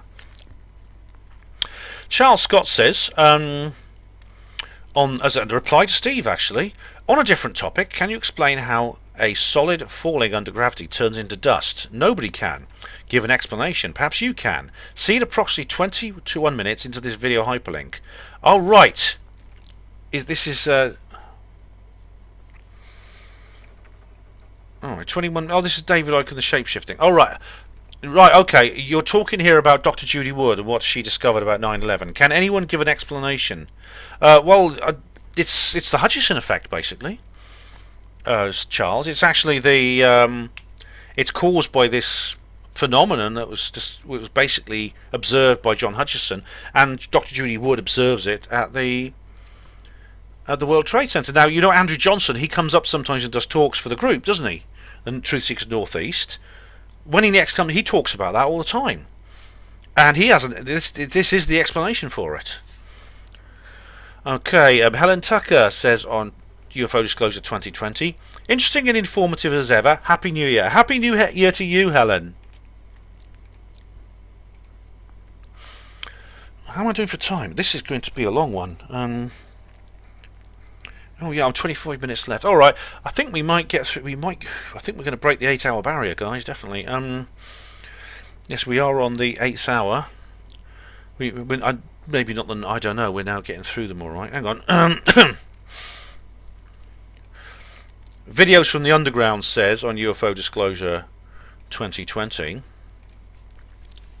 Everyone saying they're a channeler should be able to prove it by communicating with your relatives that are passed over and giving proof in the form of incidents or things you and only they would know about. Correct. Houdini was actually who put up that test. Some people, I think, have passed it, and Houdini himself actually, in a book. I mean, he doesn't. This was not in more recent books, but in some books, it's reported that he did get a communication from his wife Bess. Oh, sorry, the other way round. Bess got a communication from Harry Houdini. Religions that rely on authority for truth instead of truth for authority will have their far-out predictable explanations about channelers. Use your own judgment. Well, yeah, I mean, indeed, like the dreams of Moses and things like that, you could call a form of channeling. It's a message from God. Space Force, Werner von Braun's nightmare coming true. Yeah, I mean, you remember Carol Rosin? You must stop the weaponization of space. Well, what's this then? Space will become another field of war in the future. Those NOSS satellites above have a use. I've seen 5 of them and filmed 2. What's an is these the are these the satellites that are already being used as a reconnaissance? Oh yeah, if Hillary was in charge now, everything would be just fine and disclosure would be an everyday awareness. Not. No, I know. He goes on. She speaks with a forked tongue. Everything over here is more tribalistic than ever. Yeah. One side deriding the other. Insurrection is what is happening. She lost the electoral college tally despite all the illegal immigrants and dead people voting for her in the popular vote. Yeah, I remember that. I covered that at the time. Yeah. Steve Bassett and I, as you know, if you watched my interview with Steve a few weeks ago, he was absolutely convinced Hillary was going to be the disclosure president. He went into an absolute deadbeat bout of depression when Trump became president. I think he was wrong to do that. I think that was a shame he felt that way. But anyway, the electoral college is the one that elects. Yeah, that's true. I mean, it's had a lot of criticism, but it's not when you consider that you have a federation in the US. And with the states of various sizes and populations, so you need an electoral college. Otherwise, Alaska and Rhode Island would never get a say in who their president was. A situation of sore losers not giving in and not respecting the rules is what we have here. Yeah, well, the videos, I take it you're from the United States. You have it there, you there. We have it here. We have the bloody Ramonas. Second referendum. Oh, white working class men shouldn't be allowed to vote. Oh, all that sort of thing. We have it here too. The Democrats have blown their dog whistle and their faithful have gone into attack mode. Oh yeah, you can see them, can't you? Just look at they have the most horrible people, don't they? I mean, you know, Bernie Sanders is an old fart. He needs to retire. But I mean, they have people like that. Alexandria. Oh, AOC, isn't it? Alexandria, occasionally courteous or whatever her name is. I can't stand her. She's revolting. Brexit has given millions of people renewed hope. Yes. Let's see that it goes through. Hooray. Yeah, I'll be doing a video about that very soon because Brexit Day is in 10 days' time. It's the 4th Brexit Day. Let's hope it's the 4th time lucky, eh? It does look more hopeful now. It really does. But I hope Trump gets re-elected in November. I really do, mate. I really do. Good luck with that. UFO disclosure. Simon Jandrell says, I've just watched the alien aerial UFO landing documentary in Africa. So interesting from school that was interviewed. Most interesting one yet as to the findings. Was fascinated. Yeah, that's the Randall Nickerson documentary. Yeah, I'm looking forward to the new one too, Simon, with the follow-up interviews. Really am. Those aerial interviews are credible, without any doubt. They were scared and also talked of what the man is doing on Earth. Fascinating stuff. Yep, that's what I said to Steve Mumbling. And it's absolutely true. Despite what he says, those interviews were conducted very well by Dominique Kalamanopoulos and John Mack, and indeed Cynthia Hind earlier on. Definitely very, very good indeed. Now Diego Rivera says on UFO disclosure, right? Oh, this is he decided to get in there early. He decided to get in there early after the Soleimani attack, and he posted a comment before I even put up my live stream notice all about it on UFO disclosure. You need to apologise. Trump has attacked Iran again. He is the Zionist New World Order, and anyone who supports him is too. Well, no, I will not apologise, and Diego Rivera, and I say more about that in the live stream, don't I?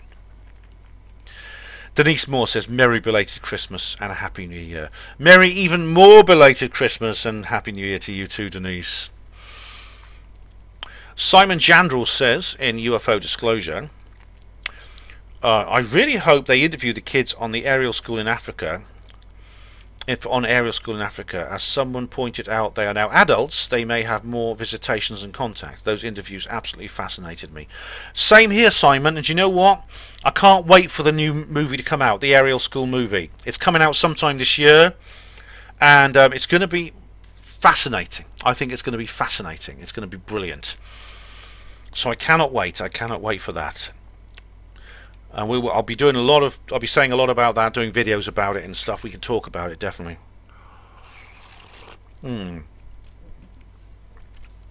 Charles Scott says on UFO Disclosure 2020,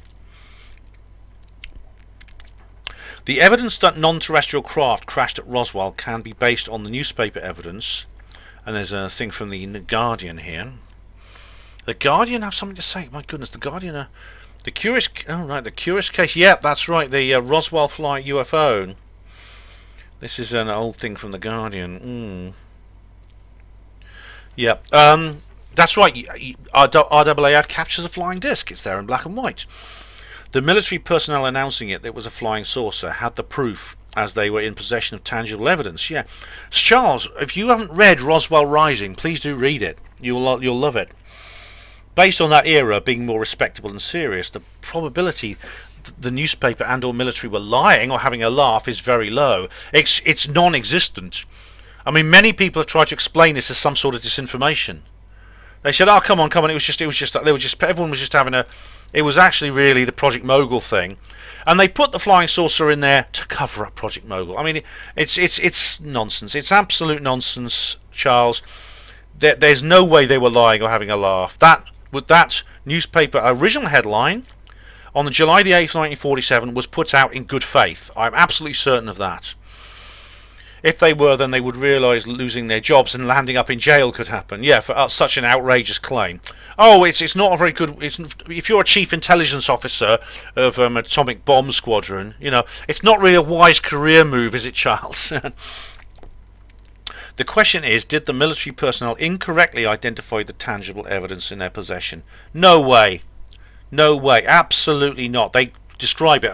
It is lightly built like a box kite. No evidence of propulsion systems. These are guys who are trained in the US Army Air Force. They know their aircraft. The military knew they were sticking their necks out by saying it was a saucer. A flying saucer. It would bring disgrace to themselves and their families and the military if they got it wrong. Precisely. They would also realise they would be fired from their job, which to my knowledge none of them were.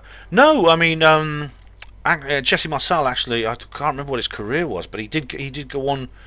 He was not actually reprimanded to a great extent. He was told to keep his mouth shut.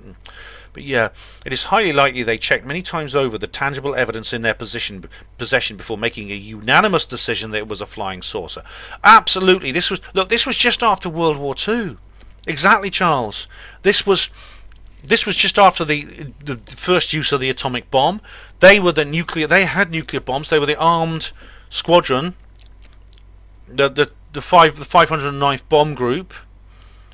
They would never have said a word to the newspapers unless they were absolutely certain. I mean, Walter Hout, the press officer from the squadron, said this.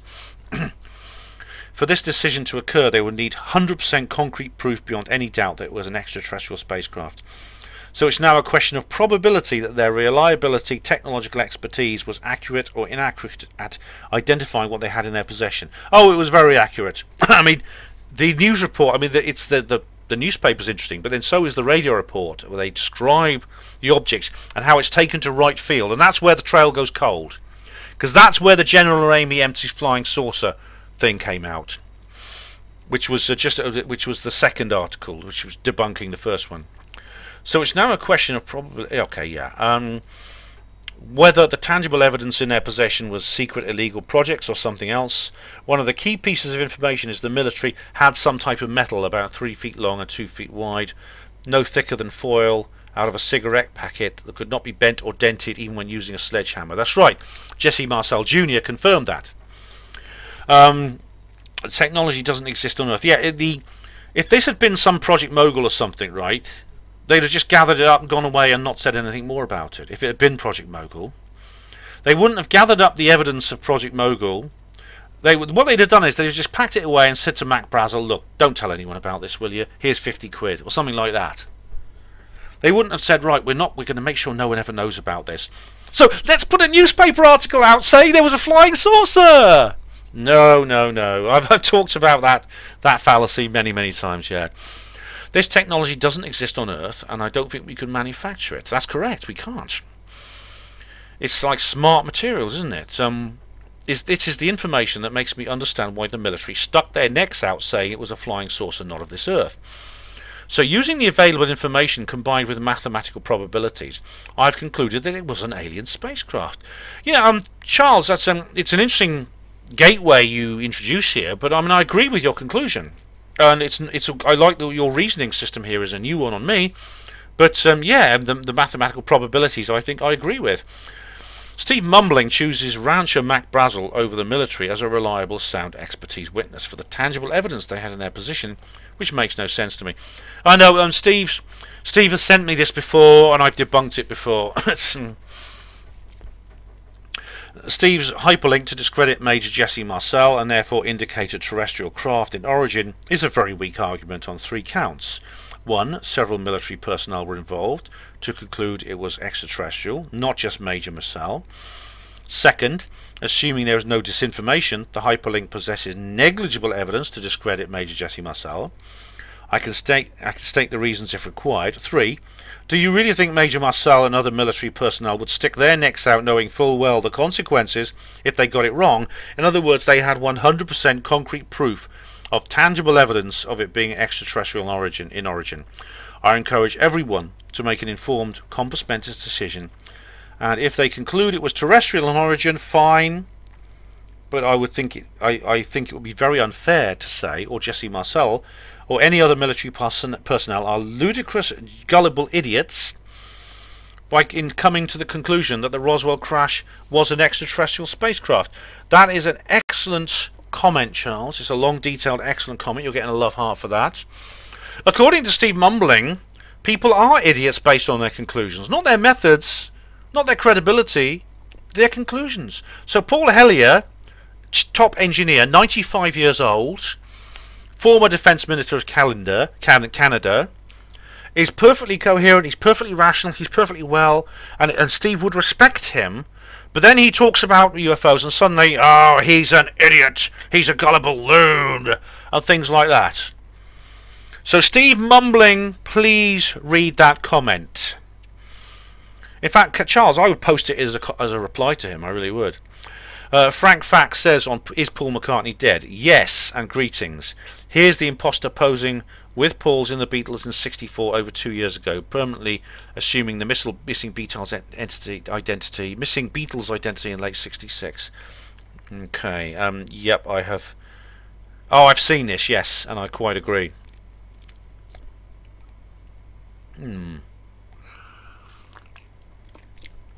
Happy Christmas 2019. Regina Regina Lamb says, I do not like UFOs or politics, but I do like you. Happy New Year, sweetie. Thank you, Regina. Thank you very much. Soleimani assassination live stream. Q Diego Rivera! Diego Rivera said loads of things in the absolutely loads of things in the live chat. Awesome video, keep it up, says someone called Dot. It's just a single dot. Would you like to be YouTube friends? Yes, I would. I love having YouTube friends. So thank you very much, Mr. Dot. It's literally just a full stop. That's his username.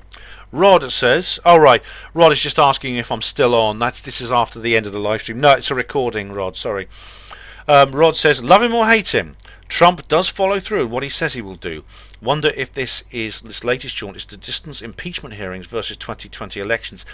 I think Trump is very much enjoying the impeachment hearings, Rod. He really is.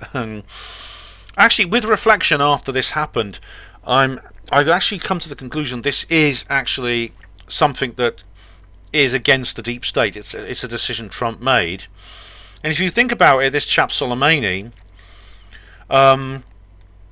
Trump killing him is a brilliant piece of work, not least because he then allowed the Iranians to fire missiles at a US base, but no one was hurt. And he may have had intelligence inside Iran to indicate that was going to happen, and he pulled the troops to safe distance. But it allowed the Iranians to get their fire back, to vent their rage, save face, back down without losing face, and de-escalate the situation. So what Trump did with Soleimani, I mean, it was brilliant, because he then turned this on its head when all the never-Trumpers and neocons were badgering him on to start the war with Iran now. And he said, he did a brilliant speech, I remember, and I can't remember exactly what he saw, but then he sort of like, he let it die down. They fired their missiles back, and he allowed the situation to de-escalate. It's a brilliant piece of statesmanship. It really is. And it's really pissed off the Zionists and the neocons and the people that Diego Rivera doesn't like.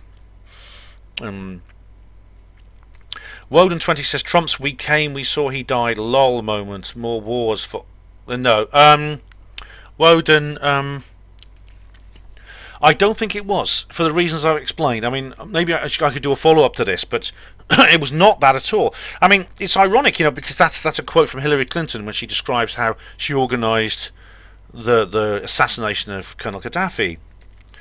The thing about it is, though, Trump didn't. Trump actually managed to divert an agenda for war with Iran, a war which would be terrible. It would be an unwinnable war, which would cause enormous destruction, and would end up being worse than Vietnam.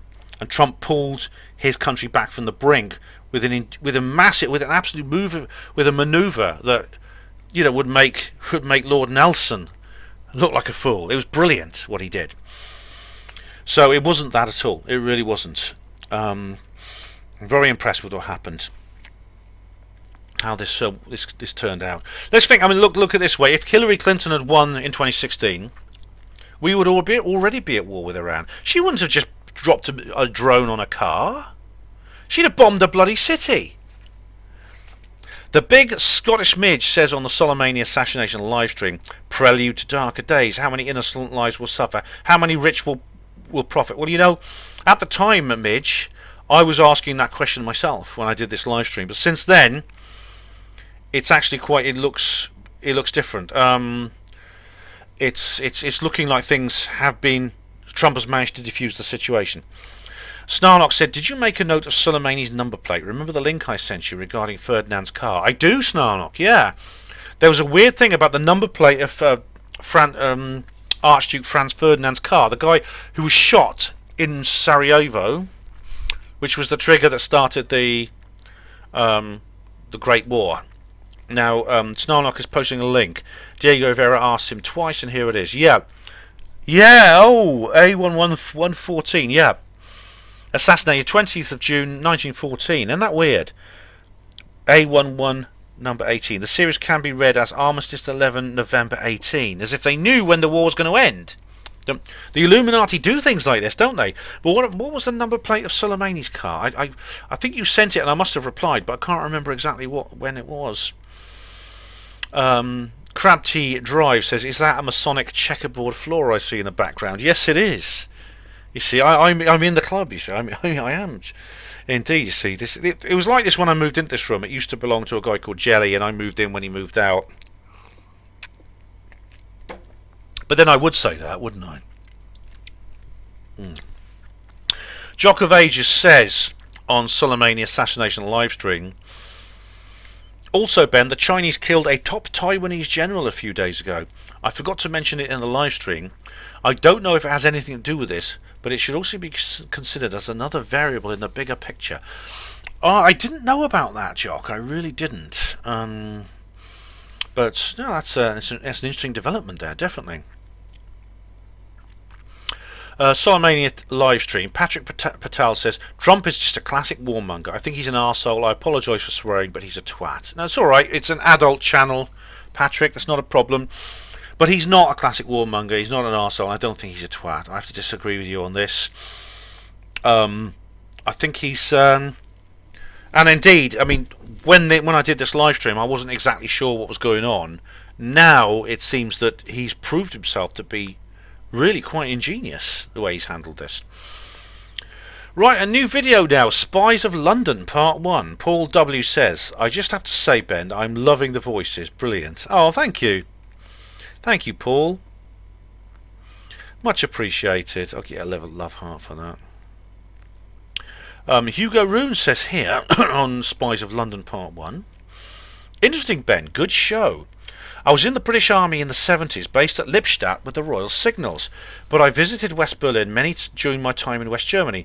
I went through Checkpoint Charlie and bought a red quilt very cheaply in East Berlin. Lol. Oh right, so they allowed you to do that when you were off duty. So they let you go through into the East. All right, so you must. I don't know what the actual rules were, but obviously it must have been fine, wasn't it? And E.T. says, which Royal Signal Squadron? We're at Minden. Hugo Rune says, 22 Signals Regiment, also the same base, 27 Field Artillery. And E.T. said, my dad was in the Signals, based at Kingsley Barracks, Berlin, in the early 70s, then Minden, 75 to 79. Hey, maybe they knew each other. Maybe we have like a little bit of a family link here on the HPANWO show. Johnny Smallcock and his vile tasting toffees says, you are both genetically and socially inadequate. All right. Well, you know, Johnny, I've always known that you are. I've always known that. Angie Wright on Spies of London says, champagne socialists have got a lot to answer for. They really do, don't they? They are the problem class, as Millennial Woes calls them. Rachel's Eyes book review. Molly Ahern says on that, it's great to hear someone reading this and talking about it so movingly. I read it in 2005 and also even before its publication, when it was being published online in a serial version. One researcher, I think it was Linda Moulton Howe but not sure, did query the college Rachel and Marissa attended and was sent a record of Rachel's attending classes there, so it did happen. Oh, that's interesting, Molly. Yeah, Linda is absolutely she's actually tenacious in getting this sort of detail. She really is. I really wish the researcher had pursued that line and tried to find others who'd been in classes with Rachel. No one would forget her, I think. So often I wonder about the people she came into contact with living amongst us. Thanks so much for your review. It was a strange book, so matter-of-factly written, but on a subject unprecedented, and an ending so sad. It really was, Molly, and thank you. I'm glad you enjoyed that. But you asked some good questions. Indeed, I bring these up, I think, in my review, if I remember. That you know, there's a lot more research that could be done. Indeed, to be honest, Luttrell and her co-author do. The second half of the book is very much a documentary investigation. But of course, what Linda found out is absolutely fascinating. Hudek1 says, I think that's how you pronounce it, if you are Dutch, Hudek. The irony is that in 2020 there are so many myopians. I think you mean myopics. Myopians. Yeah, I think so. Well, you see, that is the irony, but maybe they will get glasses or something this year, you know, to use that continuing metaphor. Wilfred May says, tardive dyskinesia, TD, is a disorder that results in an involuntary, repetitive body movements. This may include grimacing, sticking out the tongue, or smacking the lips. Tardive dyskinesia occurs in some people as a result of long-term use of neuroleptic medications, antipsychotics, and metoclopramide. Oh, right. That's interesting. I don't know why you posted that in my Solomani live stream, but there you go. Legend Real says on Spies of London, fantastic walk, Ben. Your research and putting George Blake's journey in real time, factual locations, is great work. Thanks, mate. Thank you. Excellent in your breakdown of Blake's ethos and philosophy. I ask myself still today, how could so many have penetrated the highest echelons of MI5 and MI6 during the Cold War? Or did they? Ah, are you saying it's like a double agent kind of thing? These traitors would have been part of the secret society on a cult. Duplicity, there was a bigger agenda running in the background. Oh, that's it, another hour gone. 8 hours, guys. We are past 8 hours. By friendly foe third party, not the USSR, to destroy and blackball the immaculate archive history of MI5 and MI6, for example, for their stance on World War II. Just thinking, Ben. You know, Legend Real, that's a really interesting idea. I don't know. But it's funny, you know, it's funny because, like, there's other people such as, you know, Ian Fleming, who wrote James Bond. He was one of the people involved in jailing Helen Duncan, which I've talked about in detail in previous videos. But if you go and look at James Bond, look what kind of character he is. He's not a cold warrior, is he? He's not a cold warrior. What happens in James Bond is usually he actually has to team up. The enemies of James Bond are not like the communists or the USSR, and this is odd because these books were written in the early Cold War. They are more often some kind of international criminal mastermind, and very often James Bond actually has to team up with a Soviet agent, usually a blonde leggy one, to defeat this criminal mastermind. So Ian Fleming was writing, at the time, was actually a book which went 90 degrees to the political tide of its era. So Legend Real, that's a good comment and really made me think. Right, guys, time for another break, and then we'll go on to hour number 9. Okay, my goodness me, here we go. If we get to another hour, one more hour, and we break the 9-hour barrier. This video is going to be in two parts. The first part's already uploaded. The first part's going to be 3 hours long. The other part's going to be 6 hours. So it's a bit of a mismatch. I should have like evened them out a bit more so they're a similar length. Spies of London, Gary Robinson says, very interesting, Ben, mate. Sorry I've not been commenting much recently. Hope you're good, mate. Oh, thanks, Gary. Thank you very much. You too. And don't you worry, you know, like drop in and out whenever you like. So thank you. Gug 1970 says on Spies of London, very interesting, thanks. You're very welcome, Gug. Thank you, glad you liked it. Don't Eat Pringles, another old video I did from ages ago. JW says, you're right. Oh, you're right, alright, yeah. Well, I have eaten them a couple of times since, but, you know, I don't worry as much about things like that as I used to. It's just, I just don't. It's kind of like it's just different priorities. You can't avoid this toxin. Mark Hollingsworth said, I'm halfway through, Ben, on Spies of London. Decent so far, great vid, something I have no knowledge of. Hey, well, thanks, Mark. Very much appreciated. It's something new for most viewers, actually, because it's like an off-topic video. It's something on a completely different field of work that I never do. It's a field of discussion, but thank you. Thank you very much. Nothing as it seems says on Spies of London. Funny the timing of the fireworks, my mind blown.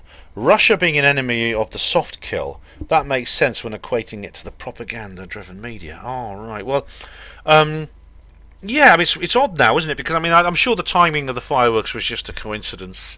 Nothing to worry about, as David Icke would say. It's funny, we now have Russia is again the enemy. We have this kind of like cultural Marxist establishment in the West, and Russia, which is now boosting up traditionalism, and Putin, I think, is like a Trump type character. He's breaking away from the New World Order. Now Russia is again the enemy. It's very weird. It's almost like a strange inverted mirror image of the original Cold War. It's very odd. Yeah, I mean the media and stuff like that. I know what you mean. It's because the Russians do everything, don't they? Now, child slavery on Mars says, child slavery on Mars is the video, another old one. And why is this true? Says on the video, let's post a link. It says, thanks Ben, that is close. See this? This was early in the series and a bit of a jaw dropper. What's this? Brighteon session expired. Sorry, I'm sorry. Why is this true? But the link's dead. Spies of London. There's a drone. Bardi's Den says there's a drone watching you at 5131. Is there? Let's have a look. But oh my God! Yeah, hang on. Yeah, that's when I was down at East Sheen, wasn't it? Let me just click the link again. It does look like a drone, doesn't it? But manning on bullet. Bardi's. Do you know what that means? But Bardi's Den. That could mean that the MI6 safe house is still there, and they knew someone was coming around with a camera, and they were keeping an eye on me. Because I did wonder that, you know, because this was way back in 1961. This happened when George Blake was kept there. But wow, do you think it's still there? Do you think it's still an MI6 safe house somewhere on that street? I wonder. Same video. D. Juncle Paul II says, excellent video, Ben. Thank you very much for all this. Look forward to future videos on this theme. Oh, thank you, Juncle, whatever you like to be called. Much appreciated. I'm glad you liked it. I will do another one in the series. It may not be for a while, but I will do soon. Spies of London. Them Flats. Le Corbusier says 69 Phuket on Spies of London. Could be in a Jacques Tati movie. Very interesting story. Hope you have more on the way, Ben. Thanks, Phuket. I will do another part soon. Jacques Tati is interesting. He's a kind of Jacques Tati is this great sort of slapstick comedian from France. And he's Rowan Atkinson said he partly based Mr. Bean on Jacques Tati. I don't know. I'm not that familiar. I've only seen 2 Jacques Tati movies. I've seen Mr. Hulot's Holiday and Playtime. Those are the only ones I've seen.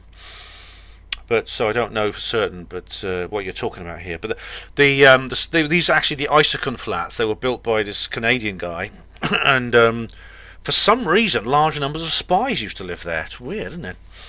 Chris Bird says on the same video, I didn't think this would be of interest to me, but I really enjoyed it. Thanks, Ben. Hey, you're welcome, Chris. You know, I'm sure I was in two minds whether to make this video because I thought it's going to be so it's going to be so in the face of what people are used to coming from me, because this is a video which is not about anything I've ever talked about before.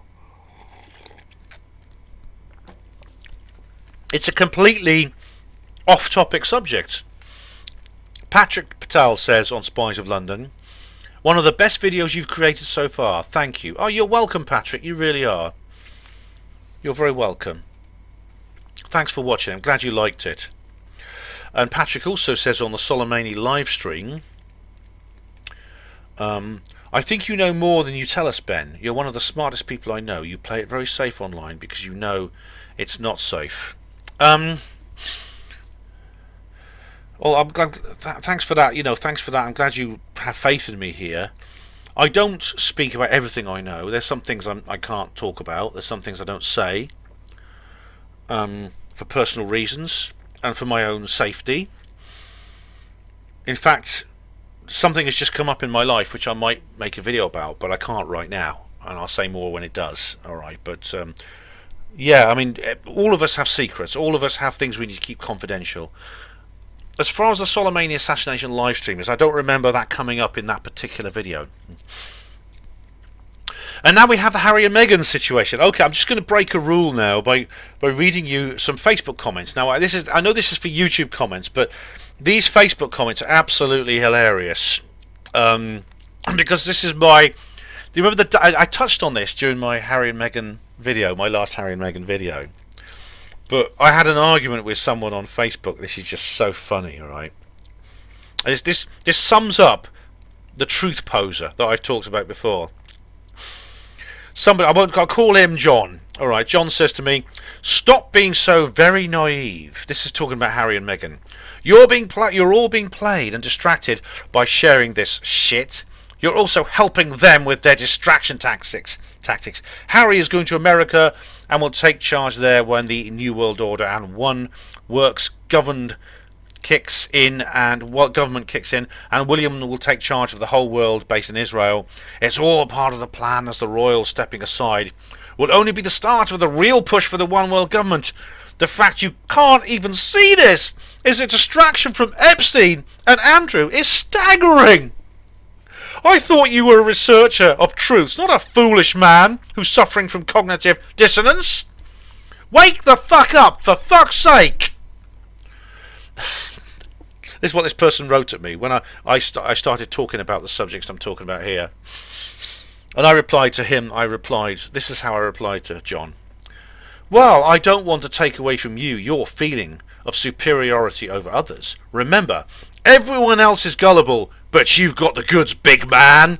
You've been there, man. You've been there. But just remember, if it wasn't for naive fools like me, there will be no one to throw your streetwise worldly wisdom into relief. Remember that. You need me. Hey, someone else wrote underneath. This is what someone else wrote here. This is really funny. But can't you see it, Ben? You're as gullible as the rest. Everyone is controlled except this person. But there's no point in him pointing it out, as we're all doomed. Doomed, I tell you. Doomed, lol. That's a reference to my Charles videos. Oh, hang on a minute. And let's have a look. And then he says this. What? How could you all not see the blatantly obvious? The press have pushed this. All right. I won't read all this out. Actually, he's just repeating the same rubbish. But I say underneath here, why don't you try asking me why I think as I do, instead of strutting around the place, hanging 10 and pelvic thrusting at me, using your 100% certainty as an excuse to make yourself look like some kind of matinee idol. I thought those were good. I thought those were good answers. You know, I really do. I really enjoy doing that. That was fun. That was great fun. So that's an example. I wanted to share that with you because some people on YouTube have come up with statements like this.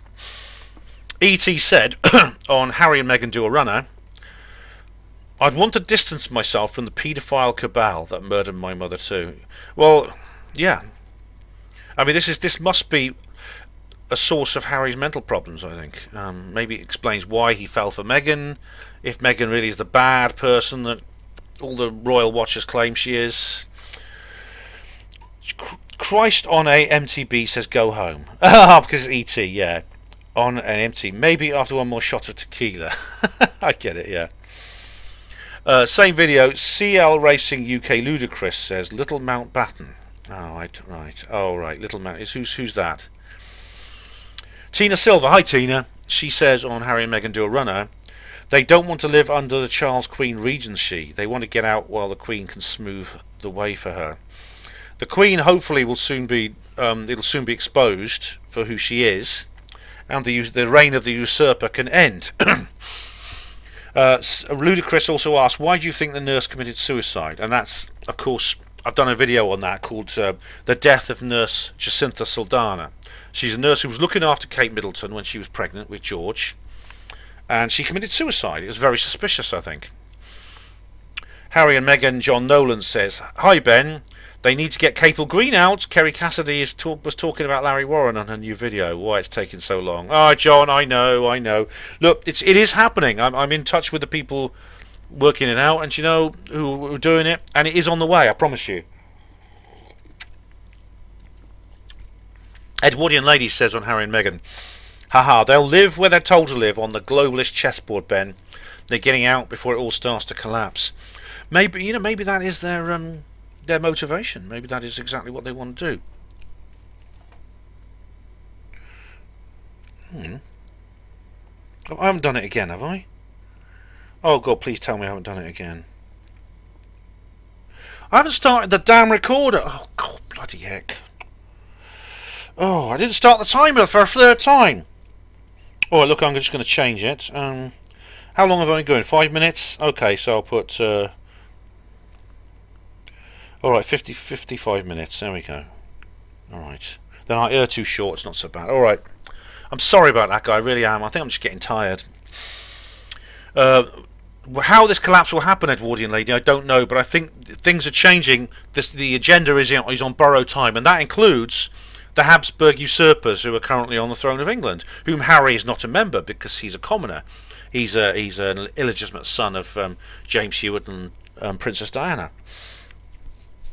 Harry and Meghan. LM7 says, I don't think Meghan has family in Canada. Yeah, I know that now, LM. You were the one who told me about this, and she doesn't. She has friends, not family. Her family are actually in California, which is why I'm trying to hopefully get Gareth Davis to introduce me to them. Harry and Meghan. Skyfly says, top bloke, Ben. Thanks, Skyfire. Sorry, Skyfire. Much appreciated. Much appreciated. Katrina Barlow says on Harry and Meghan, financial independence. William and Harry inherited millions from Diana when they reached 30. Yeah, I mean they're not short a few bob. I mean if they play it, with that kind of money, I could live on for the rest of my life quite happily. Susan says on Harry and Meghan, they have trademarked their Duke and Duchess of some shit name, and it will be worth billions, but they will still have to remain a massive devoted royal to make the money from the idiots that buy products with their names on. Grr. Well, you see, then there's been a bit of an update since then. They are actually being kicked out fully. It's the phrase is no deal Mexit. You may have seen the headlines with that phrase. They're going to announce their HRH titles. They're going to be struck from the civil list. It's all or nothing for them, and they've decided all. I didn't think it was worth making another video about, but that's what's happened. But the thing about it is that I think the Sussex brand, the Royal Sussex thing, I don't think they can trademark it. I don't think they can turn that into a franchise. You can't do that. It's like it already has its, in a sense, status within the British establishment. You can't just market it. I don't think they'll get away with that. I think they're going to have to change that name. Harry and Meghan. Ron Tosh says, I enjoyed watching your videos, but the whole Harry not being Charles's son I'm not quite on board with. The reason being is if you compare pictures of Charles when he was younger to pictures of Harry, they do bear quite a strong resemblance. I know people talk about the fact Harry has red hair like James Hewitt, but Diana's brother has red hair, so does it run in the family recessively? That's just my opinion, though none of us know for a full fact anyway. Okay, Ron, I know the pictures you're talking about, and I have to disagree. Charles and William, you can see it, but you can't see it with Charles and Harry. But you can see it with Hewitt and Harry, when the pictures of Hewitt when he's younger. It is distinct there. It's not just the red hair.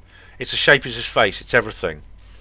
It also fits with Diana and her relationship with Hewitt as well, and the fact that I don't think she was having much nookie with Charles, quite frankly, because they didn't love each other.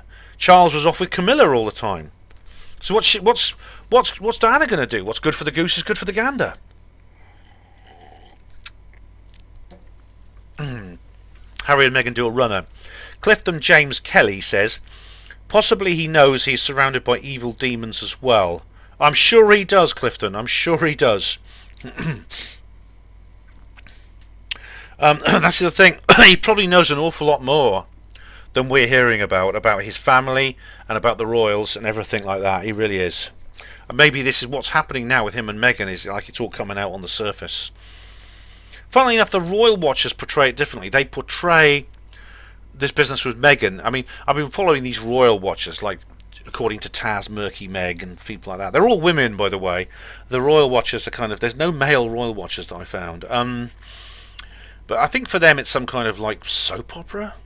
It's like a real life soap opera, and they follow it avidly, which is actually probably a lot more healthy for them than it is following the fake soap operas on TV, I must say. But it's almost unanimously they're denouncing Meghan. They're blaming all this on Meghan.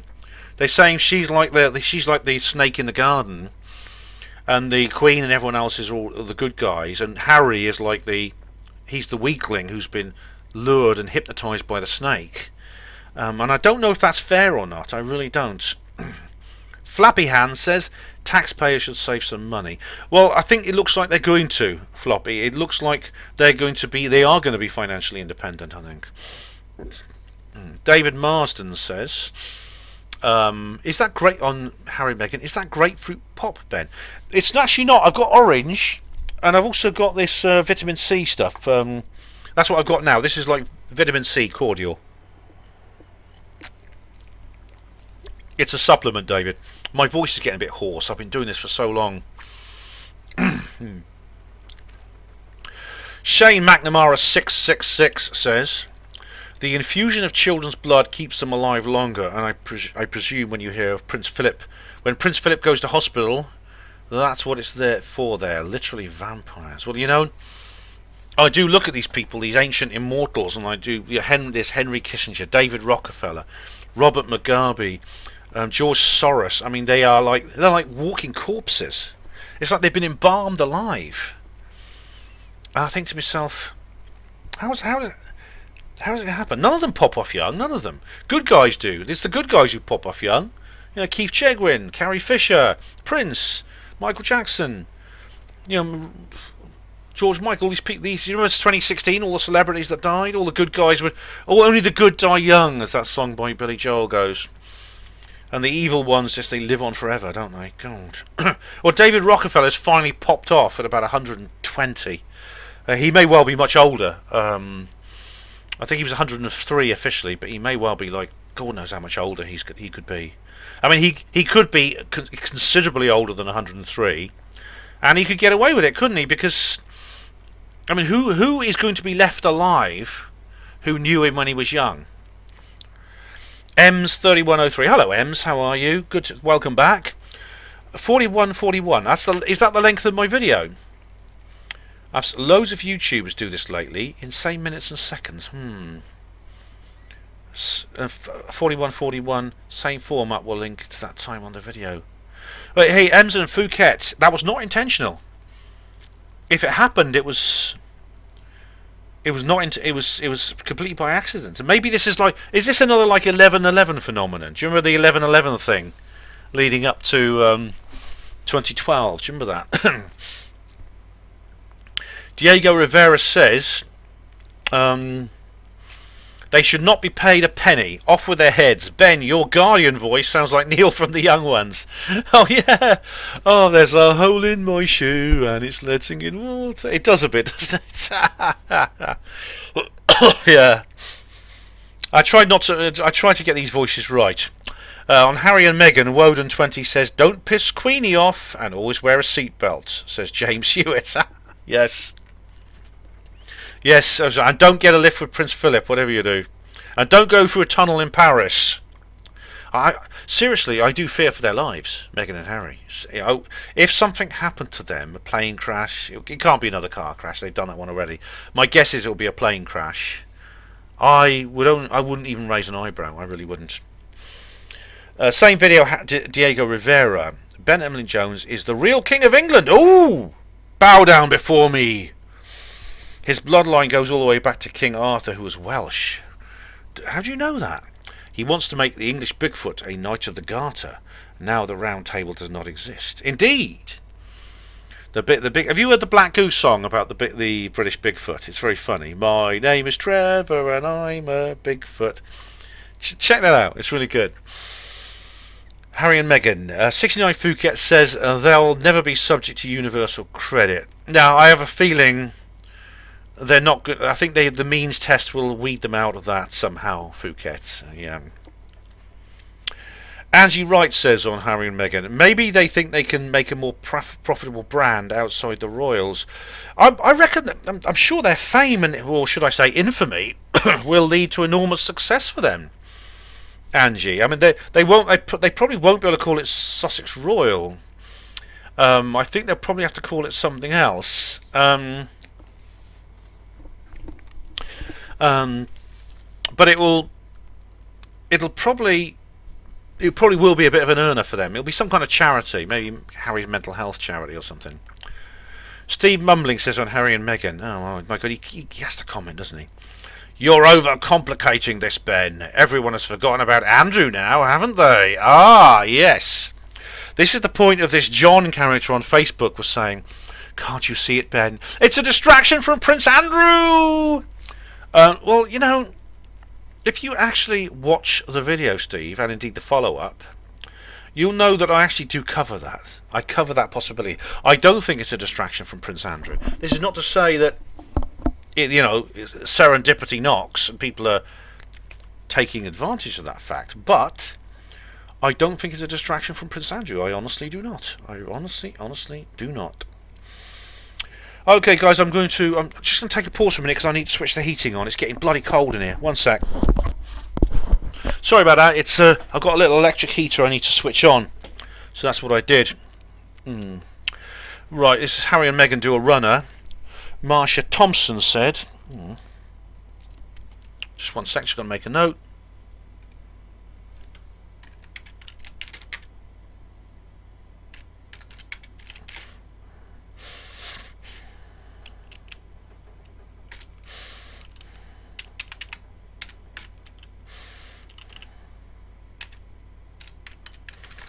Right, just have to do that quickly. Right, here we go. Who the hell wants to surround their young children with a reptile family of paedophiles? Says Marsha Thompson and Harry and Meghan do a runner. Well, you know, yeah, precisely, Marsha. The weird family on Alcatraz have a way of effing up all their prisoners' children. Oh yeah. This is, I think, is the skeleton in the closet. This is the elephant in the room. This is what we're not hearing in the news. I really do think that, and I'm sure.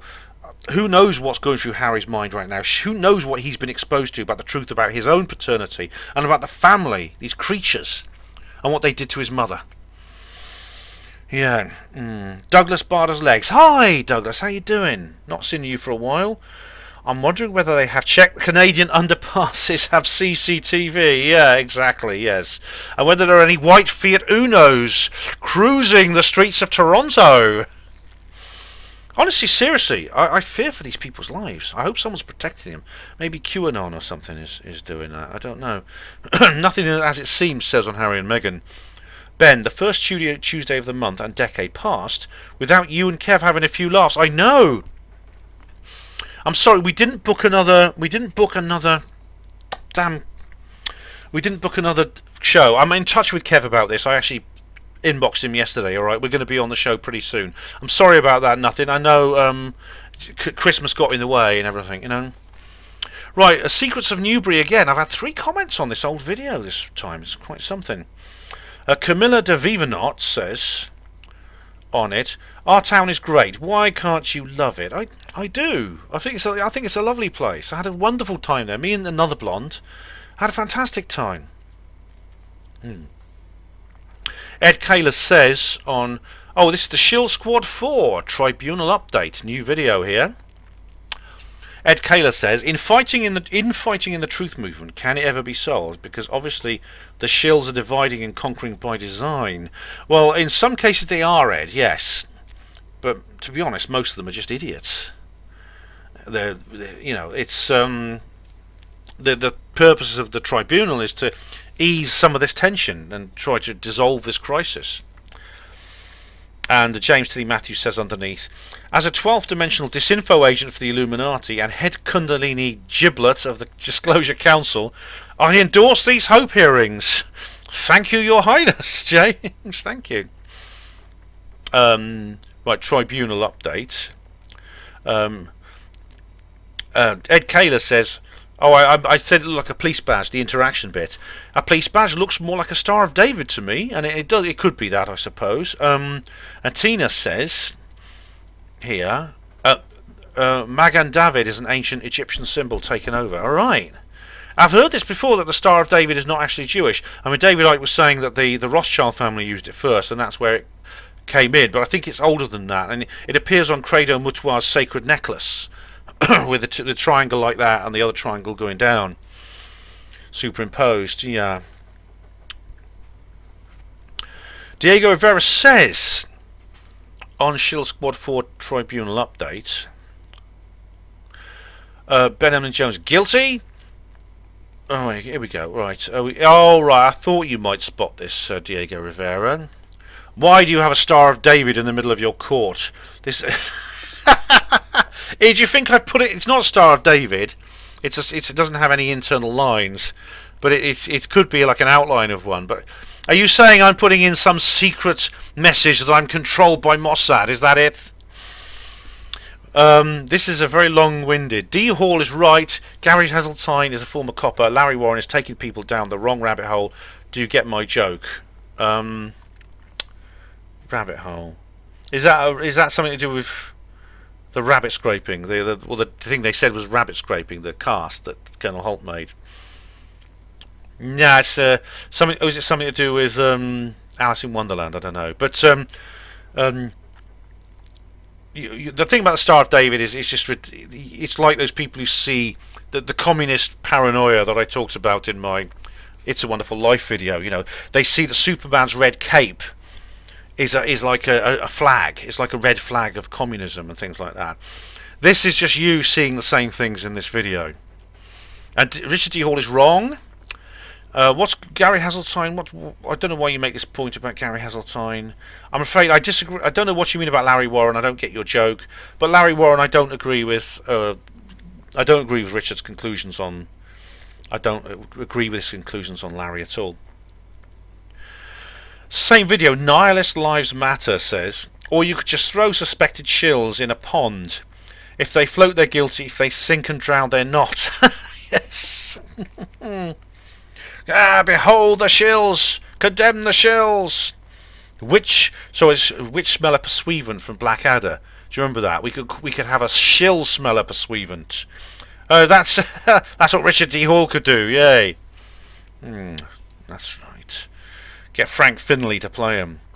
Videos from the Underground says on Shill Squad 4.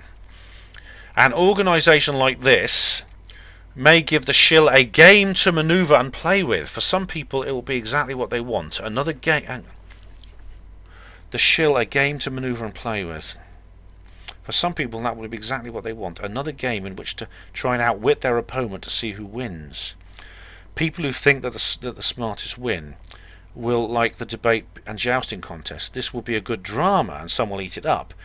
To save time and angst, in my opinion, it is much better just to block them on YouTube or Facebook, and anyone who does not treat people with respect, even if they don't agree, is an offensive person. Is worthy of shunning. Winners in debates or confrontations are not necessarily wise or know the truth. They think they know. True wisdom is an elusive conscious state of being here on this planet, which very few have ever attained. The ones who are indeed wise, I suspect, stay away from here. Well, I think you may be saying you're just saying that this tribunal will be nothing more than another kind of online debate scenario. I don't think it would be. I don't think it would be videos, because it would have a structure which would involve the jury making a decision. It would have to be involved things such as the prosecution and the defence putting forward their case in a logical manner to the judge and the jury. Now, what you get with normal debates, the jousting contest you talk about, the grand drama, is you don't get that, do you? You just get someone. You know, I've been through this a million times. You're on Facebook, you say something, someone replies back to you. Oh, but it's you know, A, B, and C. They attack you personally. They divert. They misquote you. They try to use ad hominem fallacies, unfalsifiable hypothesis fallacies, and things like that. In a controlled discussion, which the court would be, you couldn't do that. You'd have to stick to evidence, and in the end, the jury would decide. So it's not the same. It wouldn't just be one more,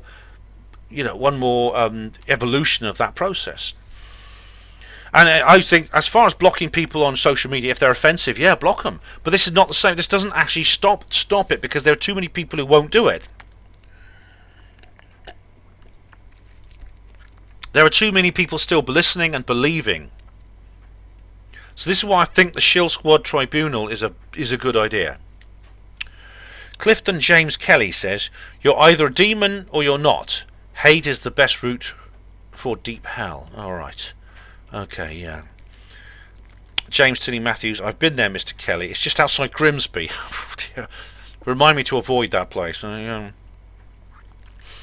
Clifton James Kelly says, again on the same video, "Planning a bank heist? What's going on, mate? You don't believe in God? You believe in God, don't you, Ben?" I do, actually, although I'm not religious in a formal sense. I believe there's a consciousness to the universe that it's convenient to call God.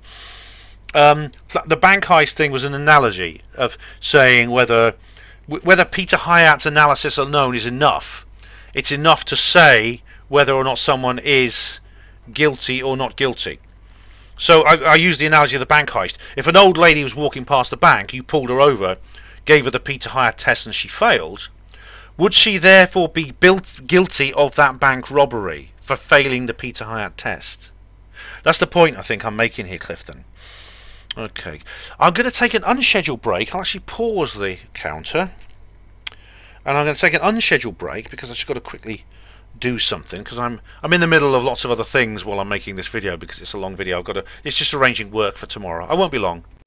Right, I'm back, and I'm going to start the timer. I've got a feeling actually we might not break the 9-hour barrier. It's longer. You don't remember me saying this was going to be shorter. Well, it wasn't. It wasn't, was it? Oh, anyway. Diego Rivera says on the same video, I just put a comment there. Oops, hang on. What's going on here? One moment, ladies and gentlemen. Let's just get the tag back up again. I know I was using cut and paste for something else.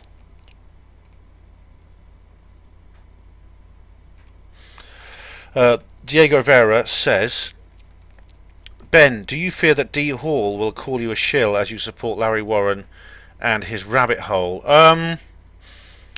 He probably will call me he'll probably call me something like, oh, you've been fooled by shills, Ben, or something. You can't, you've been duped, you've been subverted by shills. He'll probably say that I'm sort of like under the spell of Gary Heseltine or something like that, something equally patronising. I don't know. He hasn't said anything about me, and he probably won't, but if he does, as I said to you earlier, I'm not going to get into an internet fighting match with him. He's on tour soon. I'll go along to one of his tours, and I'll just say, hey Richard, look, let's go for a stroll, mate. Let's take just shoot the breeze in the car park, and have a little discussion about our differences. I can't do... I just find it so distasteful, this internet bitching. I mean, part of the whole point of my shill squad tribunal video, the whole point of my idea for a shill tribunal is to try and do away with that. I'd be happy to submit myself as a defendant if necessary to my own tribunal pretty soon. I really will. I really will. Jock of Ages says on Shill Squad 3 Tribunal. All right, this is the precursor to this one. Facebook is of the devil's work. Now, Jock, I can't deny that, mate. I can't deny that. This is Tribunal 4, videos from the underground. Maybe if they are public figures, it might be worthwhile for those who can spend the time. It will actually... I think it will be a lot of effort, I really think it will be a lot of effort videos. I mean, I can imagine the organisational work is going to be quite considerable. I think it's got to be something you've really got to believe in. And maybe it's not practical. I mean, I say this actually in the Shill Squad 3 video when I first bring up the idea of a tribunal. I say in that one that essentially this is primarily a thought experiment. It's primarily trying to make a point. It's trying to make a matter, to express a matter of principle. It may never come to fruition. I accept that. I can't do it all by myself. I can't. I need the cooperation of other people in the truth movement. Right, Neptune Returns says on a Shill Squad 4 Tribunal update, this is childish crap. Oh, really? What's childish about it, Neptune? Why is it childish? I suppose you think that saying to hell with the tribunal, let's call each other names on Facebook, right? I suppose you think that is mature, do you? Do you think that is? You think that is not childish? You think that's adult, do you? Please qualify, because you've just got a four-word sentence here. It doesn't mean anything. 69 Phuket says here, does anyone remember this? Crown Court. Yes, I do. A 70s afternoon watch. It probably did me good though. Yeah, I enjoy that actually. I mean, I'm not quite old enough to have seen it originally, but I did watch the reruns. The cops rode the judge from Leafy Wilmstow up Prince's Parkway through Withamshaw, Moss Side Hume anyway. Here it is if you care to watch it. Great theme tune. Oh yeah, I'm not saying judges are out of touch or anything. Alright. Oh, da da da da da da la la la la la la la la la la la la la do do do do. I do. It takes me back. It really does. I won't click the link now, Phuket. I need to get this video over and done with. But thanks for reminding me of that. And to be honest, that was going through my head when I was thinking of this tribunal. James Tilly Matthews says, I'm a Rumpole of the Bailey type. Oh, I like Rumpole. Yeah, he was good. Shield Squad 4, Steve Mumbling says, I'll be the judge if you like, Ben. Oh, right, yes. Well, Steve, honestly, if the selection committee, which I have to organise separately, if they agree to it, if they vote to make you judge, and if the defendants and the advocates and the defendant and the accuser actually agree to for you to be judge, then you will be judge. Simple as that. It's all democratic. And the wisdom tree says underneath, that's not a bad idea. Yeah, but the emojis are kind of make me think they're being sarcastic. But honestly, it's up to the committee. It's not up to me. Clifton James Kelly says on Tribunal, yes, I proudly thank Jesus Christ for everything in life and always will. I always have, and if did not, I don't think I would be writing this. I am the richest man on earth. I want everyone to feel the same and do great in life. Always. Morality, we all know. Politeness, love is wonderful. Thank you, God, for your love. Oh, well, I'm pleased, Clifton. You know, I mean, I don't share your faith necessarily in its details, but I'm not an atheist. I do, as I've explained to you, I'm definitely not. Clive Albert says on Shill Squad, that's the first Shill Squad video. That's going back a long way. I am with you, Ben, he says. Oh, thank you, Clive. And Shill Squad 2, Ben Fellows says, it's the same old divide and conquer with a different name. It's the Ben Fellows thing is just crazy. I decided to make that a special case because I got sucked in by a couple of there was these two old ladies who were like having a go at Ben, and the things they were saying, it's just the usual. It's the same template that comes back again and again and again. It's, oh, you know, you don't care. Oh, you're naive. Oh, you're obviously an MI5 agent. Oh, don't you know? And I thought, oh, shut up. And I think that the thing is, that's what gave me the idea for the tribunal, because it'll put an end to that. And Shield Squad 3 Tribunal, Clive Albert says, sounds like a sound idea, Ben. Thanks, Clive. I'm glad you like it, the idea, Clive. I really do. That's on Tribunal 3. On Tribunal Update, Steve Mumbling says, why are you spreading fake UFO stories? Well, firstly, I'm not. Secondly, why are you posting that comment on this video? Nothing to do with UFOs. Unless you're talking about Larry Warren. James Tilly Matthews says, how dare you, Mr. Mumbling? These truth tribunals will be a wonderful addition to the Benny Gin mysteries. Oh, thank you, James. I think you are referring to Larry Warren there, because I go into that in details in this video, Steve. And the answer is, I'm not spreading fake UFO stories. Jack Dawes says on Tribunal Update, oh, come on, Ben. We all know that Larry is a faker. I really feel sorry for you when the truth comes out. I will really feel sorry for you when the truth comes out. I can't believe that you have fell for this. Larry and Nick Pope are shills. Alright. Where do I start with this? Larry's not a faker. The truth has come out, and I'm one of the people who brought it out. And you can't believe it's like this. It's like this rhetoric. I can't believe you've fallen for this rubbish about 2 + 2 = 4. And okay, if Larry and Nick Pope are shills, how come Nick Pope? I mean, this is one thing that I think will make Richard D. Hall pause, and Andrew Johnson as well. Nick Pope has spoken out very vocally in support of Sasha Christie against Larry. Why is that? If they're both shills, why is that, Jack? I'm off it.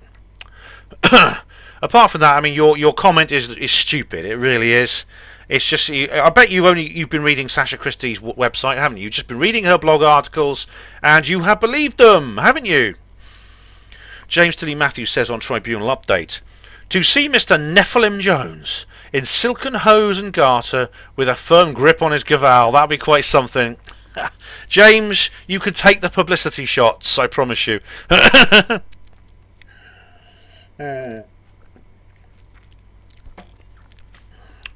Frank Willis, I know Frank actually, he says, old African saying, Cape Buffalo lifts tail, Larry Warren opens mouth, same stuff pours out. I know you, things like, you know, I don't agree, Frank. You know, it's basically a different issue with you. I mean, we've talked about this. It's, for you, I think primarily you're focused on a different issue, which I have no knowledge. I have no knowledge. It's because I've never ridden a motorbike in my life. I don't know anything about it. But I can't judge him on that alone when I don't know nothing about it. I can't take your word for it any more than I can take his.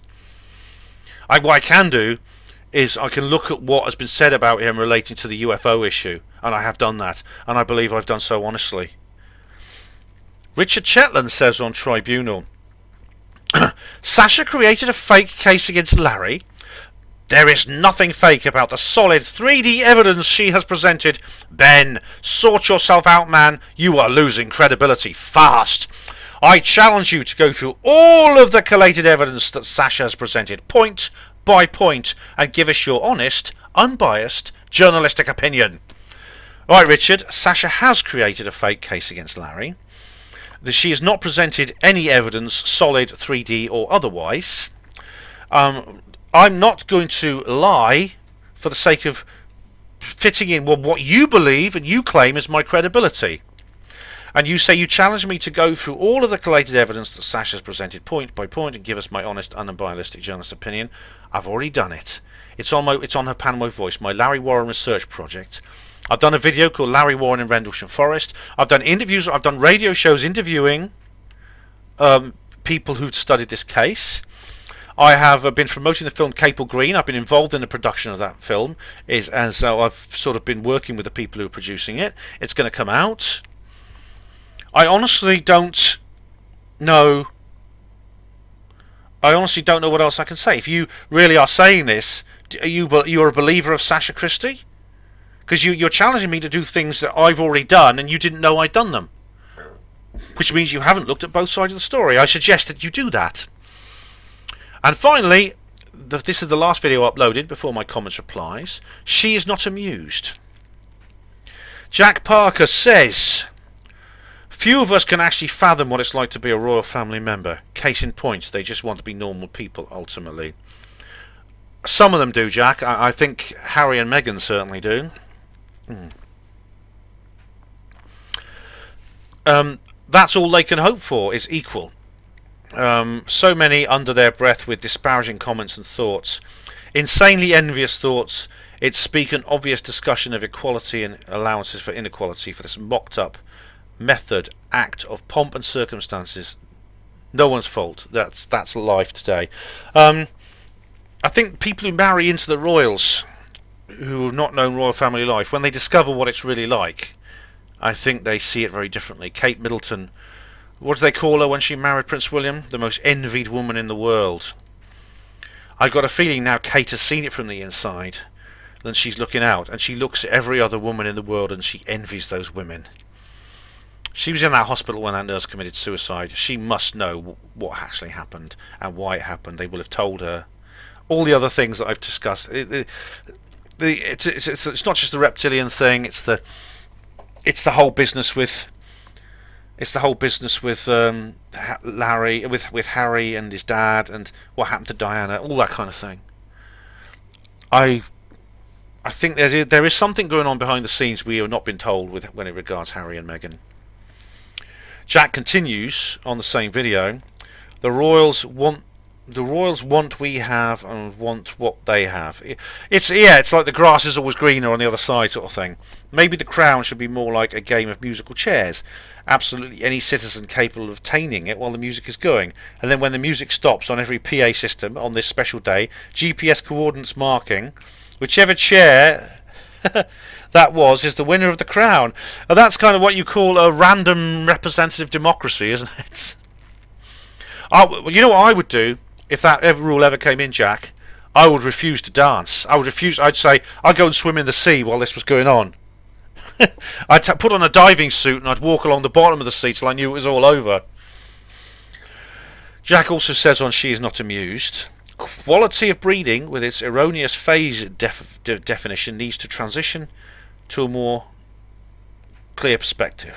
I don't know exactly what that means. Quality of breeding with its erroneous. It's just a placebo effect, if you will. Inundation, confidence building, voodoo witchcraft, but in a passive way, yielding quality, at least attempted honourable citizens.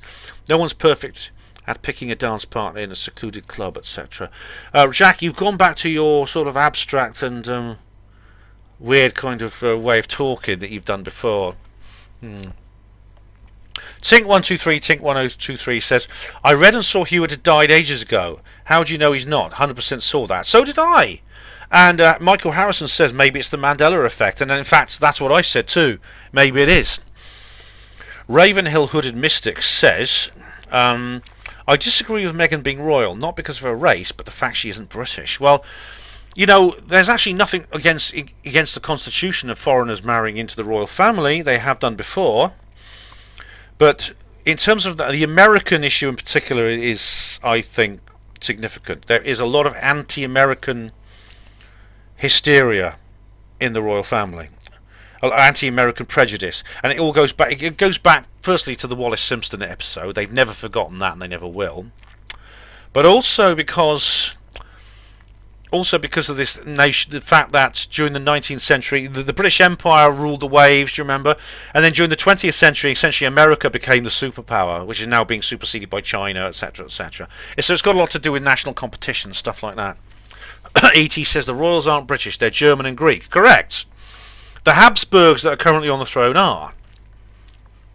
I mean, the thing is, these royal watchers, they're all blaming Meghan, and they're all saying Meghan's horrible, Meghan's evil, Meghan's a cold, manipulative woman who's had her sights on Harry and stuff like this. It's a conquest for her. I just was thinking, you know, this is something that Harry has to face. Harry is always going to be vulnerable in this way. He's always going to have this vulnerability, this fear, this worry that, you know, he's going to be targeted a lot by women who want to seduce him simply for his wealth and for his status. That's always going to be a problem he has to face. And God, if you just think about it, that's one problem I don't have to face. Look on the bright side, eh? Tink123 says on She Is Not Amused, you are forgetting Meghan took $3 million off pedo Disney who were trafficking kids to Epstein Island. Yeah, she signed a bloody deal with them, hasn't she? Harry didn't go to this Royal Marines memorial thing because he went to some thing so he could introduce Meghan to Disney producer. This is way bigger than them leaving. She legged it to Canada for Trudeau protection, who is the middleman for uranium ore. No way will she come back and bring that baby back. She also sort of advice of criminal Obama. What's that telling you? Epstein is the keystone. Q. Oh, is that from QAnon? That's interesting, isn't it? It's interesting that QAnon said that, and Meghan seems to be very reluctant to leave Canada, doesn't she? She's not going back to Britain to be with Harry. Harry and she haven't seen each other for a week. And she's not been to the United States either, as far as I know. What she has been doing is she's been making sure that her picture is taken. Do you remember that photo of her driving up in her car to pick up a friend from Vancouver Airport? Now, that apparently was completely random, right? Someone just happened to be passing at the right time and had a top-quality telephoto lens camera out, ready, and they photographed Meghan in her car driving up, and she was like this, smiling, looking to one side like this. Okay, and if you look at the photograph, there's a lot of cropped versions, but if you look at the full version, what does it say underneath? Copyright Splash. It's her own publicity agency, isn't it? Random picture, my posterior. Jonathan Gmail 8888 says, great channel, thank you Ben, thank you Joe Smith. Joe Smith, not Jonathan. Thank you Joe Smith. Joe Smith Gmail 8888. You're very welcome and thanks very much. Vania Traditionalist says on She Is Not Amused, stop being PC Ben, just call Harry a bastard. That reminds me of Bottom, your Vic Mail. Oh, 7p on Sad Ken, please. 7p? That's all Harry the bastard would give me for his house. For my house, yeah. So yeah, well, bastard is the word for a illegitimate child. Yeah, I know. I'm not being PC. It's just it's lost its use. It's lost its actual use, hasn't it? John Nolan said, "Why he has a father, Mr. Hewitt?" Yes, he does. He does. Michael Harrison said, "It's not the case that only a ginger can beget a ginger. Still, there's quite a resemblance. There bloody well is, isn't there?" Maybe that's not. Maybe it's true. There is such a thing as recessive genes, Mendelian genetics, and things like that. So yeah, it's the true. So maybe that's not the case. But it's odd. Harry and Hewitt still resemble each other so much, don't they? E.T. says, "Abolish the monarchy. We should not be ruled over." You know, I said this on the Mindset podcast, and I got a bit of trouble the other day because I'm sure I'm going to get hate mail. I actually am not a Republican. I do believe in the principle of a royal family. However, I don't believe the Queen is the rightful heir to the rule. She's not the rightful ruler of the world, and William's not the rightful heir. Charles is not the rightful heir. They're the Habsburg dynasty. They're an Illuminati bloodline. They are usurpers. They have no constitutional right to the throne of England. James DeMathias says, 3945. On is what you got. Thumbs up from me. Good day. Oh right. Did I? Let's have a look.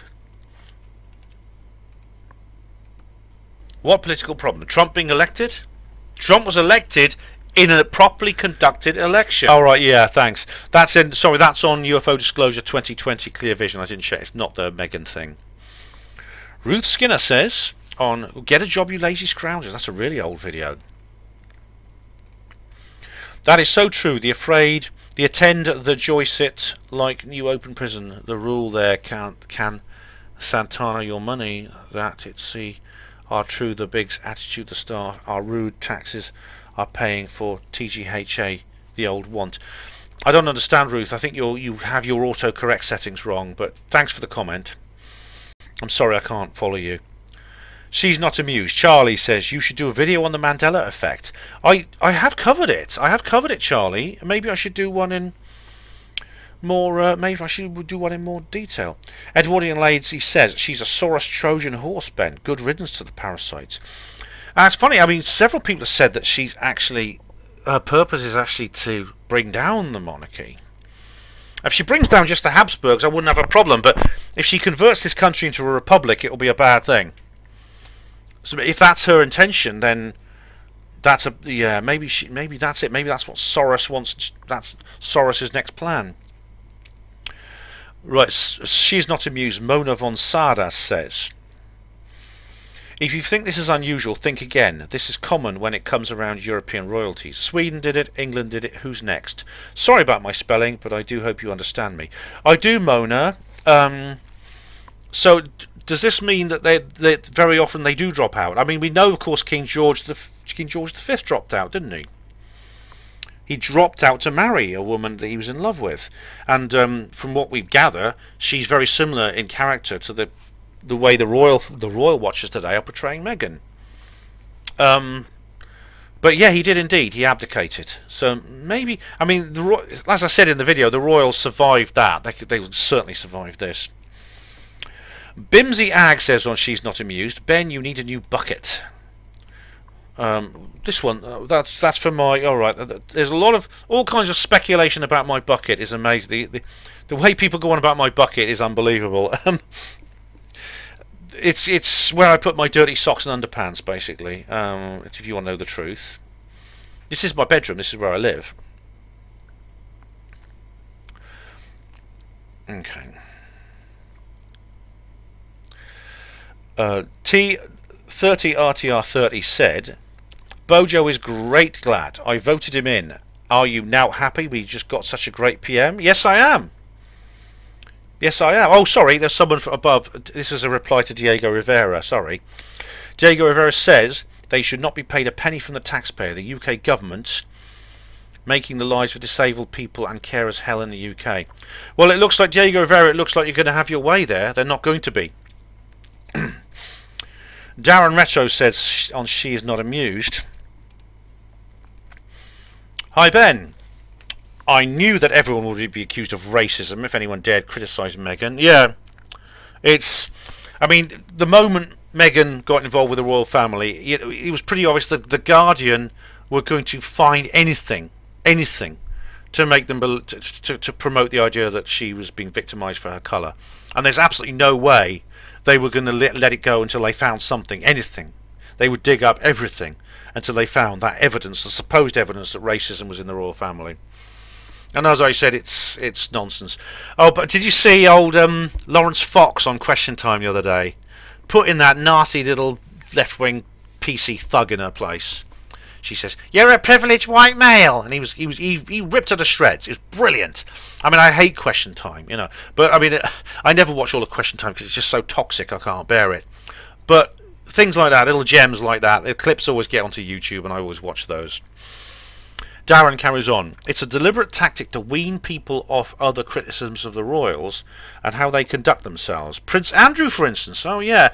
Well, I do. Contrary to people, a lot of people are claiming because I just cover this subject that it's a distraction from Prince Andrew. Oh, you evil Ben, you're evil. And they haven't even watched the bloody video. But yeah, as you'll see, because you've watched the video, you'll know that I do address that point. It is also a tactic to deflect criticism, to play the victim in any given situation. This is something that she has been regularly spouting in the media about his mental health and how difficult her life is. And while you are here, keep up with the Guardian whiny voice. It's the funniest thing on the internet. Oh, thank you, I will. Yeah, man, the Guardian know that it's racism, and we won't stop until we proved it, man. Yeah. There is some kind of subtext to this, Darren. I don't know what it is. It may be what you say it is. It may be what Edwardian lady said it was. I don't know, but something is going on. Something is going on. I know it. She's not in news. John Nolan says, "Hi Ben. They need to get the Capel Green movie out very soon, or the anti-Larry Warren Brigade will win the day. They are out in force. You are the only one speaking up for him." I think the Capel Green movie is coming very soon. I don't think the anti-Larry Warren Brigade will win the day because the wind already seems to be going out of their sails. People are already turning away from them. I'm not the only one speaking up for him. There are a few others who are. So I'm pleased. I think I'm looking forward to the future with this issue. Slaxer Asnada. Hi Slaxer, how are you? And says on She's Not Amused, last January it was Meghan and Slaxer. I know. I'm sorry, mate. I'm really sorry. I haven't been keeping up with your channel, and I'm sorry about that. But I hope things are going well for you. I really do hope they're going well for you, and I do think of you and how you're getting on. I just can't I'm just not in. My own psychology can't deal with it at the moment. Oh, I'm afraid. I'm sorry. Right, general election live stream. Paul Young says, Ben, I totally agree with your Brexit view. The Ramonas were very aware that they were going against democracy. I was shocked by how relaxed they were about so blatantly trying to reverse the election. You make a great point that it was bad enough that the establishment were trying to shit us over, but the public too, including personal friends. So glad the argument has now been put to bed and we can leave on the 31st of January. Yeah, my sentiments exactly, Paul. I'm sure you and many other people feel the same way, and it's wonderful. I mean, it gives me hope that good can win out over evil, because sometimes it feels like good doesn't have a chance. But as Gandalf said in Lord of the Rings, there are forces for good as well as evil at work in the world today. It doesn't always feel that way, though, does it? Right, tribunal updates. BZ Garson says, the reality is, I know you don't like realities, nobody outside the small bubble of conspiracy theorists actually gives a shit. Well, speak for yourself, BZ. Speak for yourself. And as for reality, you say I don't like realities. I try to debate realities with you all the time, and you don't answer me. This is not actually about people outside the small bubble of CTs, as you call it. This is about people inside it. This is an internal political matter for the UFO paranormal conspiracy theory world. So, to be honest, it doesn't matter about what happens outside. It really can't. It happens. Tina Silver says on She's Not Amused, you can block updates for Windows 10 like you can 7. Yeah, I've actually I've been trying to work. It seems to be working at the moment, Tina. I'm glad to say. and I've got my new router, so hopefully I'll be on the internet now. It'll be okay now. I'm just fingers crossed, but I went through a bad patch with the internet. It seems to be okay now because I wanted to do this video over the weekend. David Marsden says on She Is Not Amused, she now lives with a Mountie. Oh my goodness, really? Is it Dudley Do Right? Yeah, is this Megan? Is Megan living with a Mountie? All right. Introducing the new All right. The Mountie. Oh, the Mountie. Yeah, the wrestling thing. Yeah. Who knows what she's doing in Canada? God blimey! I mean, poor Harry. I mean, is he going to go over and be with her again? What's going on? I mean, all like Murky Megan, according to Taz, are saying, oh, just wait for her to file for divorce. Steve Mumling says on She's Not Amused, tiffin time at Buckingham Palace. And PMSL. What's this then? What does this say here then, Steve? What's this? Oops. What's this all about? Let's have a look. Oh, I see. It's crocodiles. Oh, yes. Very good, Steve. Very good. I think you sort of like, you get it, don't you? Okay. Now we have Expat Taffy. Yeah? How are you doing? This is Expat Taffy here on Apollo Detectives. Hang on. Ooh.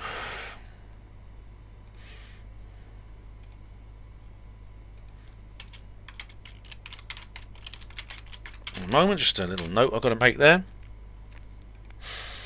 NASA's own words prove that NASA shills are gullible fools. Step 1. A video by NASA where the manager of Grumman Engineering, who made the lander, his last words were, "When we finished the lander we realised it wouldn't work, it was too heavy. We had to reduce the weight. The only way we could do that was to remove 2 seats and tell the astronauts they'd have to stand." Really? Blimey. Step 2. NASA in their own words. There wasn't enough room for the LEM for the flag, so we made a canister that we bolted under the LEM lander to carry it. Step 3. When the LEM landed on the moon, all the gear was unloaded before the astronauts got out of the LEM. Who unloaded it? The extraterrestrials, maybe? Step 4. Come Apollo 15, they managed to find room for a rover, and also had no problem with the extra weight. I always thought that was a bit weird, yeah. Step 5. For Apollo 15, 16 and 17, NASA claims they had to take extra equipment due to the fact they were on the moon for 72 hours. No mention of extra food, water or oxygen. Ha ha ha. Yeah, that's right, Expat Taffy. Yeah, I know what you mean. Yeah, I know. Snarnock says on the Basis Conference 2019, interesting to hear that you like Tintin. Yeah, I'm a fan as well. Did you ever read Tintin in the Congo or Tintin in the Land of the Soviets? I've read Tintin in the Congo in Dutch. They wouldn't translate it into English because of its political incorrectness, and in those days the Netherlands was much more conservative than Britain. I've never read Tintin in the Land of the Soviets. That's the only one I've never read, so I'll have to read that. Charles Scott says about She Is Not Amused, interesting about Meghan's motives, speculation over who is Harry's real father. As you know, I suspect the reptilian shape-shifting element is disinformation. I know, and I don't agree with you on that. But as far as Meghan's motives and Harry's motives, it could be several different things, and a lot of them are things we probably haven't heard yet. We haven't been told yet. She's Not Amused. Fenlander69 says, bunch of spongers. Should get rid of them all. Fucking inbreeds. Well, the thing about it is, though, Fenlander, ironically, the two who are not inbreeds are the ones who've left. Sean says on... Oh, this... Good blimey, this is an old one. UFO Disclosure 2015, eve of the Roswell slides. Sean says... Roswell slides, one of the biggest fiascos in the history of the field. I'm sure the gatekeepers of disclosure were pissing themselves laughing watching you morons buy into this. Sean, you haven't watched the video, have you? Why don't you watch the video before commenting, hey? Don't, because this is what people are doing with Capel Green, and it's very tiresome. Patrick Patel says, Ben, thank you for your insightful views. Very interesting indeed. And he posted that on She's Not Amused. You're welcome, Patrick. Thank you very much for watching. And Harry and Meghan do a runner. Oh, sorry, on Shield Squad 4 Tribunal update, Patrick Patel says, I enjoyed listening to what you said. Thanks, Ben. Oh, you're welcome, Patrick. I'm glad you enjoyed that video too. Much appreciated. And Patrick also says on Harry and Meghan do a runner. who knows? Who knows is the thing, isn't it? I mean, you don't know who. There's definitely a subtext to this, isn't there? Maybe more will come out if there is a plane crash, sadly, or if Meghan files for divorce, as Taz and Murky Meg seem to think she's going to. I think events will prove us right or wrong, but I don't feel the need to make another bloody video about it if that happens. I really don't. Philip Coppens dies. Oh, this is an old video which I made when Philip Coppens did die. Cinewill P said, I used to just say Philip Coppens after watching a round of Ancient Aliens. He tended to be very matter-of-fact and not a drama queen. Then I sensed something weird when I would pronounce his voice. I decided to look him up, and my God, he's passed in 2012. LA killed him. Oh, I'm sorry that you found out that way, Cinewill. It's very sad indeed. He was a great guy. I met him once, and oh, right, time for another. We have now officially broken the 9-hour barrier. So anyway, I'll just say what I said here. I mean, people have speculated over his death, and I talk about it in the video. I don't know. I mean, I'm not going to say, oh, there's someone done him in, when we don't know that. We don't know it. We don't know if someone done him or not. Either way, it's a tragedy. And I'll never forget him, and I think most other people will not either. So, time for another break, guys. Then we go on to the 10th hour of this video. Right, we're back for the 10th hour. We've broken the 9-hour barrier, and I said we wouldn't do it. I said we wouldn't, didn't we? Oh, God. Can you believe that? Unbelievable. Okay, I don't think we're going to break the 10-hour barrier, because I'm coming near the top now. We're not going to break the 11-hour barrier. Now, that would be a turnout for the books, wouldn't it? Okay, nothing is as it seems. Let me just... oh, where are we? Right. Nothing is as it seems, says... I'm just getting the tag again. On She's Not Amused. Perhaps it is illusionary, but your forum seems a safe space to leave a comment. That being said, disregard all previous premises. By the forum, do you mean the HPANWO forum, or do you mean the comments boxes on my video? Because both should be safe spaces, I hope. The City in the City by China Miaville book review. All right, it's the first comment I've had on this for a while. Tenacious Barlow says, there are few places like Bechel and Ulcoma.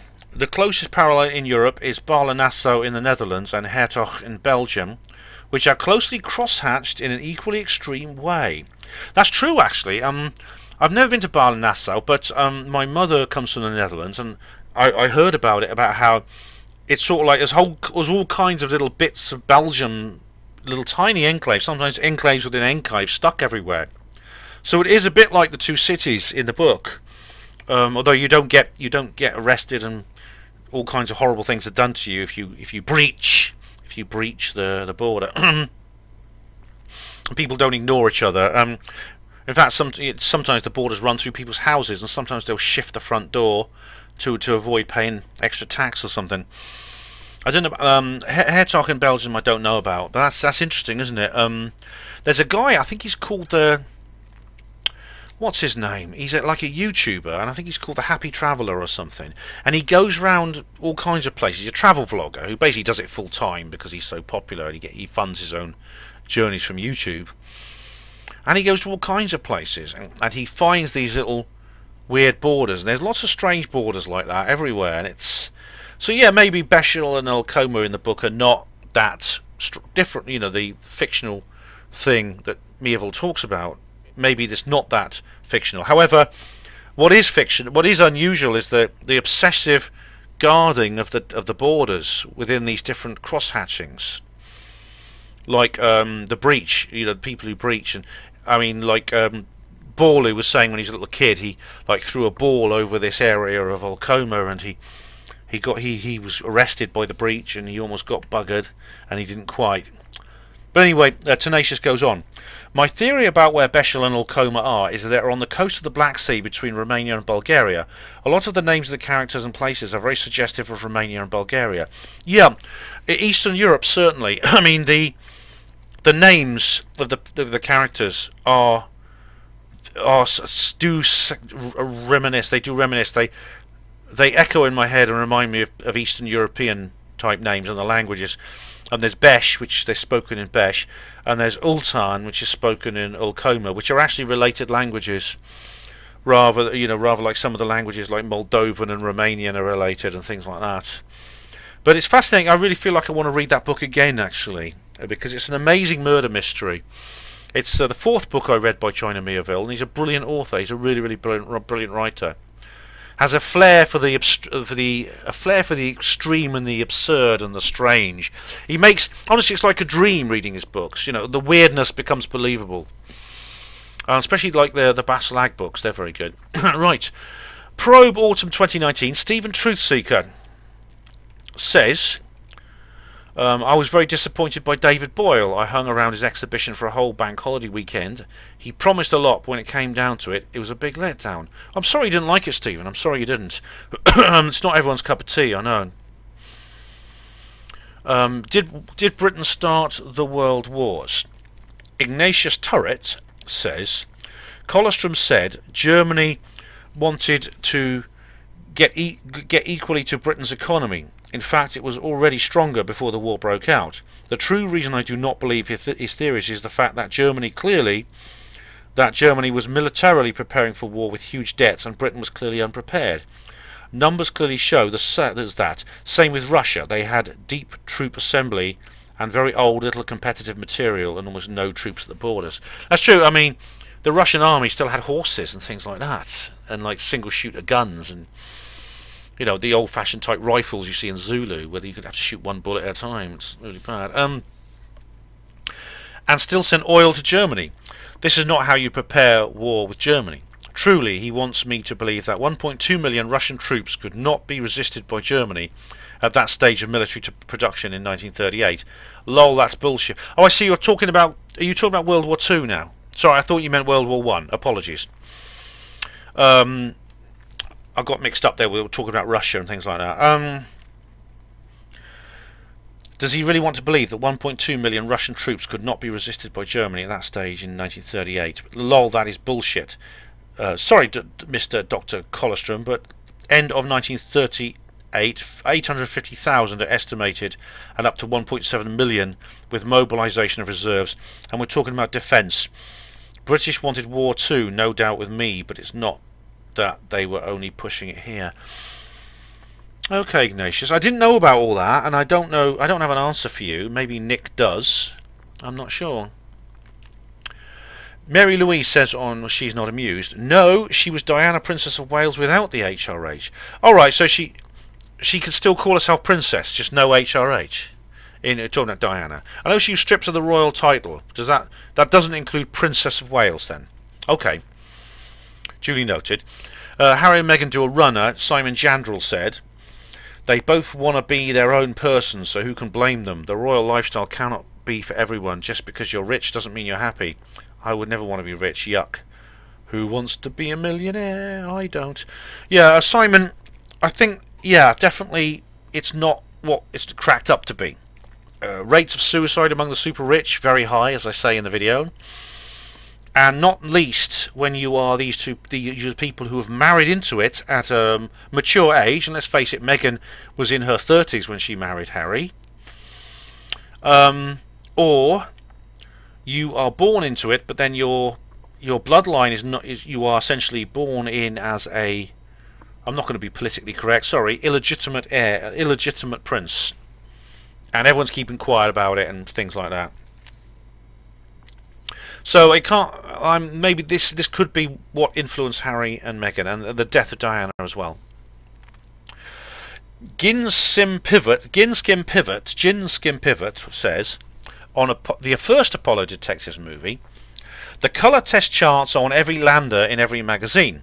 This is because they were exposed before the missions in order that on their return these frames could be removed to determine if they recommended chemistry for the relevant film stock developed the Earth exposure correctly or needed adjustment after its time in space.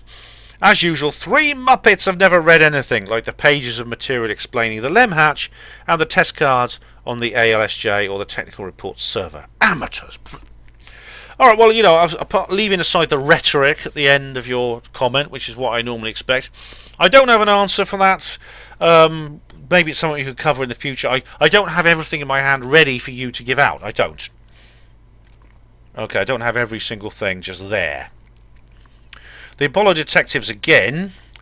Gin Skim Pivot says again, Marcus Allen at 21-19-00. The TV image doesn't match the photographs because he certainly isn't shown kicking his leg out. The TV footage doesn't show Aldrin until he reaches the 7th rung from the bottom, which is at the top of the picture. He kicks his leg out to the 9th rung. Armstrong's position with the still cameras clearly indicates the TV camera is obscured by the ladder, e.g. the flag box and flag box. I don't think that's the case, Gin, whatever you're called, because you can see Armstrong's position is actually not far from the footpad, whereas to get the shot he wanted with the lens he had, he would have to be about 20 feet back. And indeed, that's not even coming up with the idea of the need for a flash photography.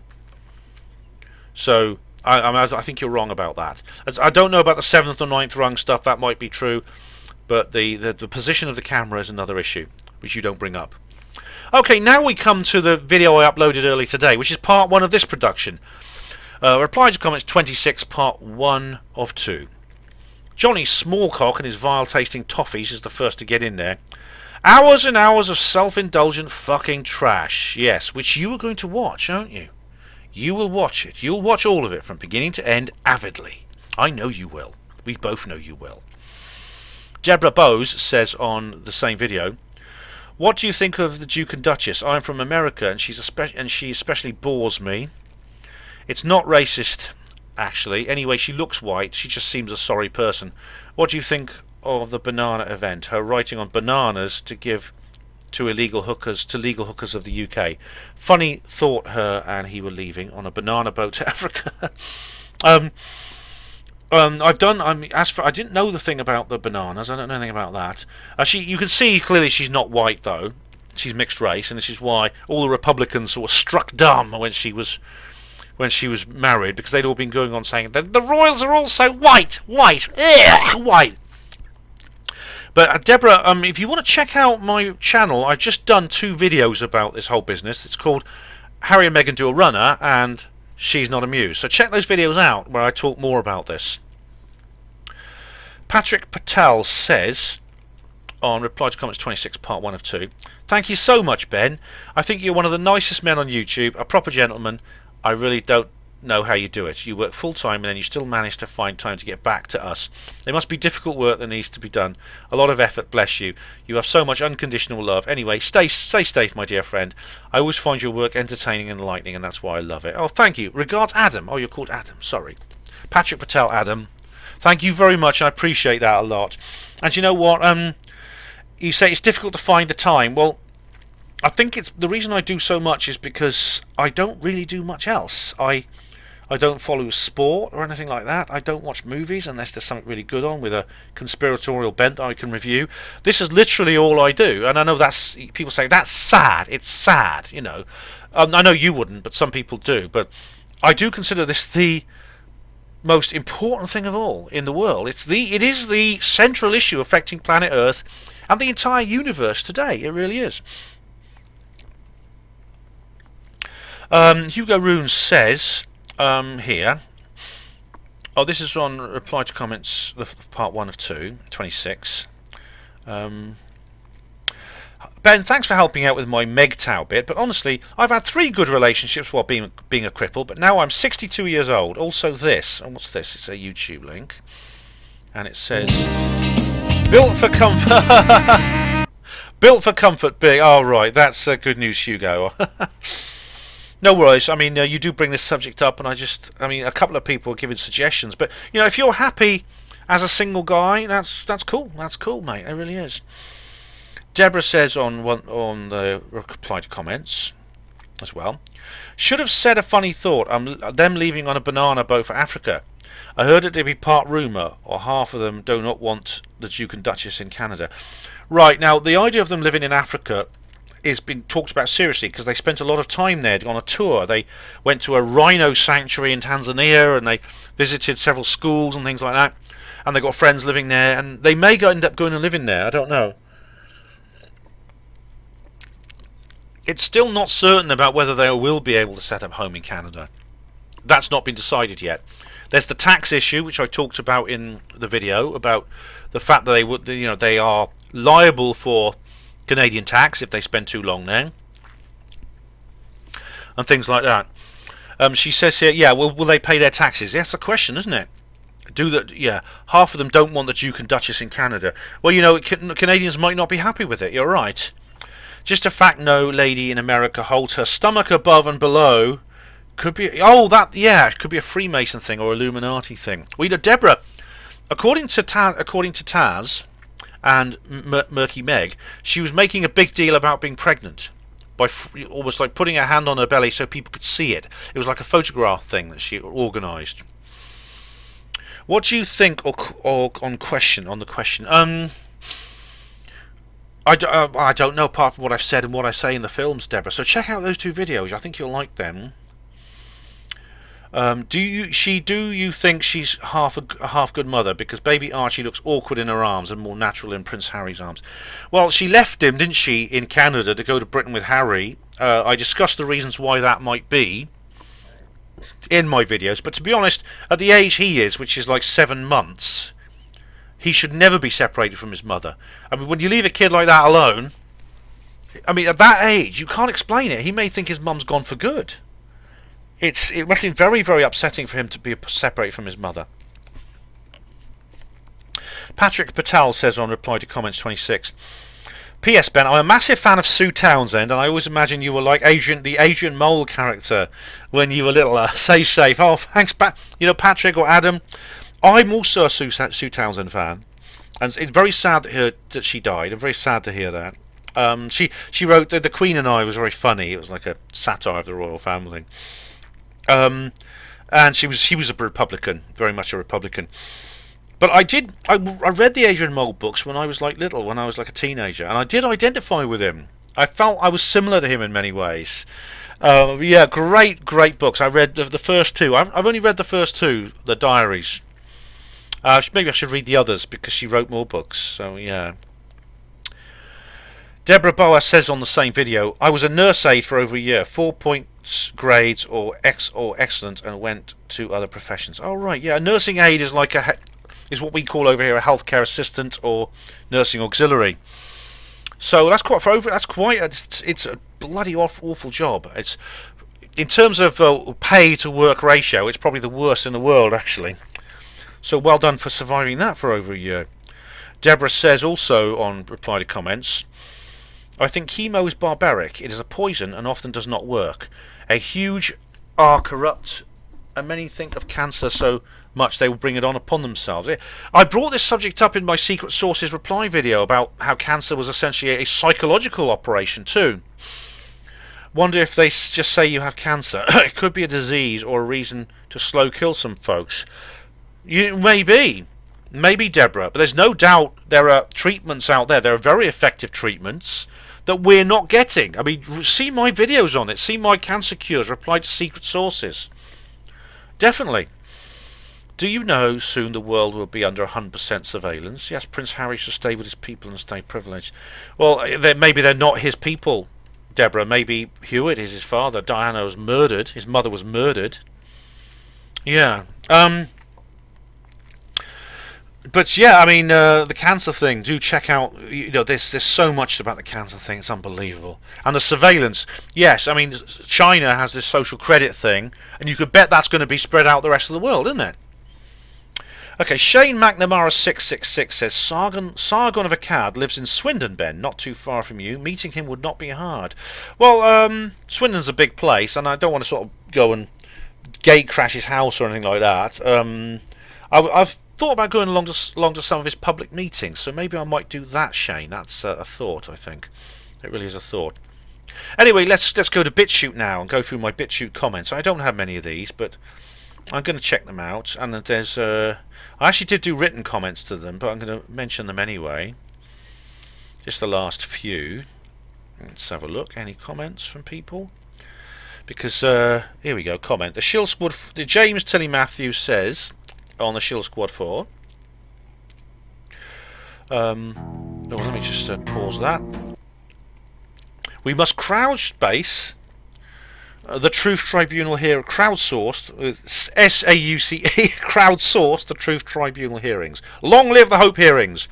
May I put forward the motion 23 TR4C for the immediate installation of Stephen Bassett as permanently presiding Supreme Court Justice to the Truth Tribunal. May I also put forward C90's mixtape for the immediate expulsion of any community member who owned an internet connection before January the 1st, 2012. All right. Well, that's me out, James. But thank you very much. That's very good, yeah. And James, these are often repeated by James. He put lots of comments on there. Okay, let's go down a bit further. Right, UFO Disclosure 2020 Clear Vision. James Tilly Matthews says... oh, first we had David Bellamy spoke out about pop science. Yeah, that's right. And how he's paid for it. How many agree with him that haven't got the guts to join him, and that's Tony66. James Tilly Matthews, no mentions of the space babies. He must crowdsource an update.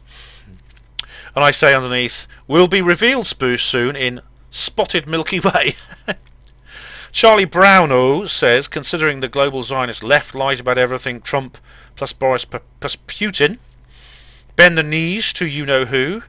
I don't expect any government to be open to transparent. Right. Or, as I say, Charlie Browno, check out my video on that subject. You know what it is. You know what I'm talking about. Go and check it out. And we go down a bit further. Okay. Oh, comments on... Yep, okay, these are the ones I've just read out. Right, this is from Wayland on Harry and Meghan do a runner. Wayland said Diana was human. Yes, she was. She was a normal woman. She was part of the House of Stuart. Tony66 says Hearth brother Goodin, I'm ex-Royal Marine. He jacked, even jacked Cambridge University. Still get a fat paycheck for being a royal. Well, he's half brothers with William. That's it. Yeah. The thing about Harry is he's not who he might have originally thought he was. He must know the truth. I can't see how they could keep it from him at his age. So I don't like to judge him, to be honest, Tony. I know maybe as you as an ex-Royal Marine, like the guy that Nigel Farage was talking to, you see it differently from your position. But I'm not so sure anyway. Anyway, Cosmic Centro says on this is why John Noakes was in jail. Thought he died years ago, or might that have been Shep, his dog? I didn't know he was an actor as well as a presenter. Good on him, nice guy. Magpie was better though. Cosmic Creto, you're talking about John Noakes, not David Noakes. Do you remember that? I remember Blue. God, am I really that old? I remember Blue Peter like that. I do. Anyway, here we go. Oh, this is 2020. Done that one. Go down a bit further. I'll just go back to where... Alright, we're getting through them. I don't get many comments on BitChute, only occasionally. Very few compared to... to YouTube. Anyway, Nabotless says on Happy Christmas 2020. Merry Christmas, Ben. Thank you, Nabotless. Thank you very much. I'll just put here, thanks. Nanobotless, sorry. Sorry about the delay in replying.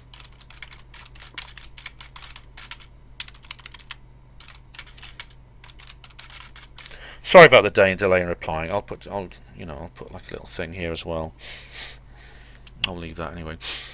I'm not putting tags on this one, on this one, because okay, all right. That's as far back as we go in the records. So, though, thank you very much for those comments. Right, I'll just check. We're nearly over now. After all this time, I'm just going to check YouTube again to see if any comments have appeared since I last... Oh, here we go. 18 minutes... Oh, my God. 18 minutes... Oh, I've had two. 18 minutes ago. A living being said, on Reply to Comments 26, Part 1, said, oh, I know a living being from... Yes! I subbed to you after seeing you on Eric Von Essex's show. This video helped me get to know you a bit more, and I've enjoyed it. I do hope you'll do more videos on the demonic realm in the future. Many thanks and God bless. Thank you, living being, and I appreciate the comments you do when you put on Chris's videos, because it'd be nice to do another video with Chris sometimes, isn't it? Right, here we go. Last comment of all in this particular comments wave. And we have Israel Diego Rivera 2, Genius 2, who says, Ben Emlyn-Jones supports Boris Johnson and Donald Trump, yet claims to be against the New World Order. So a completely textbook and unoriginal comment from Diego Rivera to finish off this video. Alright. Anyway guys, it's been a long one. I said it would be a shorter one and it hasn't been. We've broken the 9-hour barrier. It's probably about 9 hours 20 minutes or something. The second half is going to be like 6 hours something. I'm sorry about that. I should have broken it up more evenly. But thank you very much, all of you, for watching. Much appreciated. And I don't know if I said this at the beginning, but there's another reason why I make these comments reply videos, and that's because I enjoy it. It's a fun way of replying to you. And, you know, I couldn't do it without you, because this video would not happen without your comments. Without your comments, there wouldn't be any comments reply video. So you made this video happen, all of you. Thanks very much, all of you. And I mean that to people. People have said some nice things. I've had some trolls too, but they've been very amusing trolls. So friends and enemies alike, thank you very much. For those of you who are trying to insult me and hurt me, you didn't. You just provided me with some amusement and basically some material for making another good video. So thank you for those as well. Okay, so there's lots of videos coming up soon.